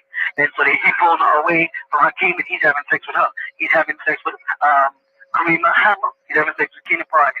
He's having sex with all these people, and they all testified to it on the stand. Yes, the Jake York was the one having sex with all of these people, and then they all lived in this house together. The thing is, now, if he had hired this guy who was supposed to adjust checks so the amount of money would be suitable so he can get this loan from the bank, and the guy refused to do it, but then he eventually got the house anyway, and we have the records to show his accounts that he only had $2,000 in the bank, and we checked the records in the bank for the person in the house, and the records were up, then the forgery was actually done. This guy, Damon Pryor, didn't do it, but he forged it, and he bought this house along with Barbara Noel, which is Arthur Lopez and David Noel and Amanda Noel's children. Those are the ones who are the ones, they're all in this case. You follow? So it's like a plot and a conspiracy. Then he got together with a bunch of these people and invited them down to South Beach, Florida, so he could get it together. They rented buses, they transported minors across the state line, but nobody said nothing. Coming out of Georgia all the way down to Florida, so they could, get together and plan their plot, get their story together. When they came back off the beach, South Beach, Florida, they went straight into the FBI agency. Jake went back up in there and started letting them know who he had and how he got them coerced and then how these people all scared, and he told them that if you don't do it, we're going to get you in jail because you was involved in this, and we already know this, we already know that. They got a whole bunch of stuff and put the thoughts into people's head. They started writing. The agents wrote their own PO2s and made these people try to memorize these PO2s so they could use them on the stand. Things didn't go their way because everybody didn't comply. Jake couldn't convince anybody. Other people saw he was full. He brought down a bunch of hip-hop groups. They were down in South Beach. They were getting drunk. They were smoking marijuana. And we had a whole bunch of witnesses that were minors who were willing to testify on what went on in South Beach. The judge blocked it. The judge blocked some of the girls who were minors who said they had sex with him down there. The judge blocked it. The judge blocked the fact that they were smoking marijuana and using crack down there. The judge blocked it. The judge blocked it, the fact that they had parties, all the girls got naked and there was a big orgy and they videotaped it and we were getting access to the video. The judge blocked it. You know what I'm trying to say? So Jake was being used. I'm saying he's my son, he'll always be my son, right? And he said, I hope he's my son, I said like that, right? But he'll always be my son regardless. I can't say I'll ever hate him. They'll be inhuman, right? I know they manipulated him and they used him because they wanted to stop his organization. He had no concern with his organization because he was in the hip-hop world, so he didn't have nothing to lose anyway. You know? But they had him binded by things he did. Right. And then that prompted him to really go out and do a lot of devilishment. And then in the course of trying to topple me. Right. Now, there's another key person in the whole conspiracy that keeps on coming up, and that person's name is Habiba Abigail Washington. Yes.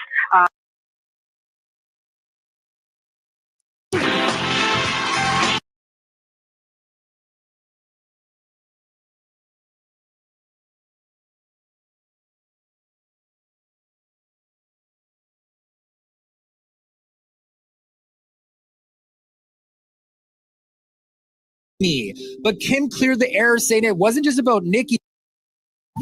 Do that. You can't be a trick. Guys, mini site. A lot of the early stuff that was going on with Bad Boy, he was involved in management wise. So I remember like a few years ago they had, and we had Learjets and helicopters and all And this you stuff. pull that off for 55. Because back then the standards for everything was lower, right? So you. And when she put her mind on something, it's definitely gonna get done. Watch out now. Watch out now. Yeah, everywhere of Kim squatting. Everybody was just like,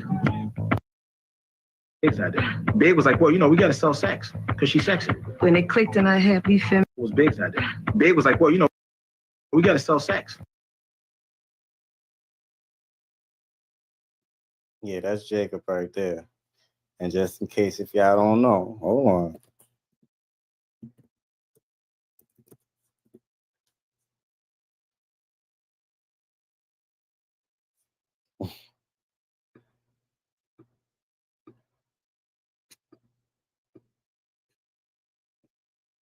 Hold on, I gotta find it first. Hold on. Because I can't play this because of copyright issues. But hold on. I could show you a face though.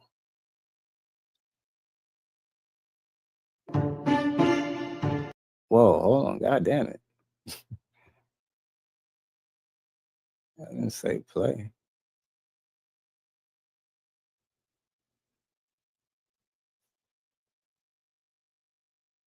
Yeah, this gonna shock y'all. Or unless y'all already know. Unless y'all seen my past documentaries. Hold on. In case if Eric Adams, right? Eric Adams. They love siblings. Coming home to their I got to do the pause and stuff like what they say. Because of copyright, I guess. sunny and green pastures, and they're walking into their children's room, and they're looking on the wall. Wow. And they seeing 50 Cent on that poster. Man, this guy got shot 5 times, and he's... Who's this? Jacob York on this is the Hip Hop Police documentary DVD rap sheet. I don't know if y'all know that. survived. What? You understand what happens at that point? They go, what? He got what? And how many times? Yeah, like what?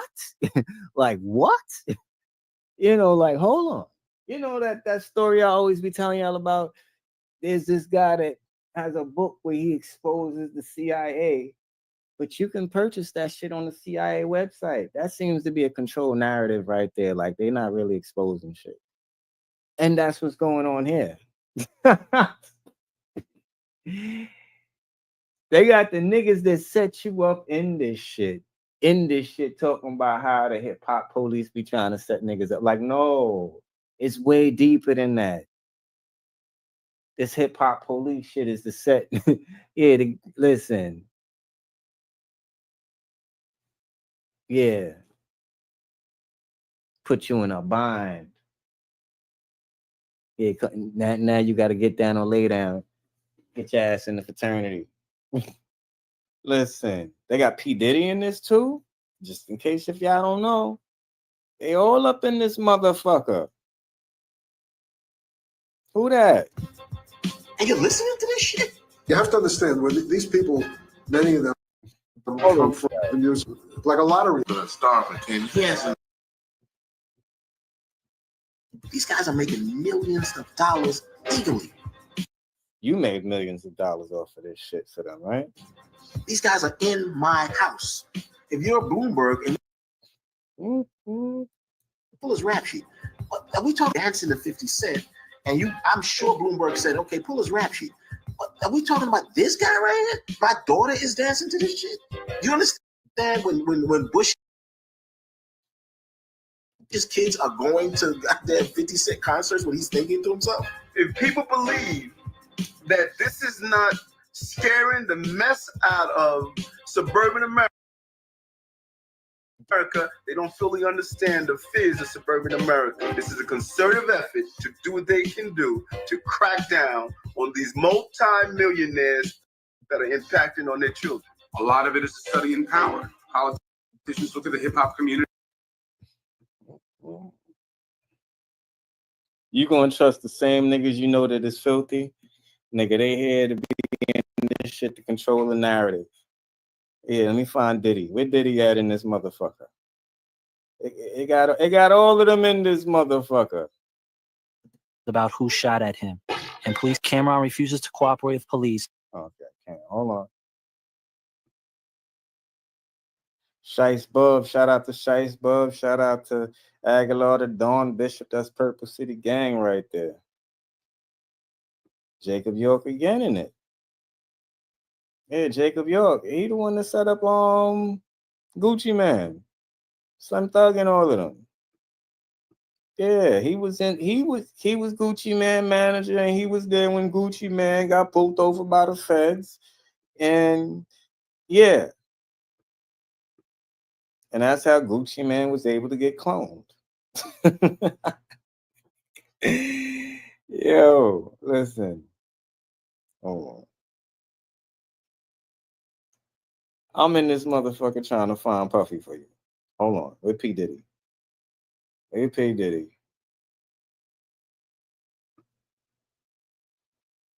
They got Russell Simmons. He goes home. You continue to follow as a known killer. You follow Puffy around. Somebody who you know is a known killer. He visits Puffy. He goes home. You continue to follow Puffy. They're gonna pull everybody up that ever had anything to do with the record business.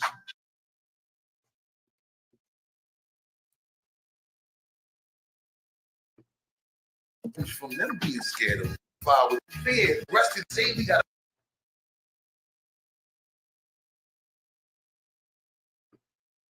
That's fucking illegal, and I think that we.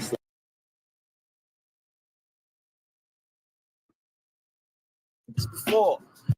Cultural profiling and bigotry. It is the unwarranted. Look at this. Look at Jay-Z. Hold on. Look at Jay-Z. The record label profile pages are typically more extensive. They contain home addresses, lists of vehicles registered to the artist, frequented locations, and associates. The book groups artists together by their record labels or crews.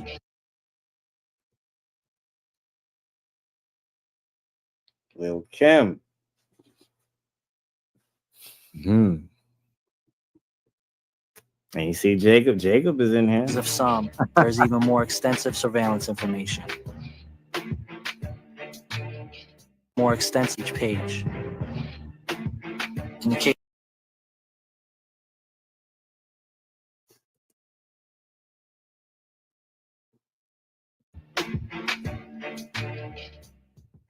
Bodies uptown. other ones,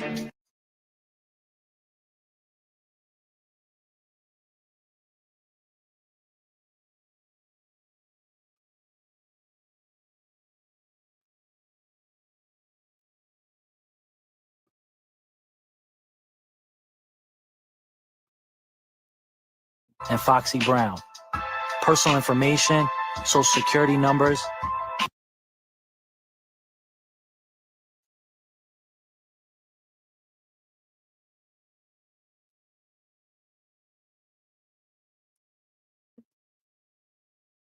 See what name that is? Kenneth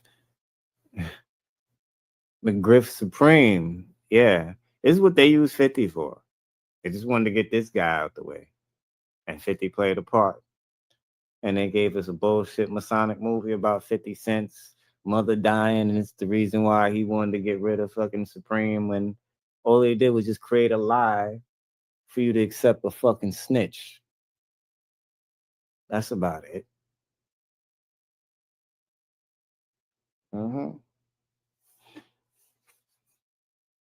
Anyway, I'm not saying Kenneth Supreme was like a super good guy, but I'm just saying, like, let's not act like he ain't fucking he put out jobs in the hood, opened up barbershops, little record, studios and stuff like that. Like, yeah. Not saying he was the great person, but I'm just saying, like, yeah. But they want to stop people from having their own businesses. It's why they want to make sure that they put all these niggas and make icons in the industry. So this way it makes everybody that wants to start a business come under some philanthropy, entrepreneurship. We'll sponsor you and help you. You want to be a rapper? Come here. You want to be in the NBA? Come here. You want to be a model? You want to write books? Come here. Because then they'll own you at the end of the day. Don't own your own shit. Let us own it for you. You know what I'm saying? So there's a whole, listen, but yeah. So, but yeah, y'all can check this out. It's called Rap Sheet. You know what I'm saying? That's it right there. It's called Rap Sheet. And yeah. And this is part 1 to the head of Jay-Z on the Masonic Jewish dickhead, 666. He ain't nothing but a boule puppet. This is house nigga lollipop licking. that they fucking doing. They ain't bootlicking. They house nigga lollipop licking. You get me? That's what they doing. And I'm pretty much out. Wait for part 2. So we coming back right away.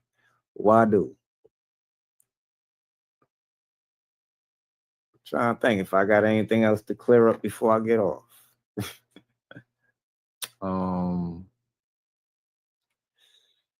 Can't remember. Don't really have anything in my head right now.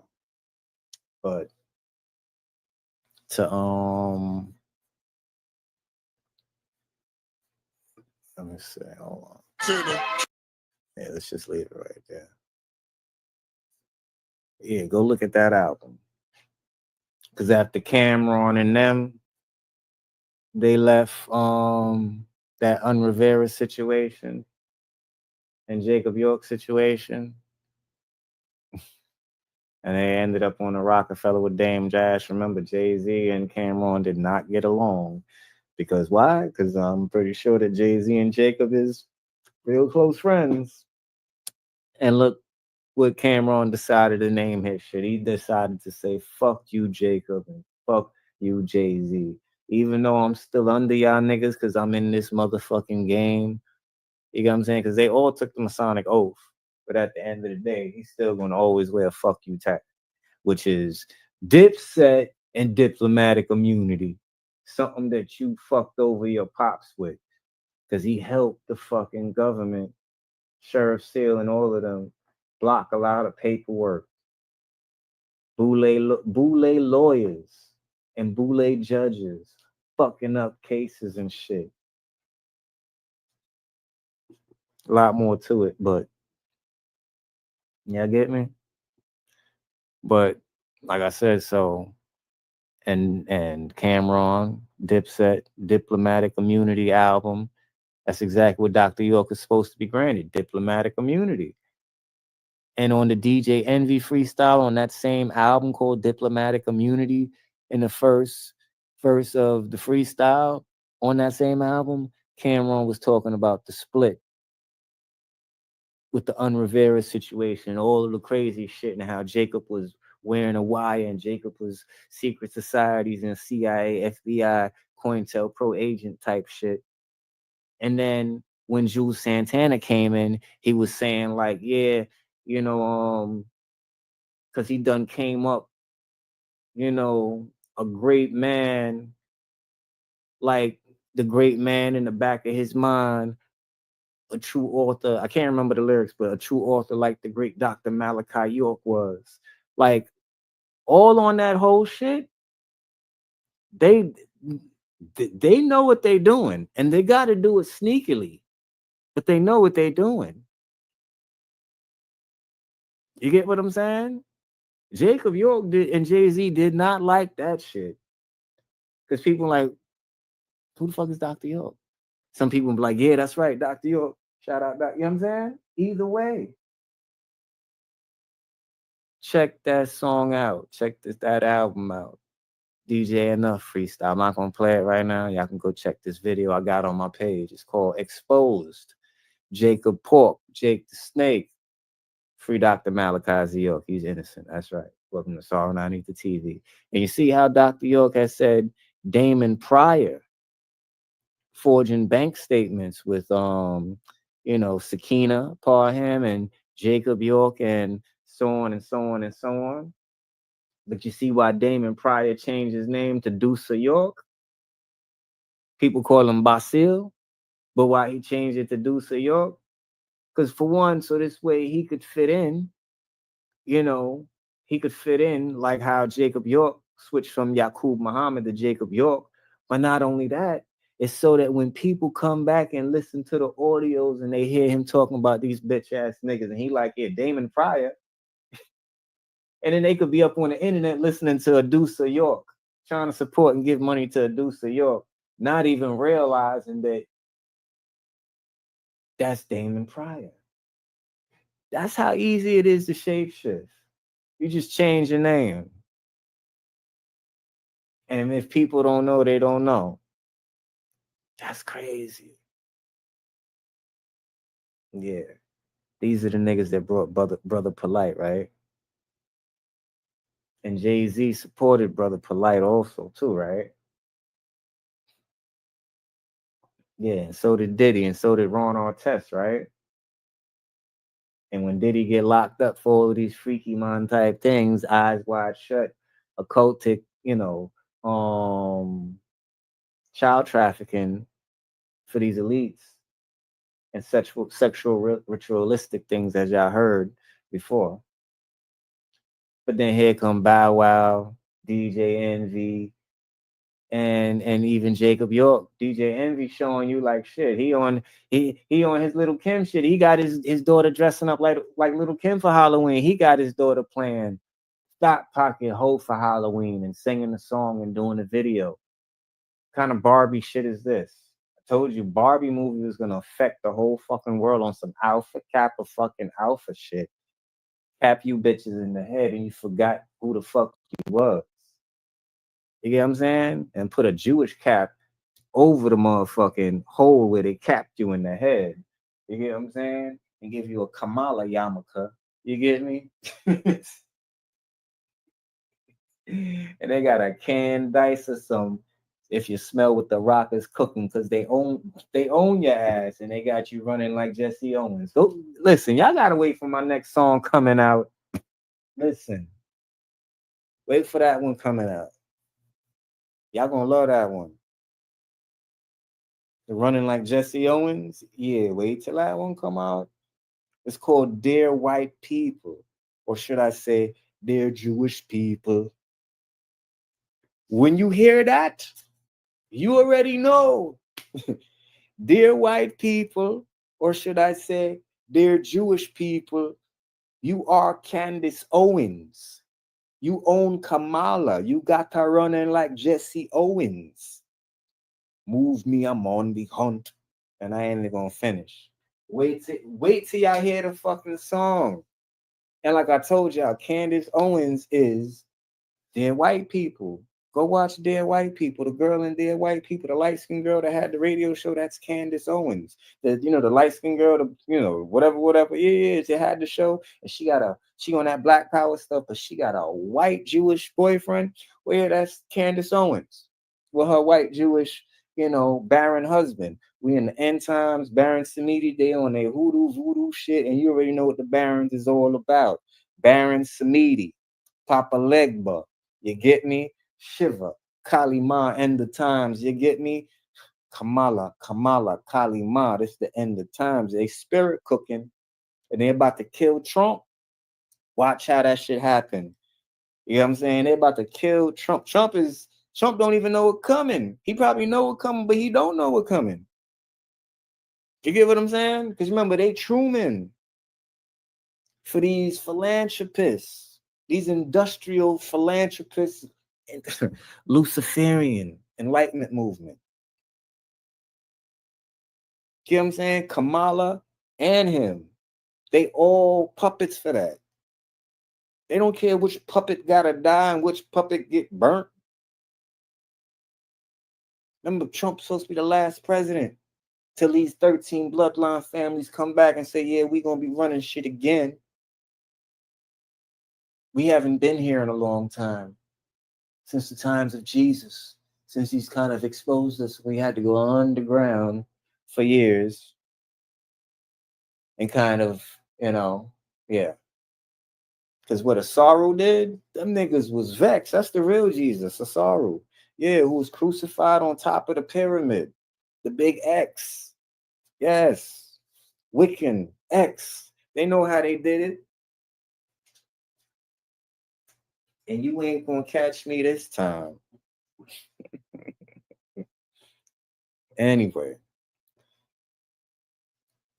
y'all should know Asaru, that's the real Jesus. Who we talking about? We talking about an African, right? We talking about a Nubia, African, Nubian. Even though Africa means afflict to divide, but just so y'all English people speak and get this. Yeah, we talking about Nubian, Black Jesus, the green one. Yeah. Full of magnesium. This is a water planet. We aquatic, so Let's get it going. But when we all come out the pussy, you know we all got green on the ass anyway. But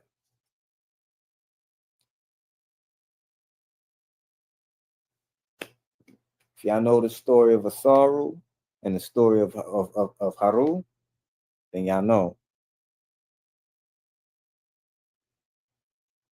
You know what I'm saying? And Setuk, Seti, Seth, you know, had to come in. Cain killing Abel. So this way Abel can't be able to do nothing. But Seth came and set the son, Asaru. So this way Seth could set the rules. And yeah, when the sun rises, they say, yeah, it'll be a good God thing for us to mourn. Gomer, Oz, Debar. Beauty, wisdom, strength. And as long as they can control the concept of the things that Asaru put out, trying to wake up the world, yeah, I tell y'all, same shit, same way they treated Dr. York and the same way they treated Dr. Sabi. Coming out here exposing everything, and now you got all of these niggas, the hustlers out here that's like, oh shit, Dr. Sabi exposing game. How the fuck we gonna get this money? Dr. York exposing game. How we gonna sit here and brainwash people and get money and bring forth the Luciferian conspiracy for these Jewish people? Yeah, they was mad. Even hustlers that listen, they was mad. Backstabbers. And they mad now because a nigga like me out here exposing shit. I had to go through the same shit in the conscious community, thinking that we all one and doing this and doing that, trying to help people. Come to find out there's a whole secret society in that motherfucker, in the conscious community. Mum's the word, and you got to keep it secret so this way the hustle can go on, because the hustle is how they survive and how they provide for themselves. But they allowed to do it because of the oath that they made with these secret covenants, the secret societies. I had to find that out the hard way. When you start talking and talking, you realize that them same niggas is right there all around you in the Black conscious community. Like, holy shit. Damn. Just like you got them in the hood with the drug dealers. Yeah, trust me. Your homie probably one of them niggas and you don't even really fucking know it. Because what the fuck he gonna tell you? Some truthful shit? When he made an oath to get in his head bobbing on a Jewish dickhead? Come on, listen. I'm about out. Because I gave y'all enough to digest, to overstand what P. Diddy is all about and Jay-Z, what they being used for and what they trying to set our people up for the downfall. It's about to be a whole fucking bloodbath 2030. Because they're already heightening it up. Trump, they're going to assassinate. And it's going to have the Republicans and the Democrats warring. Male versus female warring. Either fucking way. Or is it going to be the great balls of fire coming from the sky? But it's going to be something, as y'all seen in this video and the other video, what they have. Because when the new eon is coming about for 2030, when that word gets uttered around the planet, the great bloodbath shall come about for the ceremony, for the proclamation of Horus, the child. So y'all already know what's in their books to come about. 3% ain't no motherfucking joke. Go watch that shit. Y'all know what it is. Free Dr. York. Shout out to my bros. General Non Ether. My bro. You know what I'm saying? Shout out to the bro Smiley. Shout out to my bro Clive. Shout out to my bro James. Snoop, aka Tizzle. You know, that's some niggas out there in the 90s. I got fam out there in the 90s. 9OZ, 9 ounce. Shout out to my whole Edisfield fam, too. I know what it is. Shout out to my cuz, Eli, young Eli. Go check him out. And yeah, y'all know what it is. Free Dr. York. And we out. Wadu. And rest in paradise, my brethren, my bro, my little bro, Hashem Reye. You get me? Nino, Shem, Anthony Johnson, Hashem. You know how I do. I gotta, I got many names, man. Everybody know me by many names. They be like, that's all I used to do. But yeah, yo. Rest in paradise to my little bro. Hashem Reye. You get me? Wadu.